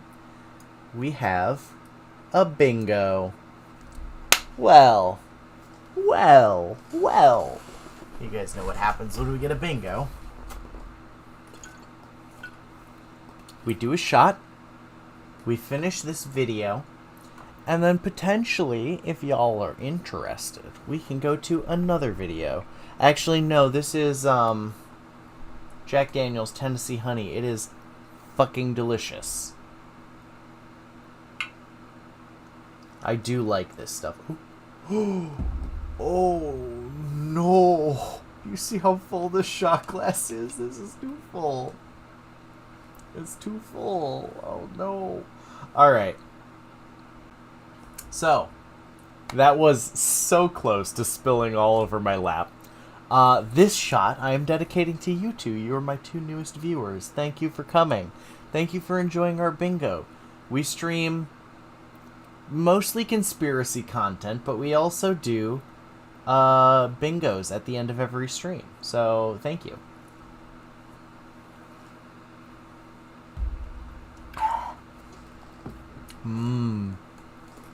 Actually, that's pretty tasty. No, this is not the end. We watch Karen videos to wind down. However, because I have 2 new viewers, and because you guys are so active in chat, I will say, if you see a bingo in my bingo folder that you find intriguing, I will do that bingo with you live on stream right now. So if you see something that you would enjoy, this one. So if you see something in this bingo folder that is a topic that you enjoy and would like to bingo about, I will do said bingo with you. Let me put this back. No. Oh, it was this one. Yes. Leave it to the expert. Cringe bingo. Oh, cringe bingo's pretty good. Cringe bingo is pretty good, I gotta say. Yeah, sorry, I can't really, I don't really have anything rigged up as far as, getting that ready. Okay, so, we're gonna finish this video. And then I'm gonna take you on my whirlwind cringe bingo course. However, I might slow down my drinking a little bit because I do have to work tomorrow. And I don't want to be hungover. But I think that'll be fine. Because I have a gallon of water next to me. Have a good night. So our next crazy Karen has an epic meltdown at this nail salon after she accuses them of having dirty seats. Yeah, this Karen definitely has a lot of issues, y'all. But anyway, let's check out the full clip to see this crazy Dirty Karen seats. in action. Let's Please check threaten it out. to sue.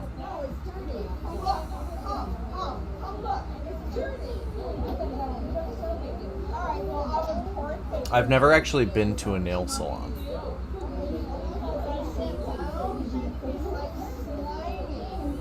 Oh, I wouldn't want to sit in a seat that's slimy. Oh, rude. Well, you guys can dip in each other's slime. I don't care. I don't want Oh god. If she had just left, I would not call her a Karen.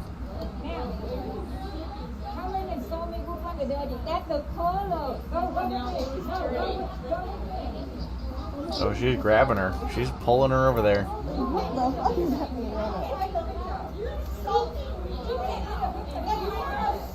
Get her. Fight.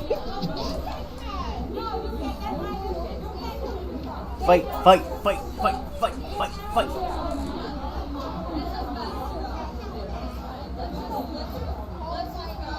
Let's just go. Okay, she grabbed your arm. Oh my god, get over it. Okay, miss, I get it. You're wearing an antisocial social club shirt. So this next creepy guy gets called out after he gets caught taking secret pictures of this woman at Walmart. Let's jump right into it. Please go away from me. Go to a different spot. I just moved here yesterday for college and I catch this dude taking pictures of my ass. Shout out to whoever this dude is that walked by in the red shirt. He stood with me until I left because I was so shaken up. No, walk towards me.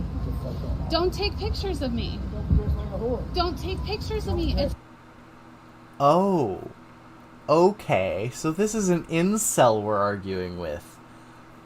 I'm a little surprised that we don't have an incel square on our bingo. your business what other people do. Again, I'm gonna guess that when he says don't dress like a whore, he means don't wear a crop top and jorts in the 90-degree weather. It's always that. It's always the crop top and jorts. Like, that's... And yet, I want to illuminate y'all on the summer trend for men.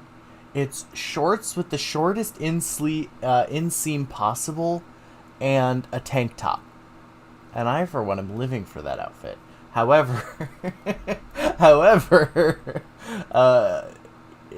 it's dressing like a whore.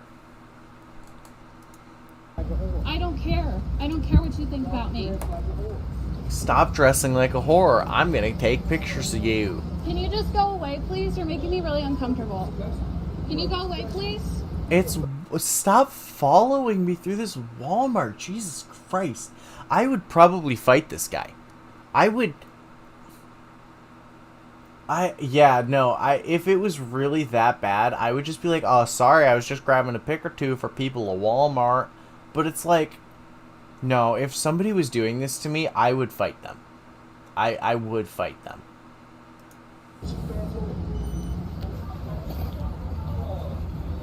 Oh no. They told her they have a wait for a table.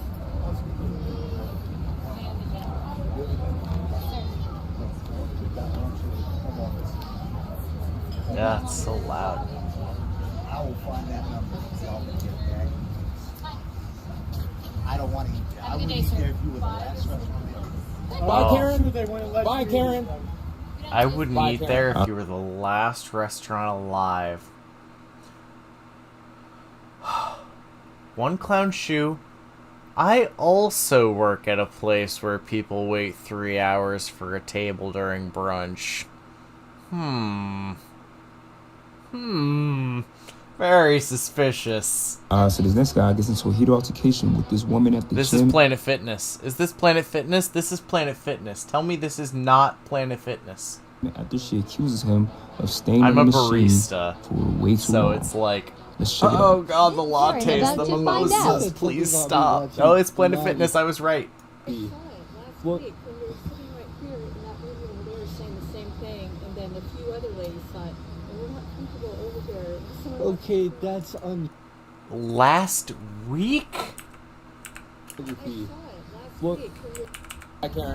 this next guy gets into a heated altercation with this woman at the gym after she accuses him of staying on the machine for way too long. Let's check it out. This Karen about to find out. You said something about me watching pornography. Week when we were sitting right here in that room over there saying the same thing, and then a few other ladies. Look, I know looking at pictures of ripped naked men can be construed as pornography, but actually, I'm just getting inspiration for my workout. Sorry, my mistake. Okay, that's untrue. That's very irresponsible to say that. Like, I don't watch. I'm watching Instagram. I'm looking at videos on Instagram. No. Unironically, my living room, I used to have a reading nook, and then Twitter was like, "Oh, it's White Boy Summer," blah blah blah. So I was like, I guess I have to get in shape.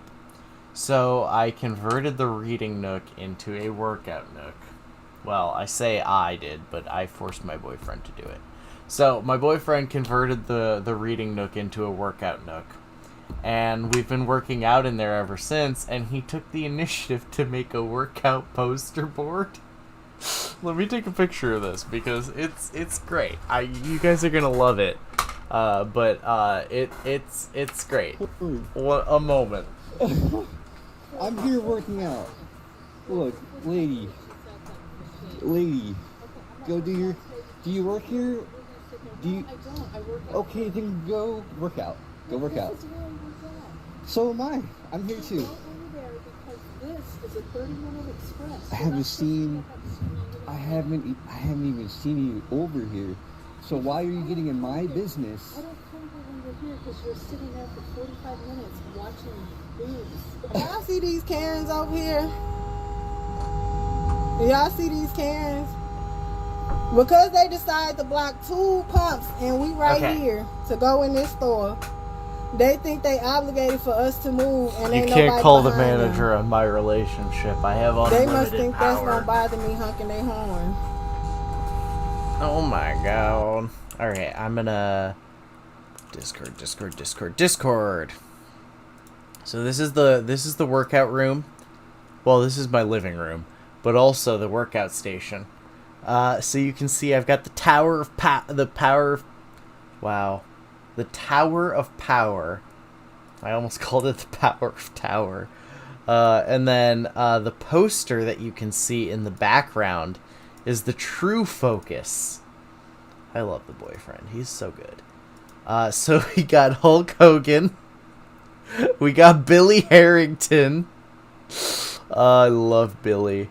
We got an old grandma. We got He-Man. So yeah.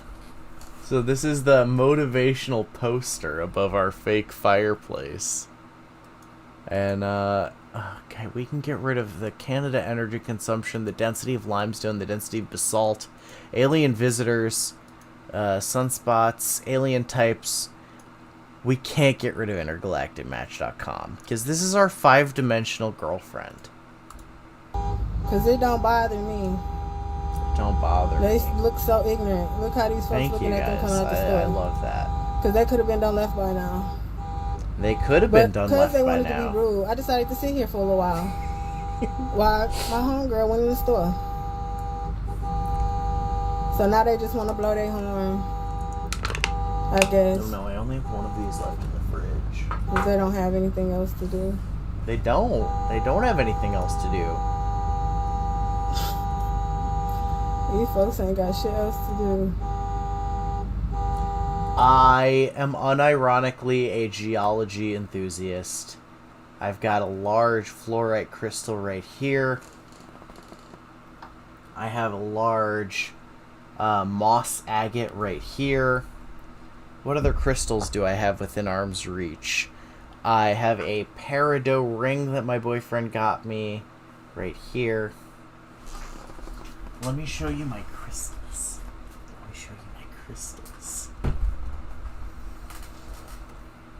I have an onyx goblet. This is green onyx. I didn't even know this existed until I bought it. I love green onyx. It's so pretty. I actually keep it on a rotating tablet off screen.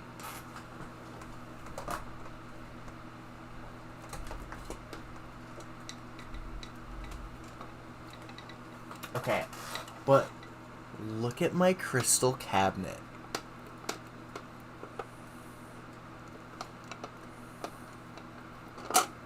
I love my crystal cabinet.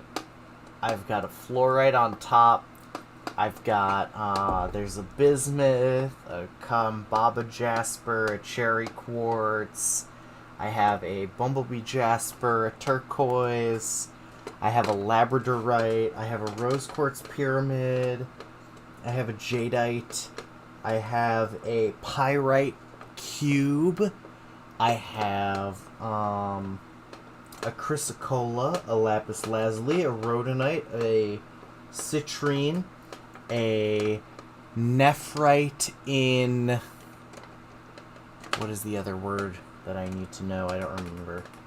Amazonite, lapis lazuli, tiger iron, jasper, Kambaba jasper, dragon's blood jasper, and bloodstone. All in one cabinet. I love this thing. Yeah, I'm a big fucking rock nerd. I don't collect crystals because of, like, crystal healing or anything. I just really like rocks. I'm gonna have to fix those later, now that they're all out of place. I also have the tiniest little piece of crazy lace agate.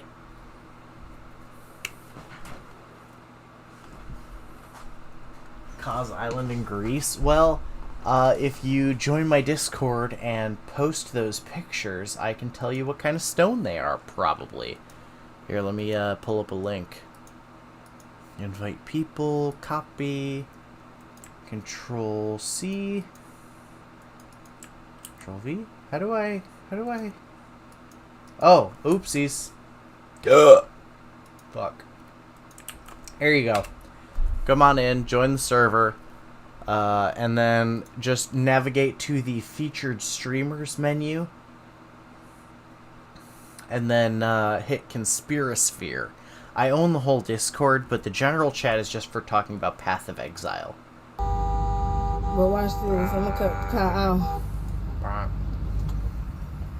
And we can just see here. Everyone knows about the crazy Karens that have been... Honestly, most of them are just quartz. 90% of rocks off a beach are going to be quartz. harassing the neighborhood for months. Mrs. Karen dropped Mr. Karen off at the end of the road, trying to get people to come to the road. Why? Just click the link, buddy. Then Mrs. Karen got out to do the same. She even drew a line.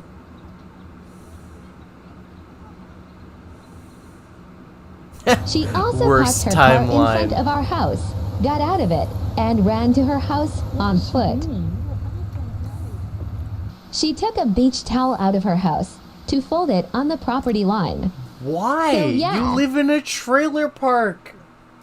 After all the BS for months, the cops were called.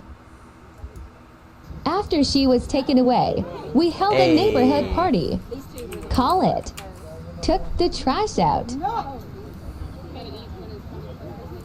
Look at all the yummy food. There you Everyone go. Pitched in. Now your name is green. Honestly, I wonder how many calls they Watermelon. just fucking ignore. Of course, we fed the cop. Like many of you They have called asked. the cops. And a cake was made. I mean, just look. Okay, this is a little extra. This was not enough to have made a fucking cake for. Alright, let's do public freakouts you can't ignore. Thank you as always for tuning into Public Freakouts Unleashed. I Alright, missed you guys. I'm gonna go keep track on the bingo card for me, and then we'll switch to... Oh shit, no, we need to switch to cringe bingo. I'm so sorry. We need to find a cringe compilation maker that is not Sir Cringe, because we have been using him for everything.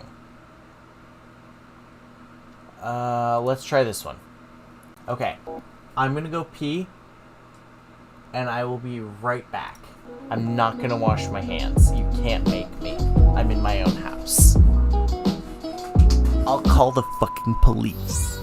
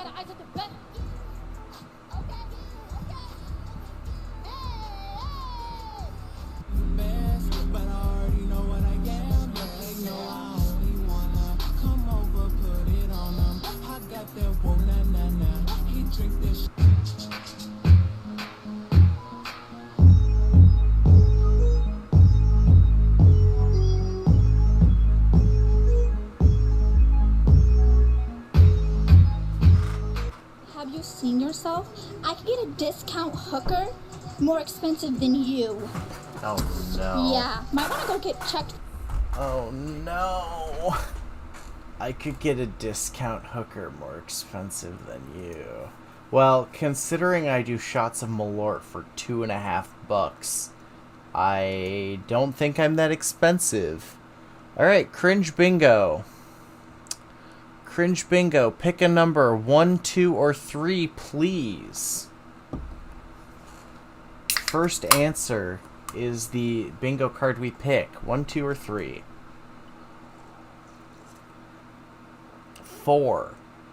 You fucking shit. That's not that's not a real choice. 1.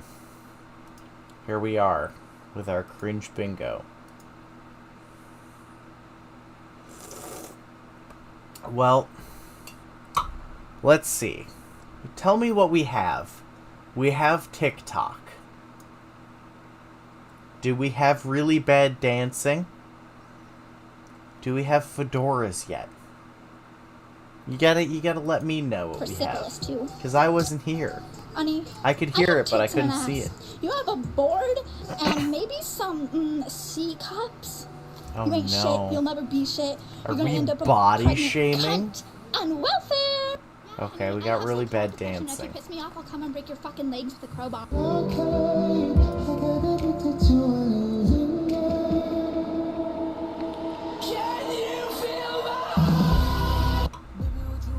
Yikes. Did we just see tits on stream? Oh no, we just had tits on stream. That's terrible.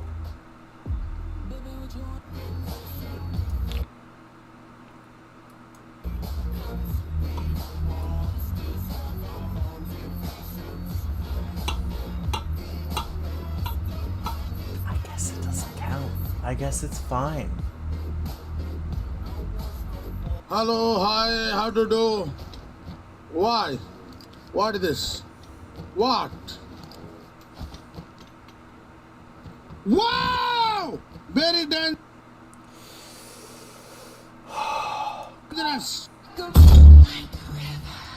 Excuse me? Wow! Very dangerous.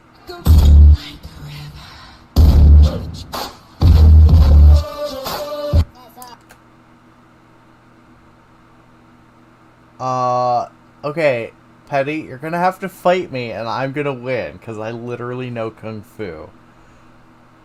Don't try me. We can watch again. Oh, he's so pretty. Wow! Very dangerous. Oh. Okay. TikTok is a fucking plague on society. I hate it. I hate this. Why is he so ripped though? Why is he so ripped though? Oh. No. Fuck.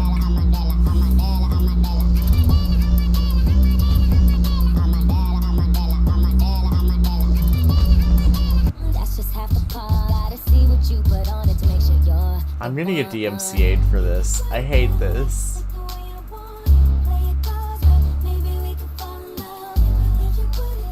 YouTube is gonna fucking murder me. We're streaming this to YouTube too. I just want you guys to know that YouTube is going to kill me for this stream.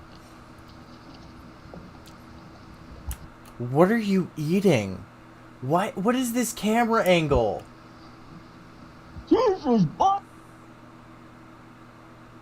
Okay, this is just a picture of a dog. This is another picture of... This is just dogs.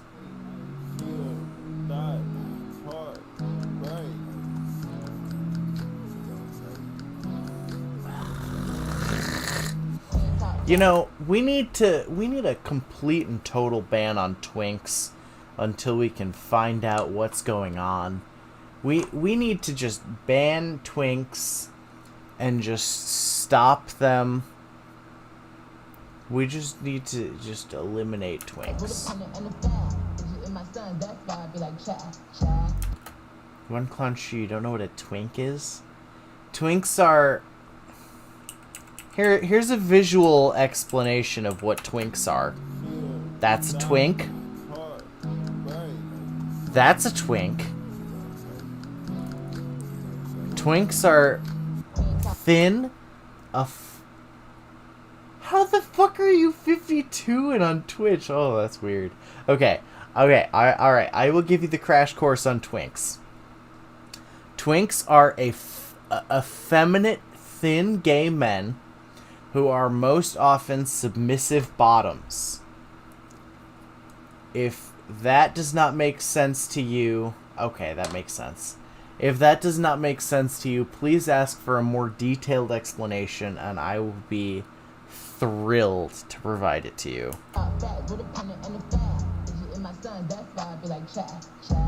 Yes, catchers.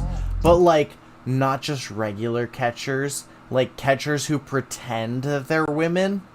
But, like, not really pretend that they're women, but merely affect female traits in order to alert everyone around them to the fact that they are catchers. Yes, please go ahead and petty. Ask whatever you want.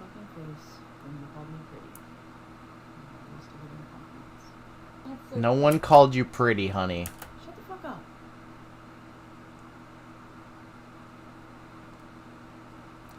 As soon as you slime? There's no audio on this TikTok.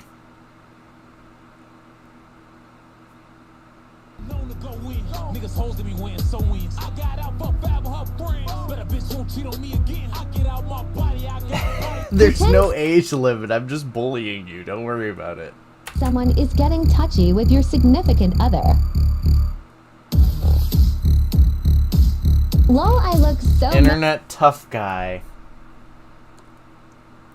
Oh, I don't like those. Don't mention those around here. They're so weird and gross. I'm never gonna be an ASMR streamer. Although I am eventually going to get really fucking muscular, and then I'm gonna do streams where instead of taking shots of Malort for subs, I am going to write people's names on my pecs for subs. But that's semantic. The content will always be the same. mad I scared myself. How's the girlfriend? I don't have a girlfriend. I know. I don't I'm just have a reminding you. girlfriend. How's your mom? That's mean. That's mean.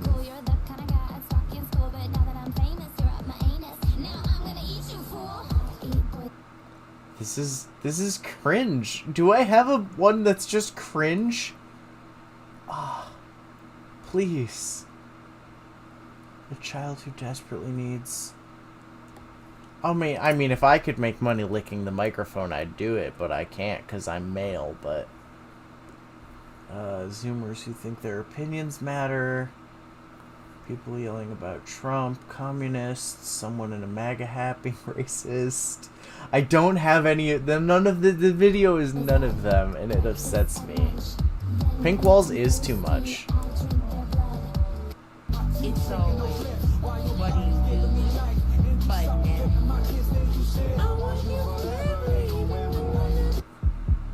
Jesus Christ.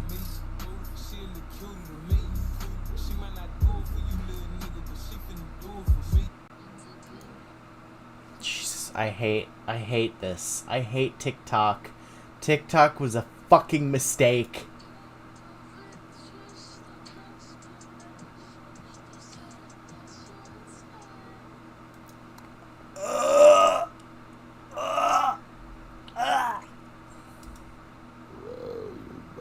Bro, y'all keep asking me this for what? Bro, I got like, you're really weird, bro. Like I literally have like at least like maybe like I got like at least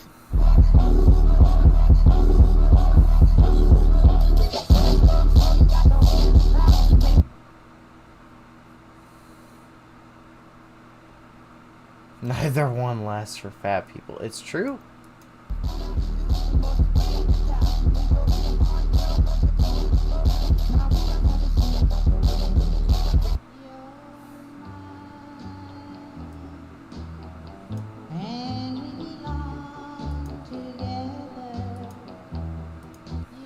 Jumping in the bed, then I switch to the ghost like who's you?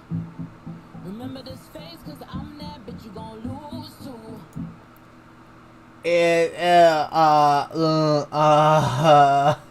Who now? Petty, did you join the Discord server? Okay, great. I'm gonna at everyone at the start of every stream, so just, hop on back on in whenevs, It's gonna be great. Tomorrow we are streaming... what did I say? Let me check Discord. I don't know what I said I would stream. I am streaming something about 4chan. Yes.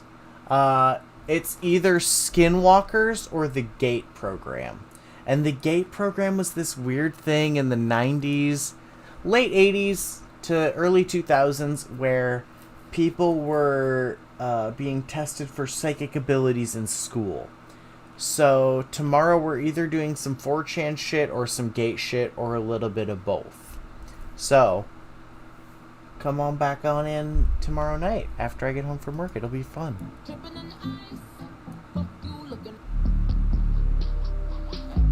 It'll be so much fun. Emo kids. We got one.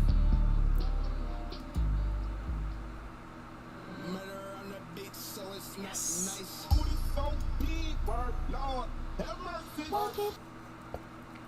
I'm sorry, what is this tattoo? What are these thigh tattoos? Miss. I'm sorry, miss. What the fuck are these thigh tattoos?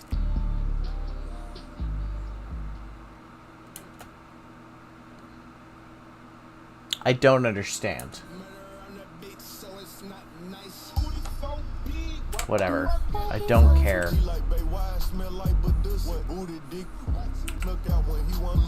No, no, no, no, no. No.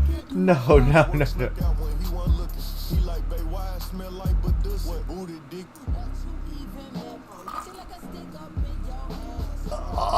Oh, no, no, no.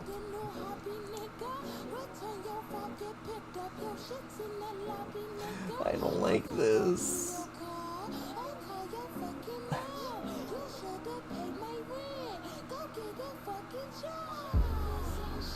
Don't look at the camera until it says talk dirty to me to see how flirtatious you are.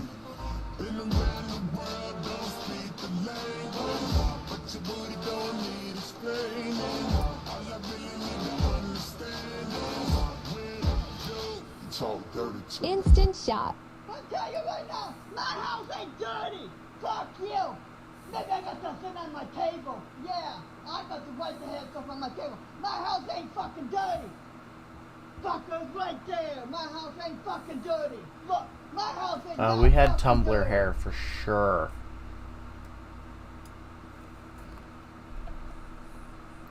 My house ain't fucking dirty. My house ain't fucking dirty. I feel so close to you right now, and there's no stopping us right now. A child who desperately needs adult supervision. There's that one.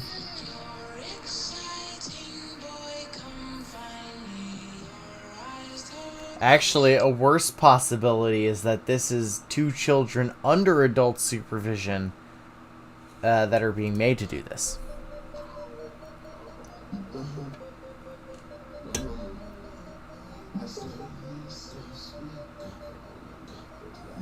This is an out-of-touch boomer.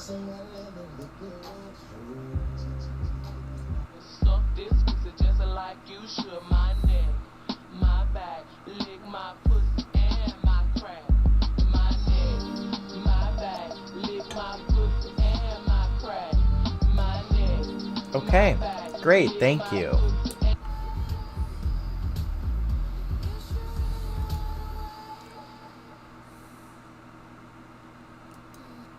No, stop it. Why are they always bottoms?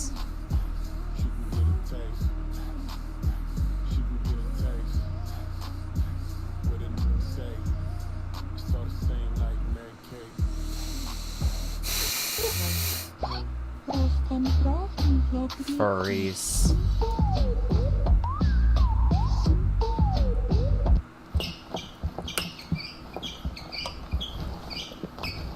Oh no, they took all the music out of a fucking rave.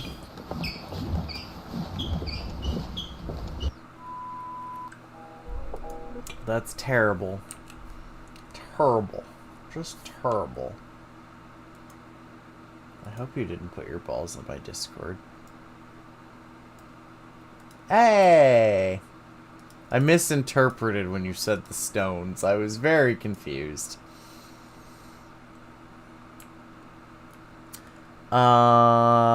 These look like mostly a collection of agates.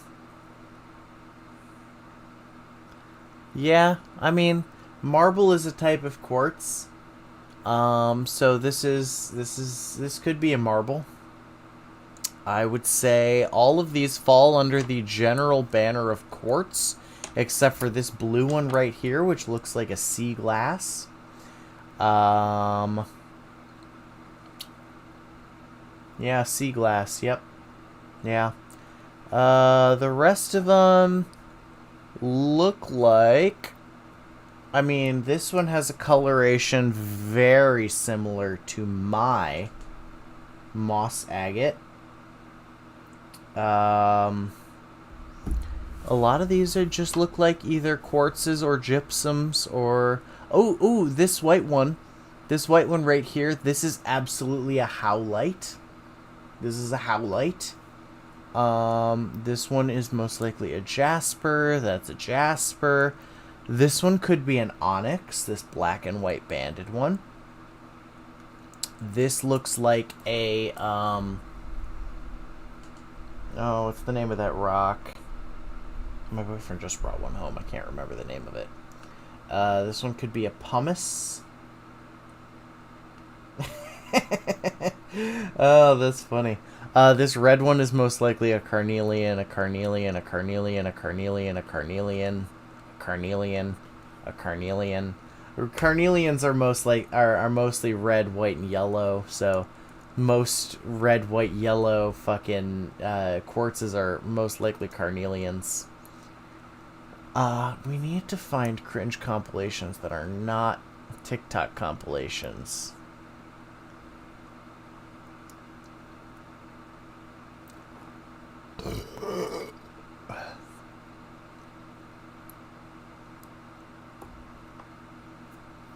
Let's see. Here we go. We can do an SJW cringe compilation to try to get our left-wing cringe out of the way. Oh, I love rock analysis, dude. I fucking live for rock analysis.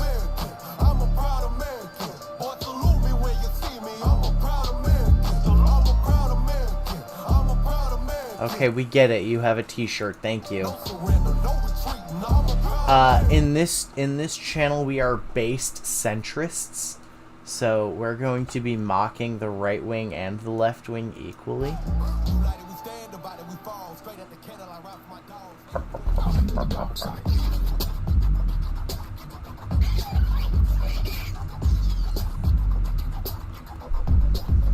Oh my god, this video editing in itself is cringe. Take that, Trump. My name is Alyssa Milano. And I am here because I do not have equal rights under our country's constitution. Oh my gosh, she does not have equal rights.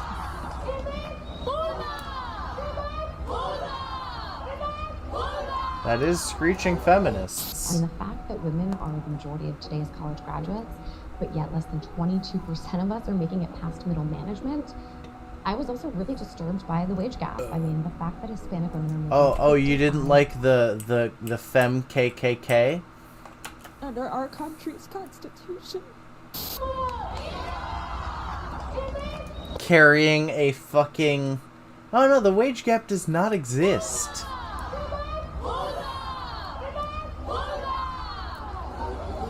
I mean, the fact that women are the majority of today's college graduates, but yet less than 22% of us are making it past middle management. I was also really disturbed by the wage gap. I mean, the fact that Hispanic women are making 55 cents to the dollar. I mean, how could I not do something? But then the question how could I not do what can you something? possibly do, right? Like, what can I do to combat something that's so systemic, so overwhelming? So because the nature of our systemic. events are so sensitive. I mean, we're talking about things from like discrimination and harassment. I made the decision to make it for female identifying and non-binary people only. I just felt that if there were men in the room, that it would really make it uncomfortable for women to speak up. But then we got sued for gender discrimination.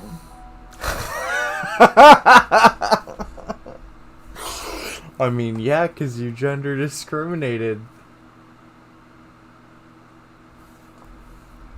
Oh, that's terrible. That's why you never take salary, buddy. We were targeted by a men's rights group who were suing us under a Civil Rights Act in California that is meant to protect oppressed groups like women and minorities. I think gender is a code. I'm here to increase visibility and to celebrate diversity. Like, the struggles are many, and we need everybody on board to come in many, many ways. Like the mothers, the nuns, the sluts, the sex workers, the healers, the asexuals, the trans women, everybody. My life feels contested, and systems that wedge me into the gender binary contribute to that. We are giving Albertans the space to live their lives how they want to live their lives, and to be recognized how they choose to be recognized. Sex X.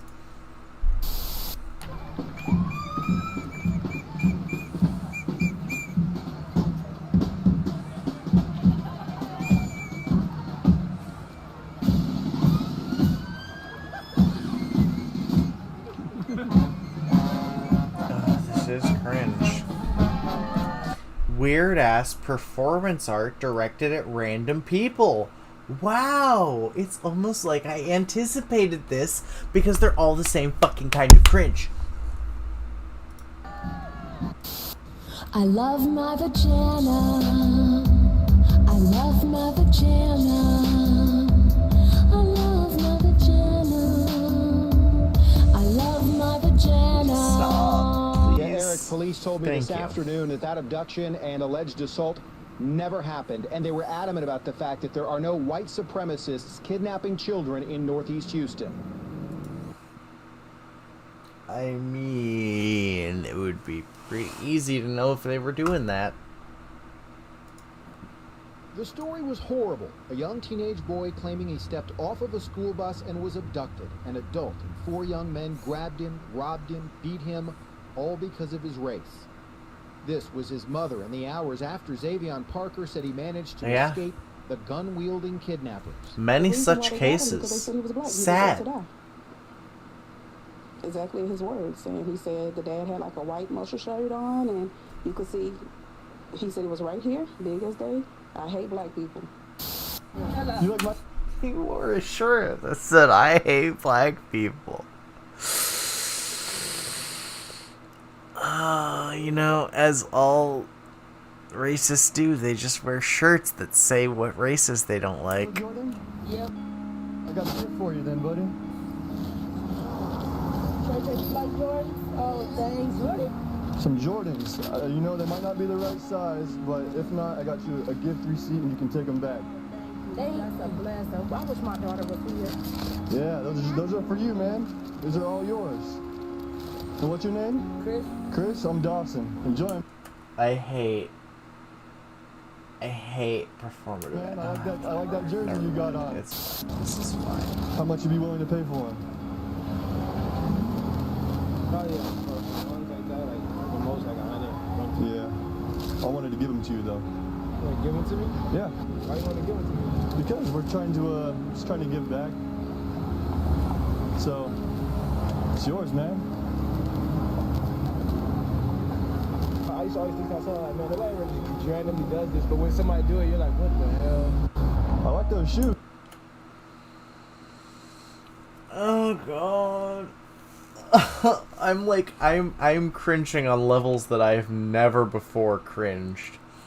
And I don't have a bingo square for this. I'm unprepared for these things. What size are they? 10? I got something that I'd like to give you. You like Jordans? Yeah. You like these? Stop. Yeah, and if they're... Stop it! If they're not the right size, you want to get a different pair, there's a gift receipt right here. Okay. There you go, man. All right. My mother had ever heard me talking about money or about someone's racial origins, I would have got a big hiding. Hey, But Tom, this is just a you need reflection big that you're the hiding. leader of the party, Bob Catter, and a policy you're advocating might mean... No, you need a big, ultimately, if it was applied back then, you wouldn't be. big hiding forever mentioning. You need a big hiding forever mentioning anything of that nature. Yeah, get a camera! Like I'm shit in your own fucking neighborhood, you fucking piece of shit! Thank you for being alive. We praise God that you're alive. Exactly. It's like if you're giving a homeless person something, because I have given homeless people things, but I'm not going to tell that story online for clout, and I'm not going to record it and post it online for clout, and I'm not going to make it all about how good of a person I am online for fucking clout. That's cringe. That's cringe is what that is. Hi. What are your responses too? Hey, leave her alone.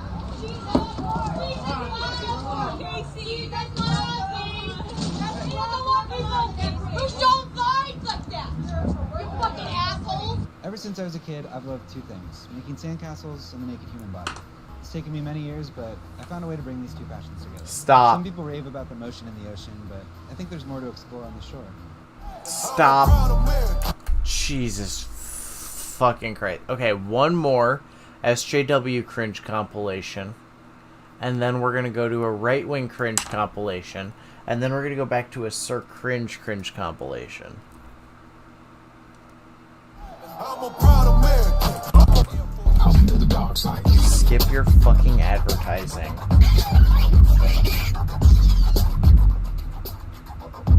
Oh, it was literally just a dick.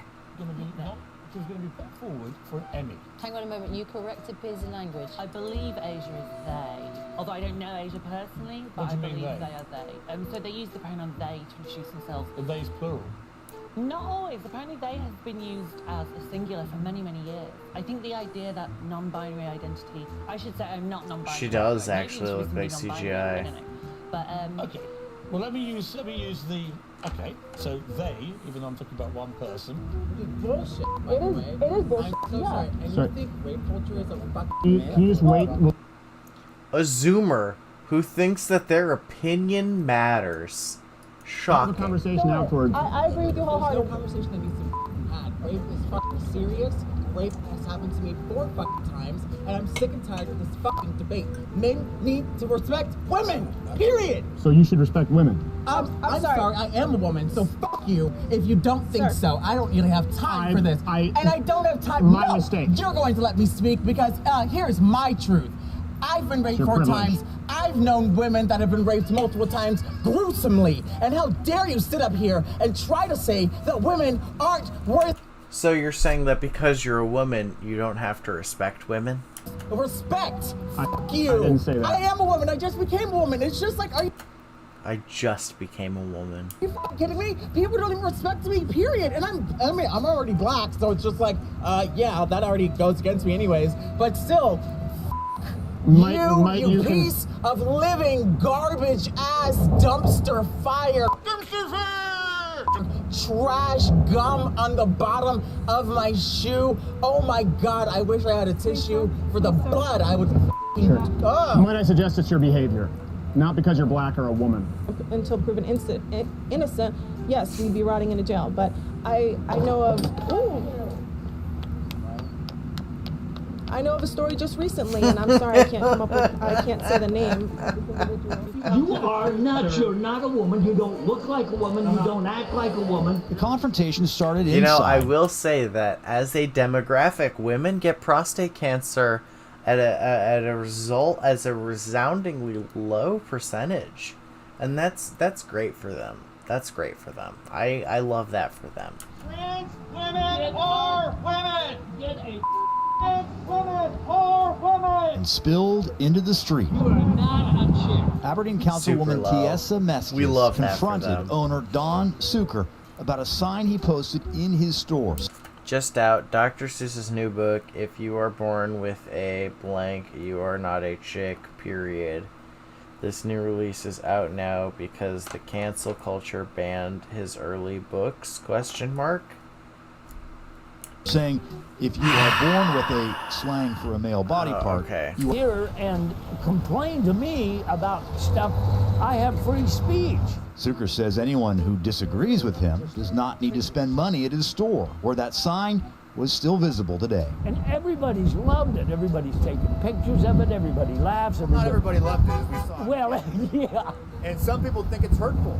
Well, he told us that this hurt. But it's true. His publishers did pull them on their own.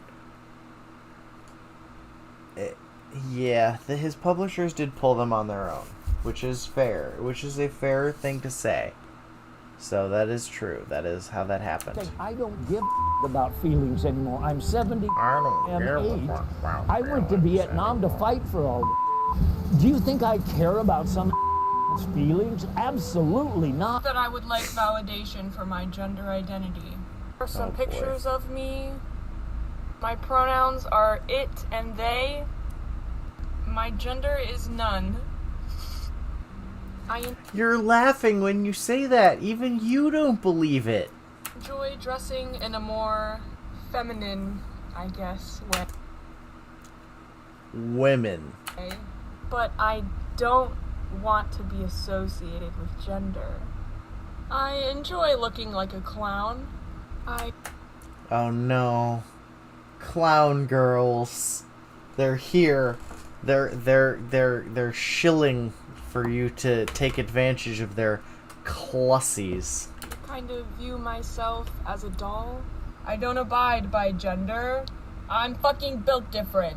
I'm a man, right? But I'm also not a woman. Forget gender. I'm a Stop. vibe. I'm an idea, a concept, if you will. Okay. I'm also a catastrophe, so there's that. Kink belongs at Pride. Children belong at Pride. No! Kink is not inherently sexual and has a deep-seated history in the LGBT community. It's not like a minor seeing someone wearing a collar is going to traumatize. You're fucking wrong. Stop. To be straight this weekend because it's Pride. How could he be mad that you called cannabis weed? That's the law. That's the law. I don't make the law. It's the law, you know, you have to Okay, follow the we're law. done after this video. I need to go to sleep. She agrees. Like homosexuals, do That's too you many like letters. Cannabis is too many letters. Do you like transgender peeps? If so, let's all be Okay, no, I lied. We're not gonna end it after this video. Because I said we would do right-wing cringe.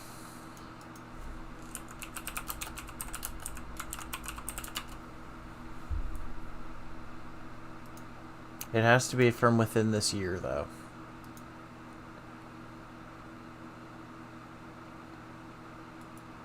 H3H3 podcast highlights.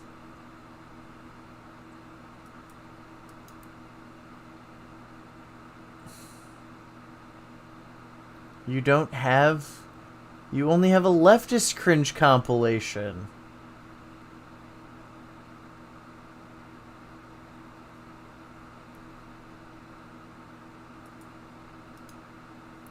Now I wanted to move on, as all of you probably have been following, or many of you. Some of you sane among us maybe just don't follow the election, and that's fine. That's a good idea. I love how every fucking thing about the election says robust safeguards help ensure the integrity of the election results. Yeah, no, I totally believe it when you're constantly shilling to me the security and safety of the election results. That makes me feel totally safe. Fortunately have been doom watching for the past like 72 hours. Is it 72 or is it longer? I wanted to just turn it off and just tell me when there's a result. Well, there's a result this morning, and it's pretty much GG Donald Trump. GG no re. It's a fucking GG, but anyway. Okay. Actually, I'm happy to say, people were saying that there was like going to be riots and this, and people were going to be outside the election with guns and all this. No, I quit and Facebook a so long time far, ago it's because not they been harvest your that. data I mean, and it sell all it. went pretty smooth, I think. Which I'm, for the So most part, far. so far. But there was some really funny goofs that I wanted to share with you. First of all, Louis Vuitton, they got to keep it real. These motherfuckers. I'm gonna go ahead and put that down as really, really shitty editing. What is Wow, I really like the ratio. Because he just did not even bother to fucking equalize that shit. Perfect. Well, just how I like to view my videos. What? Okay. TikTok's website is the worst. It's Bro, so I bad. can't even full screen it. I think you're like way zoomed in. Stop! Zoom out a They're little bit. like, Okay. if you're not gonna use our app, we're just not gonna let you see They it. shouldn't even have a. It's gonna be like unusable. Yeah, that probably is their strategy. Yeah. So Louis Vuitton got, and I guess I don't know that brand, Hermes. Do you know that brand? Yeah, it's like high end. Yeah, Louis Vuitton's got their own custom plywood, riot-proof I was plywood. gonna say, why does it look so good? Because it's Louis Vuitton. They're like, if They you're got getting Virgil too. if you're getting Look at looted, I'm gonna they're look. fucking moving the stream around in OBS during the stream. H3, you're supposed to be better than me. You're supposed to be high effort, high production value. And yet, you are doing the exact same shit as me. I should be the one with 1.65 million subscribers who thrives off creating nothing but internet drama and bullshit. You should be a fucking professional. I'm gonna look good in style, boy. I love it. Can you believe these motherfuckers? Hermes did it too. They should write on it plywood in quotes. I'll get all artistic. Yeah, I just thought that was so funny that they put up designer plywood. They gave up when they stopped doing like reaction videos to like prank channels and shit. And they just were like, yes, I can sustain myself off of just creating drama and living off the fucking ad revenue from the clicks to the drama. So shout out to Louis Pretty Vuitton for epic. keeping it street, keeping it. And the experience, bougie. it's an experience, no matter what the experience is. The looters are like, damn, nice. So that was good. They don't even have matching microphones. iDubbbz is a cuck now, unfortunately. His girlfriend turned him into a cuck. A little clip of some Posting of the best fucking OnlyFans the election vids on their past weeks wedding had to night. offer. The Trump supporters have had some of them have had a hard time accepting the difficulty. Yeah, of the fact she was that, posting to her OnlyFans on the night of their wedding, which is like, that's a yikes. Yeah, it's a Twitter thing. Joe Biden's going to Just win. don't go on Twitter. And a lot of people have been saying there's fraud and all this. The thing is, like, there really is no evidence of that at all, right? And look, we're going to recount all the votes, so just chill out. We'll count out the votes, but anyway, so here they are outside. So here's Trump supporters outside Nevada, where they're tallying the votes, saying count the votes. Okay, that's yelling And about here they are in Trump. Pennsylvania. I think this was in Michigan, actually. And the first oh. might have been Arizona, actually. He did not get Okay, a pre. well, I guess you'd have been in Well, two different states. In 2 different states, yes. Yeah. Yeah. Stop the votes. Count the votes. That's amazing. Yeah. So the duality of man. Whatever. I mean, it's Okay. That, to be fair, that is pretty funny.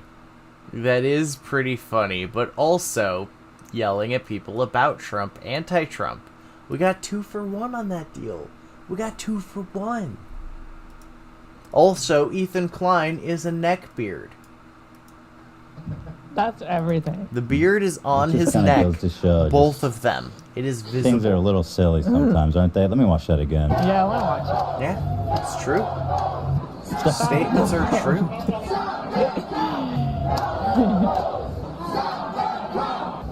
I mean, it's like, come on, guys. Nobody likes me. Do we want to count it or do we not want to count it? At least be consistent. Because Trump tweeted last night, or I'm so blurred on time. I don't know if it was last night or the night before. He says, "Stop counting votes."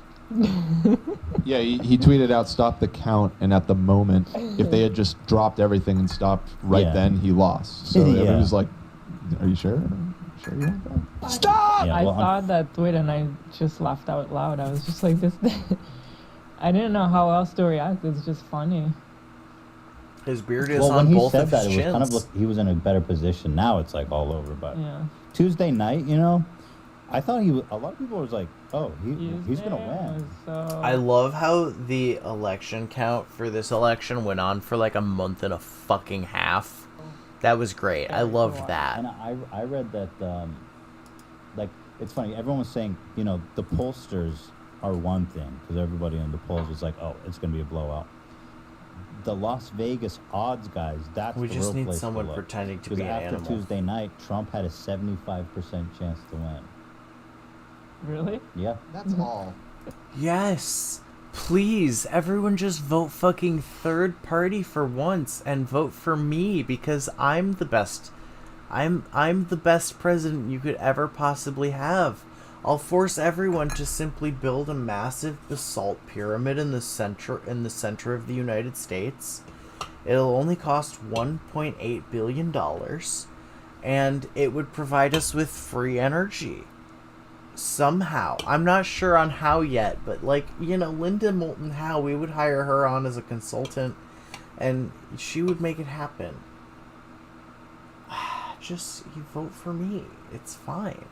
Just do it. Everybody always talks about how the Vegas bet stuff is so what you should pay powerful. attention to, but well, I'm kind of being a little facetious. no, but a lot of people say that unironically, and I don't really get it because it's much more just they want to make money. Yeah, exactly. Yeah. And I mean, the fact that it flipped to Trump 75% at one point just goes to show that it doesn't really know what it's talking about, right? Like, 'cause that's it's not infallible. It's just live odds. But yeah, a lot of people cite it as like, don't pay attention to polls. The betting market's Well, what's they're at. right. I think the pollsters lost a lot of fucking credibility Oh, for after sure this they cycle. did. I'm so sick of these polls. Like, just go. No, go. because the Here's a poll. pollsters None said of us care about it. Biden. None of us like you. 100% responded. Told you to fuck off. If you really want Pollsters to do know, need to fuck off. You're just gonna have to go travel the USA and see for yourself. I feel like. Exactly. Yes. Absolutely. Welcome to the conspirasphere. You hold the exact same opinions as me. You're gonna do just fine here. You're gonna be very comforted and enthused when I espouse the exact same beliefs that you already had in each episode. Because that is exactly how I feel. People who do travel, they were like, oh no, this country No, is it's not even a conspiracy, half-half. that's the There's, thing. so many Trump. When I talked with Andrew from All Gas Yeah, No that's Brakes, what I'm thinking. he was like, I think Trump's going to win. Yeah. Everywhere I go outside of LA, everyone's like, Trump all day. Yeah. But he didn't, and we finally got the result. So, woman on... Oh, so here's this one is I don't know. phenomenal. Bill Burr, Fox but- News been having a full meltdown. And a little you want to give the background on this because you seem pretty knowledgeable on Sharpie Gate before I watched the video. I love how you can literally tell that he's reading from a script. Oh yeah, they're making a big stink about Sharpies being handed out in Arizona, and I love how you can literally tell that Ethan Klein is watching. He's looking at his laptop for his own thoughts that he wrote down earlier. It's just like, can you not stay consistent in your beliefs for 10 fucking seconds? This is 2 days ago. Madison Square Garden, things have just gone so well for years. Yeah. These tours you're doing are so popular. Okay, I've seen this the guy. latest one, the tour is called 50. My problem is that I don't know who celebrities are. I'm getting tired. Okay, it's almost 3 a.m. After this video, I'm gonna go to bed. Who do the Botox and the hair plugs and try to look 22 for the rest of their life. Right. When they really just, they don't look good. Yeah. You're saying why? Don't fake it. Just embrace it. Embrace it. Make your eyes water. But I'll be on tomorrow. And my wife's always watching those Real Housewives and stuff, and they just look exhausted They're like in their you know what it always reminds me of? Remember when Brett Favre played in the Vikings? Tired. Yeah. And it was just like, just retire, dude. You're in the Hall I'll be of on Fame. tomorrow night. Just link me some Bill Burr videos. Should have enough channel points for that, and I'll take a peek at them. Bro, you don't remember when you were a kid, you went into the club and there was that older person hanging out? That creep? Yeah, that's what you're doing. That's what you're doing. 50's not the new 40. Thank you for coming, One Clown Shoe. I enjoyed hanging out with you. See doctors? Yeah. I have to have blood taken. So I feel young physically, but mentally, like when I watch TV, it makes me feel old. What makes you feel old about watching TV? Music, there's no guitar. Oh God, anymore. I keep for some reason, yawning. With all this technology, millennials, if you take a full water bottle and you flip it in the air and it lands upright, they run out of the room like they just saw a witch. That is funny. It's like, oh, they just take off. It's like, really? That's virtual topical. reality glasses on, you're playing all these video games, and all somebody has to do. I mean, that's like a game like Tom Sawyer would have played. That's a boomer incorporation trying to like use a that, meme. like, He is a boomer. I'm not ridiculing it. It's just like, wow, I can't relate to this. You can't relate to it. Yeah. You know, your show, F is for Family, I relate to it because it's about parenting in the 70s. And that was when I was parented like you. Yeah, What do I you should think go to of sleep now. Parents now. How do you compare them to parents in the 70s? It's just completely, the kids have so much power. It's like ridiculous. Like half of Yep. these kids, I'm like, I look and I just have what happened to me. And I'm like looking at a kid and be like, this kid's about ready to get punted across the grocery store. And it just never happens. Right. They just don't get hit. And I think it's hurting You're this mad? country. You're mad? Wait a minute. No, like, let's get this lit. You're mad that children are not being hit. There should be the threat of it. Half of it was just the look. It was just your dad was acting like he was going to do it. He never did it, but your mother did. And because Oh no, I'm gonna get DMCA'd for this. Wait, I have to stop. I can't watch this clip because these fucking people are really aggressive about fucking copyright claiming their fucking content. Alright. Thank you everyone for coming.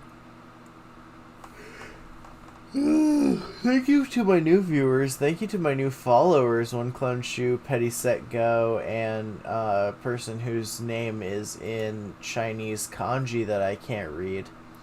I really appreciate the follows. I will be back tomorrow. Tomorrow night I close, and then I might do a short stream because I have to be up early the next morning. And then it's gonna be fun. We're gonna do something small. We're gonna do something simple. Fuck, I should have stopped this stream 2 hours ago so I had time to edit my videos. But it's always worth it for new followers. So, thank you for being here. I will see you guys tomorrow, and I'll probably also see you the next day. And I'll probably also see you the next day. I'm starting to stream a lot more because I'm having a lot more fun streaming because I have more people watching me, so we're gonna have a good time. Thank you all so much. This has been the Conspirasphere. My name is Seamus. Thank you for